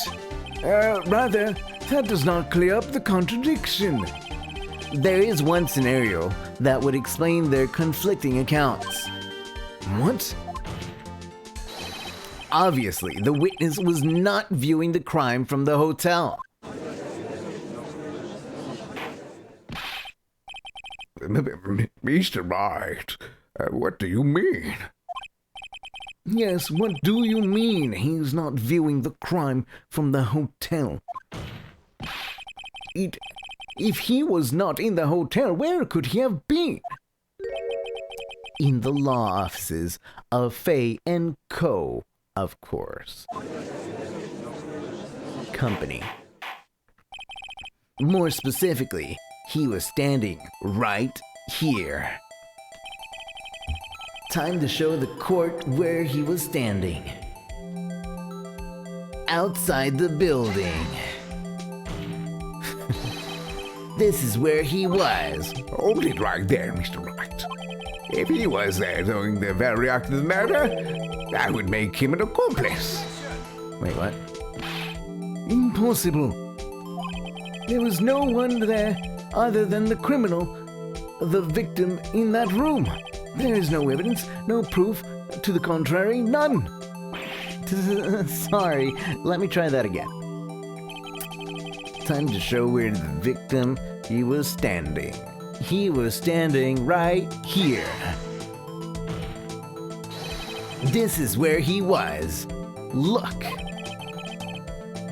When the victim ran for the door, if he was watching from this point, to him it would appear that she's ran to the left.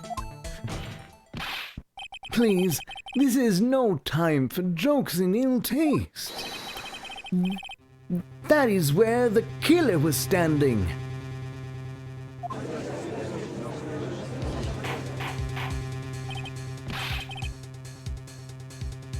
Order.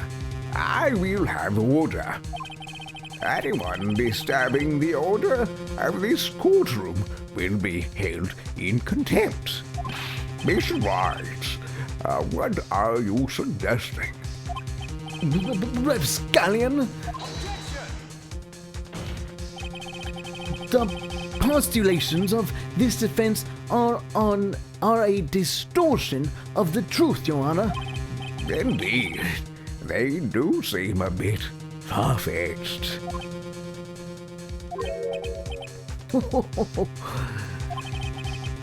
You provide us with so much entertainment, Mr. Lawyer. What now? He's laughing? The hilarity of the moment made me remember something. It appears I have been unclear, and for this I apologize. Your Honor, might I be allowed to testify once more? Very well. Let's hear your revised testimony.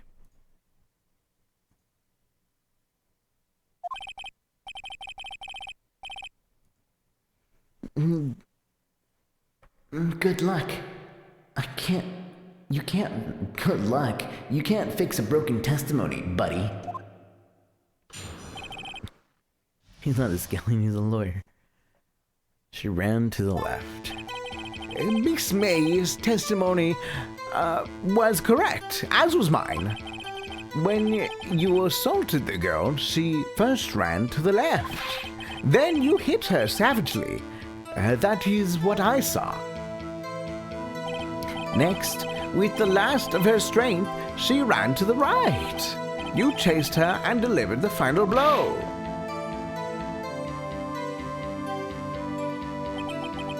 That is what Miss May saw. You see, you hit her twice. You don't remember, Mr. Lawyer? But I think the autopsy says well, you only hit her once. That does seem to make sense. Will you be cross-examining the witness's testimony? You bet I will. I mean, yes, Your Honor.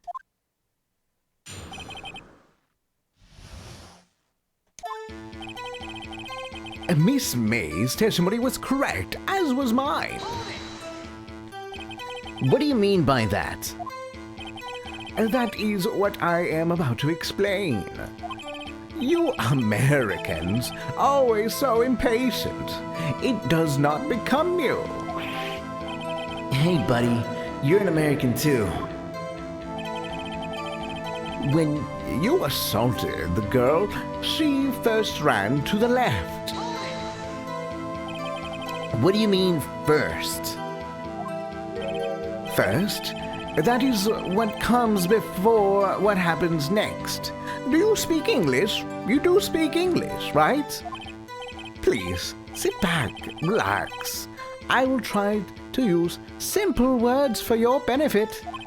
First, she ran to the left, and then you hit her savagely. That's what I saw. I didn't hit anyone. Now, Mr. Wright. There is no point hiding things from this court. I'm not hiding anything.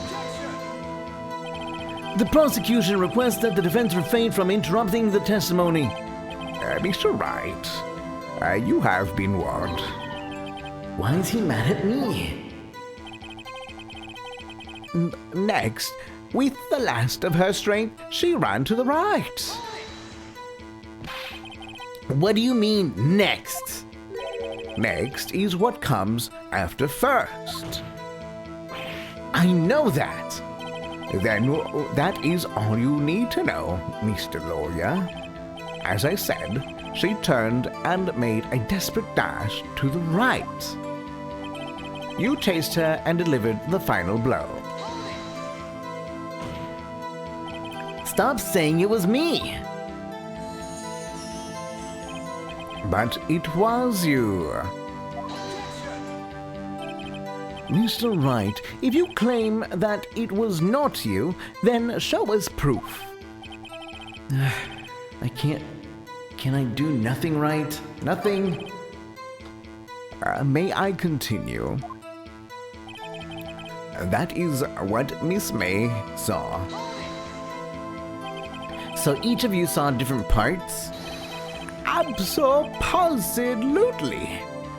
That's right, of course. Where did he pick up that annoying phrase?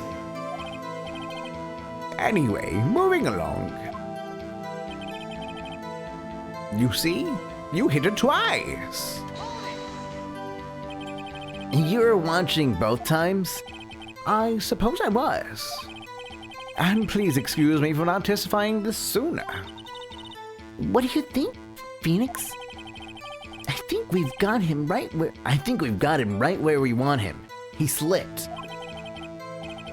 Let's let him laugh for now. I'll soon wipe that smile off his face. So it's definitely the hitting twice part. I think the autopsy shows you only hit him once. Present autopsy by a blunt oath may have lived.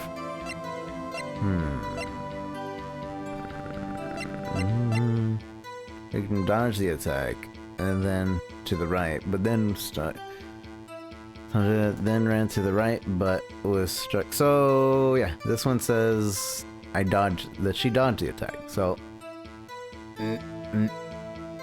Objection! wait, why didn't that work? Your Honor, that statement contradicts the evidence. It says right here that she dodged the first hit and then was struck by the second hit, but he's saying that I hit him twice, and you're not paying attention to me at all, are you? Because I don't see anything contradictory. Huh? Really? Objection overruled. Try to think before you make accusations, Mr. Wright. But, Your Honor... Whoops. That didn't go so well. That's clearly a contradiction, Your Honor.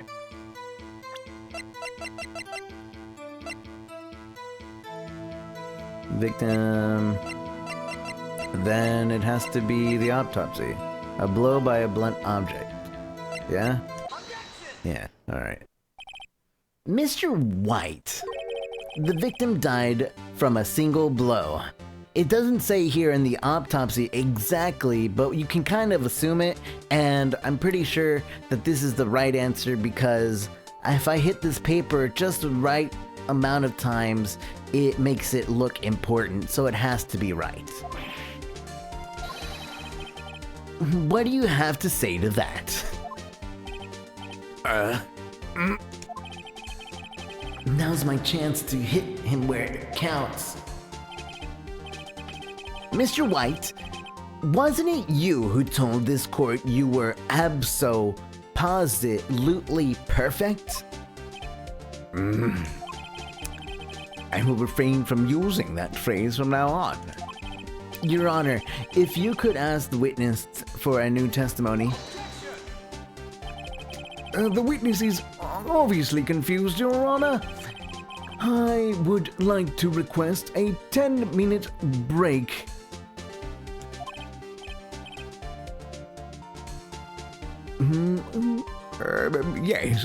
Yes, quite. The witness is confused because he's lying. I empathetically request that there be no break, Your Honor. Yeah, we want justice. Yeah, don't let him get away. Very well. If the witness would care to provide his testimony. The crowd's on my side. No slipping out of this one now, White. Mr. White. Okay.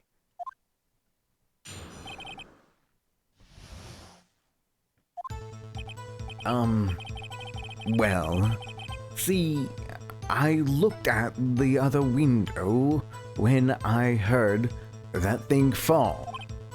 Then the next moment I saw Miss Mia run to the left. The killer, you, attacked her, but she dodged. And then she turned and ran for the door. Then you did her in with a single blow, thwap. Thwap indeed. Very well. You may begin your cross-examination. Mr. Your Honor, my stomach. You see, it is hurting. Deal with it. This is almost over.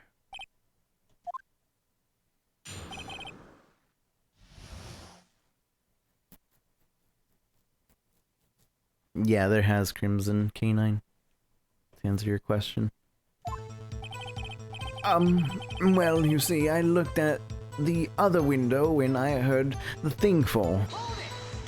What thing? You heard that thing fall? What exactly was that thing? Huh? Oh, that's, that glass light stand. Right. The one that had fallen over at the scene. Phoenix, doesn't something about that strike you as odd? Yeah, very odd. Yeah, that is odd. I'll press further.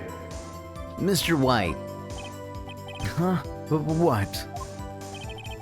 You're saying you saw the glass light stand? Yes? Then change your testimony to reflect that. Sorry, my bad.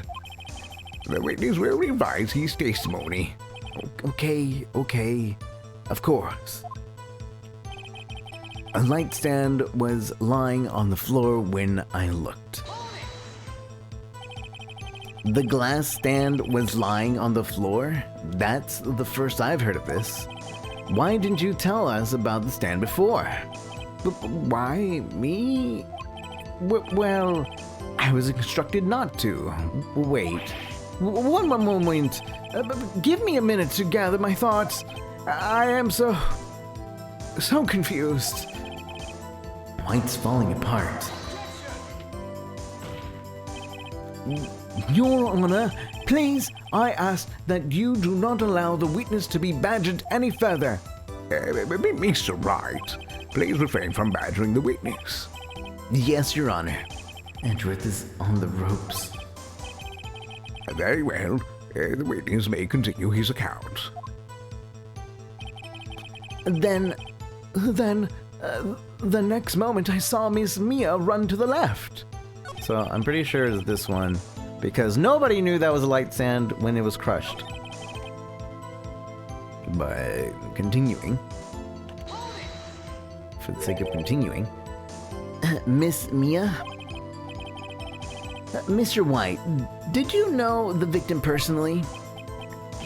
No, triple no. Would I? How could I? I see nothing odd about the witness knowing the name of the victim. Mr. Wright, I will not have you herring the witness.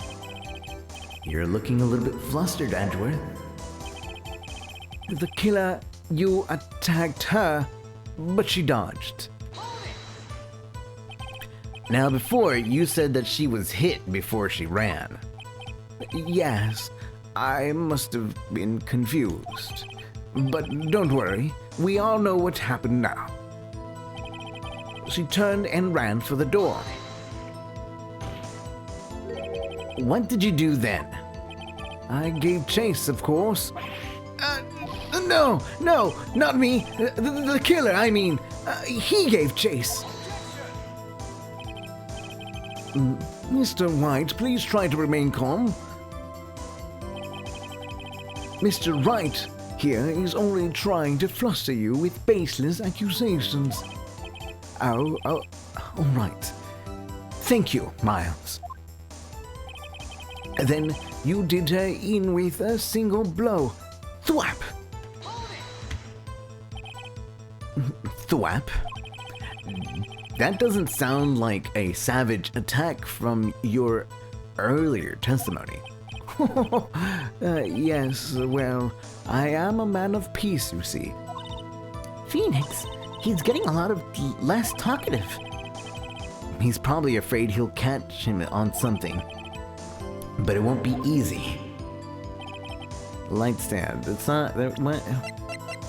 You're telling me this light stand is a bunch of glass? No. No.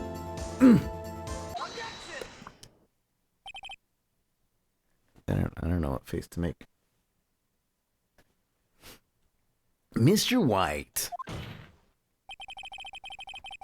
it was impossible for you to have seen the light stand. What? The stand broke into pieces when it fell. Just by seeing the broken pieces, you would have no idea it was a light stand. So tell me, exactly when was it that you saw the stand? Answer the question. Isn't it obvious? I saw the stand before it fell over. So you saw the stand before the victim was attacked then? Correct. That would be no problemo, right? Big problemo. There's a big problemo. Problem here. What problem is this? Mr. White, let me make sure I have this straight.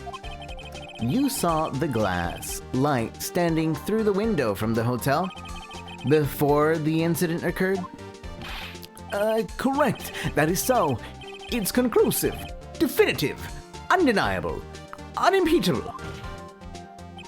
No, it's impossible. You couldn't have seen the stand. What? Why couldn't he have? You have proof? I sure do, Your Honor. A person in the hotel could not have seen the stand before it fell over. Yeah, because it's like way over there. You can't even. No, you see that? It's like. No. No. Look at this. These are the floor plans to the scene of the murder, yes? Correct, Your Honor. Now, look.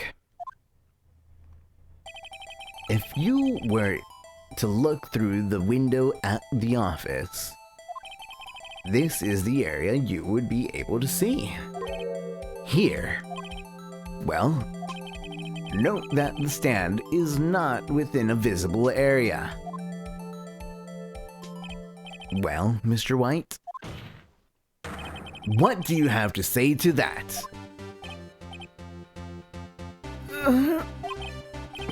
Ridiculosity. Mr. White, if you were in the Gatewater Hotel as you claim, you could not have seen the stand before it fell over. In fact, you wouldn't have been able to see it after it fell either. There's no way you could have recognized the broken shards as a glass light stand. So, when did you see the stand, Mr. White? It must have been the moment that it fell.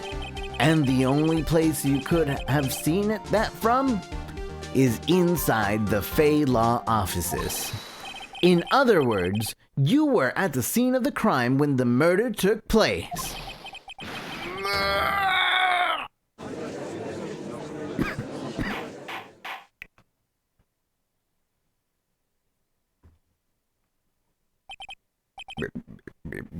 Mr. White. Mr. White, you did it, didn't you? Mr. Your Honor, I, Miss Mia. Looks like we're about to get our verdict.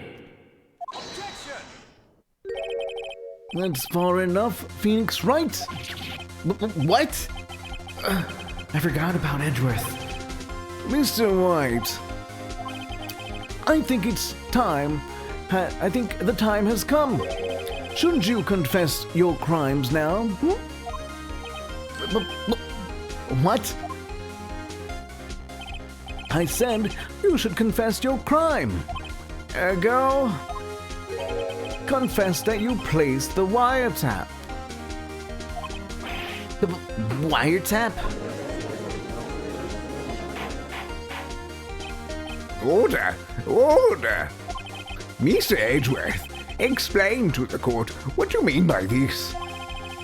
And distinguished members of the court, Mr. White is slightly confused. Allow me to explain. I really don't like the way this is headed. As you know, Mr. White is the CEO of Blue Corp. He ordered his secretary, Miss April May, to tap the law offices of Miss Fay. What does that have to do? Your Honor, the question is, when was the wiretap placed in the office? And by who? No, you wouldn't.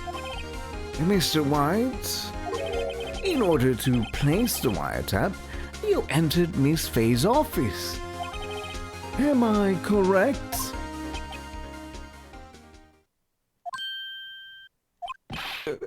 Correct! You are most correct, Miles. Give me a break. Yes. In order to place the wiretap, I breached the Fay & Co. law offices. That is when I saw the accursed light stand. And now I'm confused. Please explain to the court what all this means, Mr. Edgeworth. Gladly, Your Honor. Mr. Phoenix Wright has made his position quite clear. He has determined that Mr. White knew the glass stand was in the office.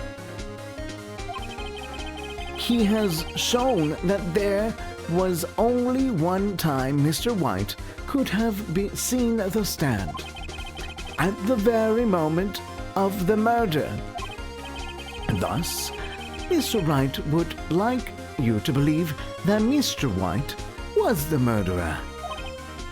I see.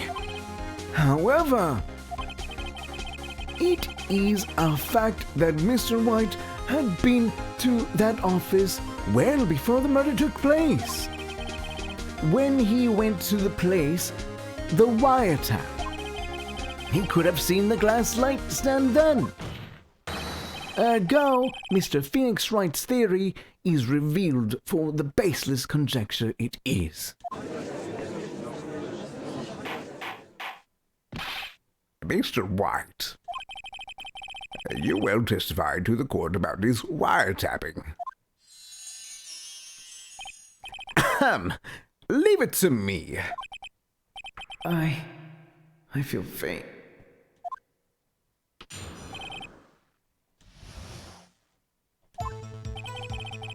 It was the beginning of September, the week before the murder. I had entered the Fay & Co. law offices. Of course, I had done so to place the wiretap. That is when I saw this glass light stand. So, you saw the stand before the night of the incident. And this is how you were able to identify what had fallen over by the sound? Correct. That is right. I see. Very well. Mr. Wright, you may cross-examine. What am I supposed to do now? Good luck, Phoenix.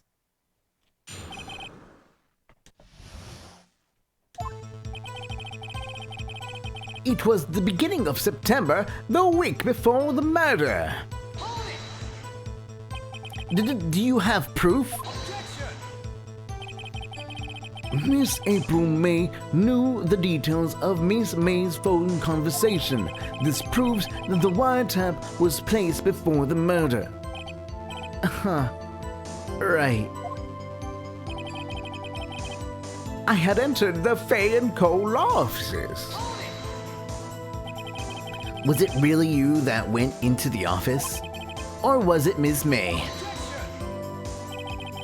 Unidentified fingerprints several days old were found in the Fay & Co. law offices. Those were obviously Mr. White's. And if I know Edgeworth, he's already run a check on those prints. Now, Mr. White, tell us why you went to the Fay & Co. law offices. Of course, I had done so to place the wiretap. Why did you tap Mia's phone? This has no bearing to the current case, Your Honor. Blue Corp is a detective agency of sorts.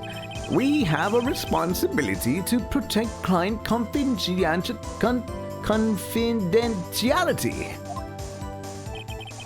That is when I saw this glass light stand.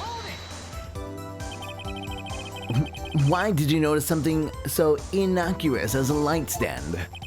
The light stand was made entirely out of glass. It was quite stylish, so I guess it made a lasting impression on me. Such a beauticious thing deserves attention, does it not? That is all. Damn it.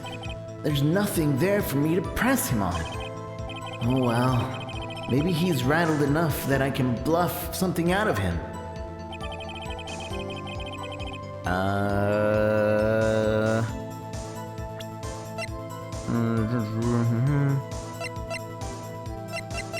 It's written apartment. The department store receipt with letters written in blood on the back. Victim Dodger truck. Can't spend your free. No one would believe I was a defense attorney if I didn't carry this. Being hit. Remains of a broken glass stand. Broken beyond all recognition. The collected form of statue. What?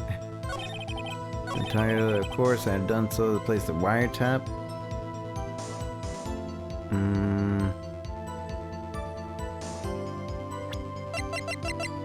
Found in Miss May's hotel room.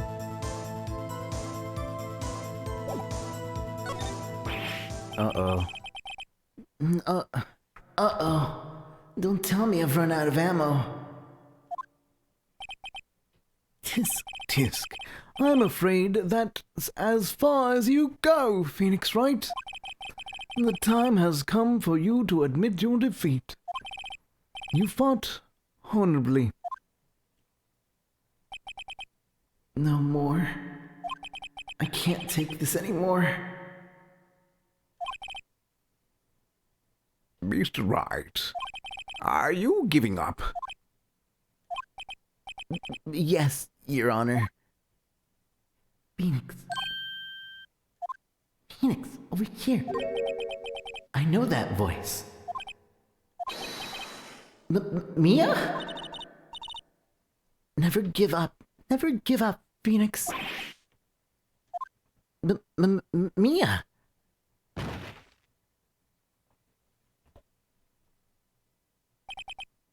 Where am I?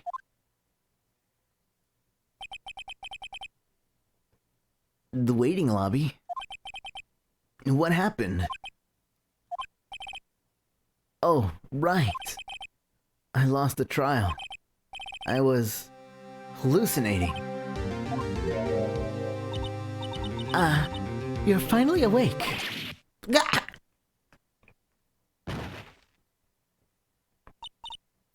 Hey, Phoenix. Gak? There's no way to greet an old friend. Phoenix, I want you to look at me.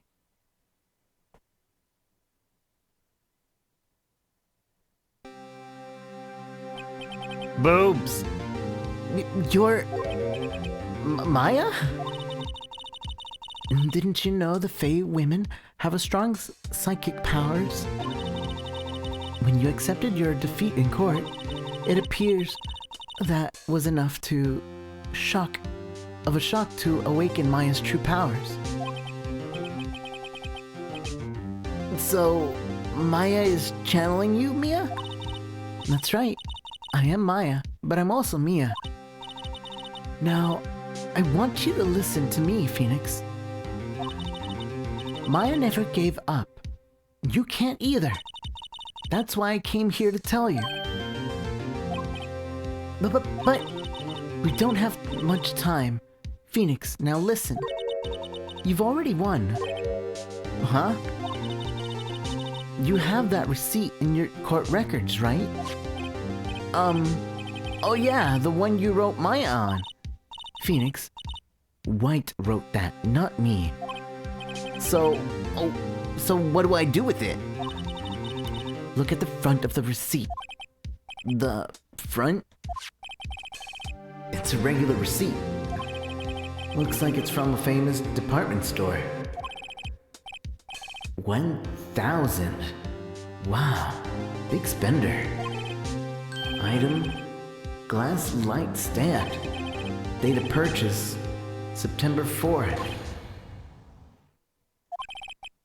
September 4th? That's right, Phoenix. I bought that stand the day before I was killed. Whoa! Now, what did Mr. Wright say in his testimony? It was the beginning of September, the week before the murder. He said that he saw the stand the week before the murder. There you go. I think the court is about to reconvene. Go do it, Phoenix. I know you're innocent. Now, you just have to prove it. Right. Receipt updated. The date of purchase was the day before the murder. You're open to suggestions? Usually not, but feel free to use spoiler chat to discuss it with everybody else. If you don't know what spoiler chat is, just double hashtag and whatever, and it hides whatever you're saying from me, and it doesn't spoil things and such. I have played this game before, but it's been a long time, so I kind of don't remember all the details.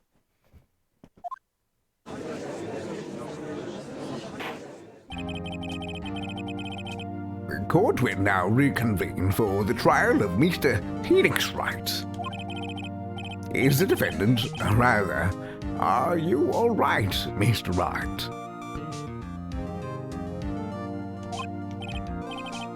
Yes. Sorry, Your Honor. I'm fine now. Then let's start where we left off. Gonna be a blind suggestion? No worries.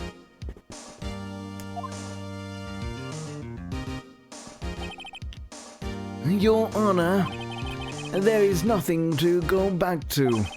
The cross-examination, Mr. White, is finished. All that is required is for you to pass judgment on the defendant, Phoenix Wright. Your Honor, please give me one more chance. I promise you, this is the last time I'll ask you.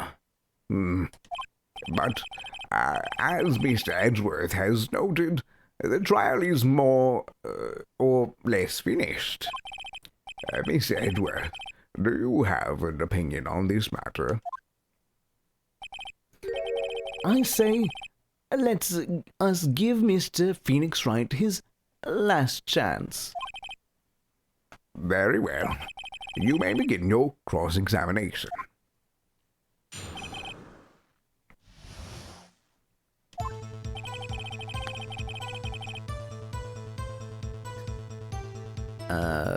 Actually, now that I think of it, Crimson, since I have played the game before, like, I would be fine you throwing suggestions out there. It's only when I start playing the new games that I'll actually mind. So, yeah, you can throw out suggestions. I'm still gonna try to play through it, but, yeah. It was the beginning of Dang it, I only read your claps, and... It was the beginning of September, the week before the murder.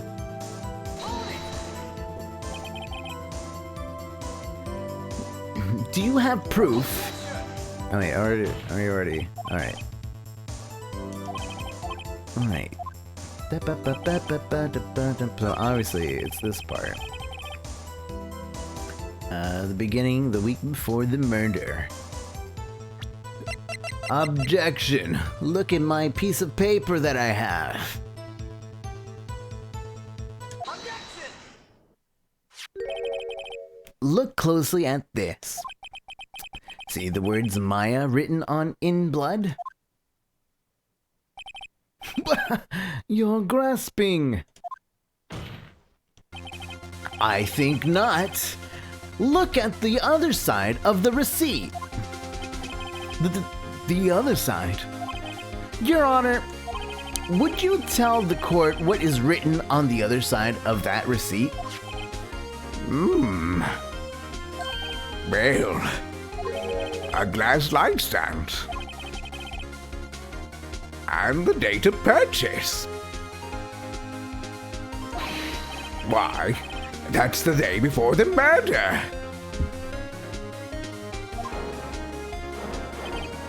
You see?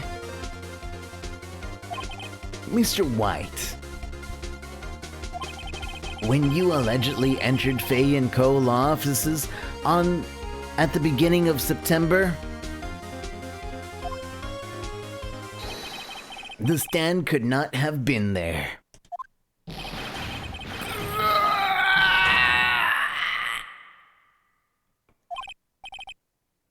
Well, Mr. White, can't get out of this one, can you? No, it's impossible. Uh-oh, he's losing it. Well, Your Honor, I understand there must be quite a bit of pressure on you. But I think you'll agree you can't judge me guilty under these circumstances.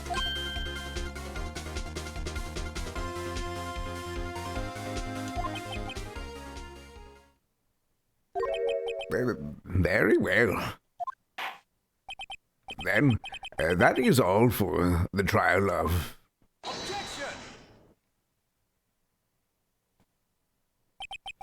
Not so fast, Phoenix Wright. What? No way he can worm his way out of this one. Oh wait, I forgot. It's Edgeworth.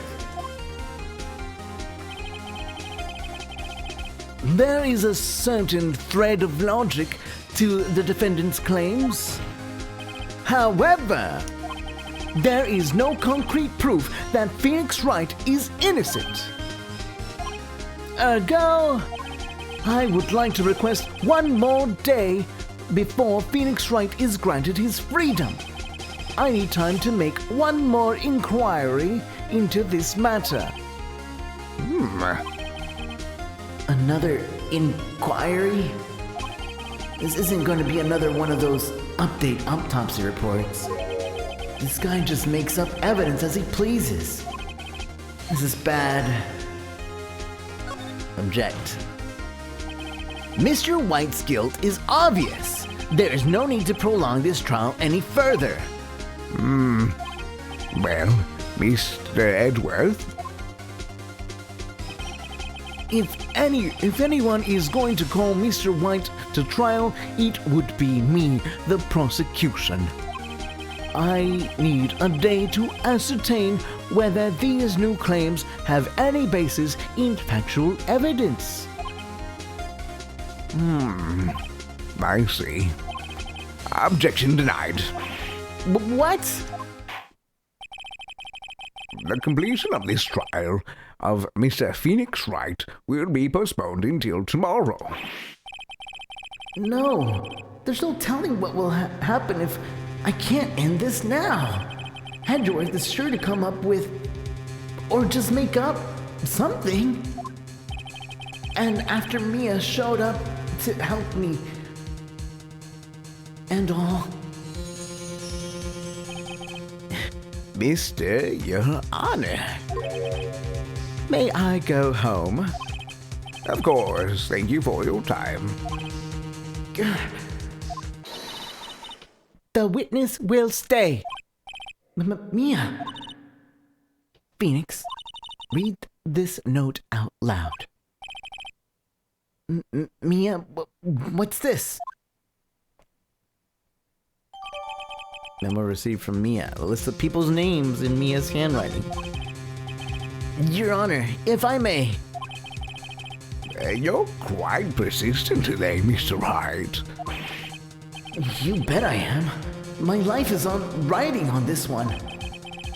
I have something I would like to read to the court.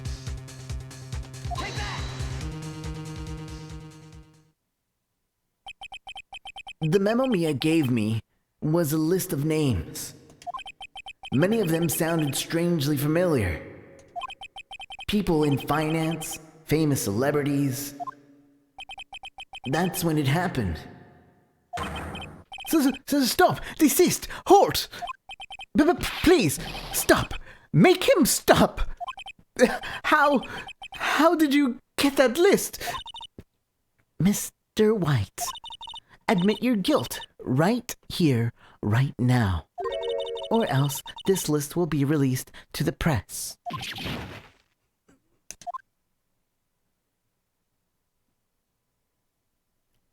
I confess. I confess. I did it. I hit her.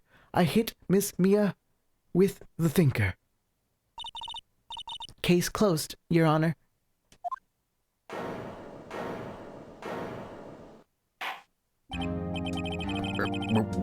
Well, I see no reason to continue this trial.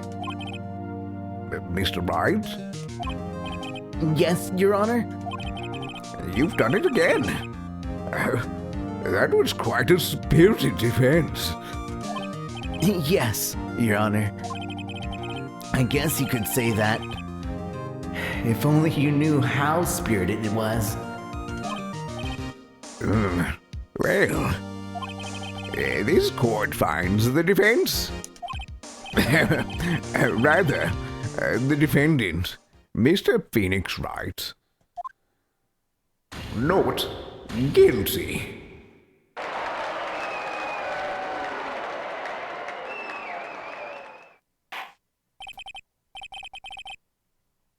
That is all. This court is adjourned.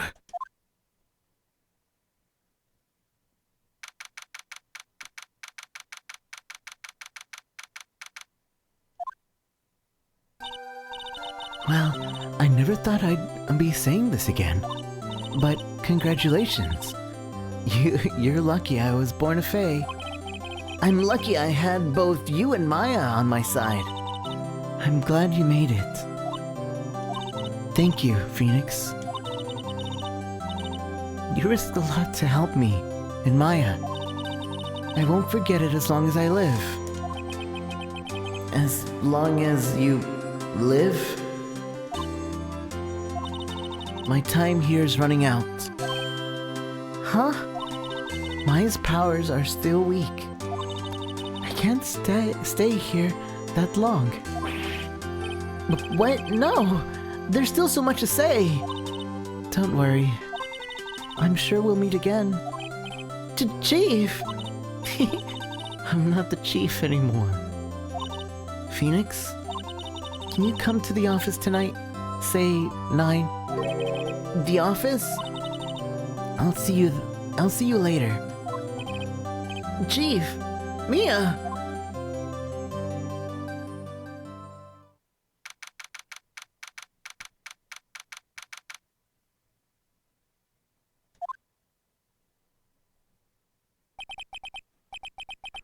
Being here, it's hard not to think about that night. You came. Mia, I was kind of worried you might not. Huh? Of course I came. Well then, I'm pretty hungry. How about a burger? Mia? You should see your face. Mia? What are you talking about? It's me, Maya. Maya? What? Did I look like my sister? Look like you were her. I might be able to use that. Oh, Phoenix, go to the store and buy me lunch, would you? Maya, why are you here? Because of this. See? Mia wrote me a letter. Take care of Phoenix for me. Take care of... Uh-huh? She means the office. This office. Someone has to help with the Wright and Co. law office, right? And who better but me? Maya Fey, reporting for duty. Wait, no. On second thought, let's make this casual. Yo, Nick. Maya here, ready to get down to business. You don't mind me calling you Nick, do you? It's a great name. Mia said that's what your friend Larry calls you. Nick? You know what this means. We're partners. You know, when I think about it, it is Maya's fault I'm here now. But if it wasn't for her, I'd probably be in jail. Right in Co law offices. It's got a good ring to it. Yeah! Thanks, Maya.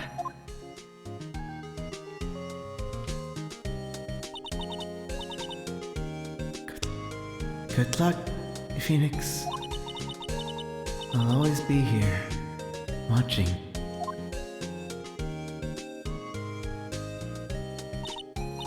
Right, okay, Nick, let's do it. Huh? Do what?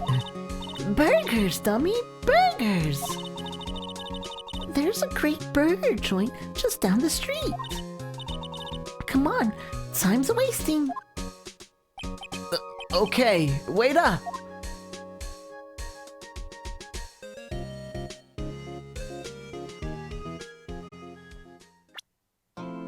Bing, bow.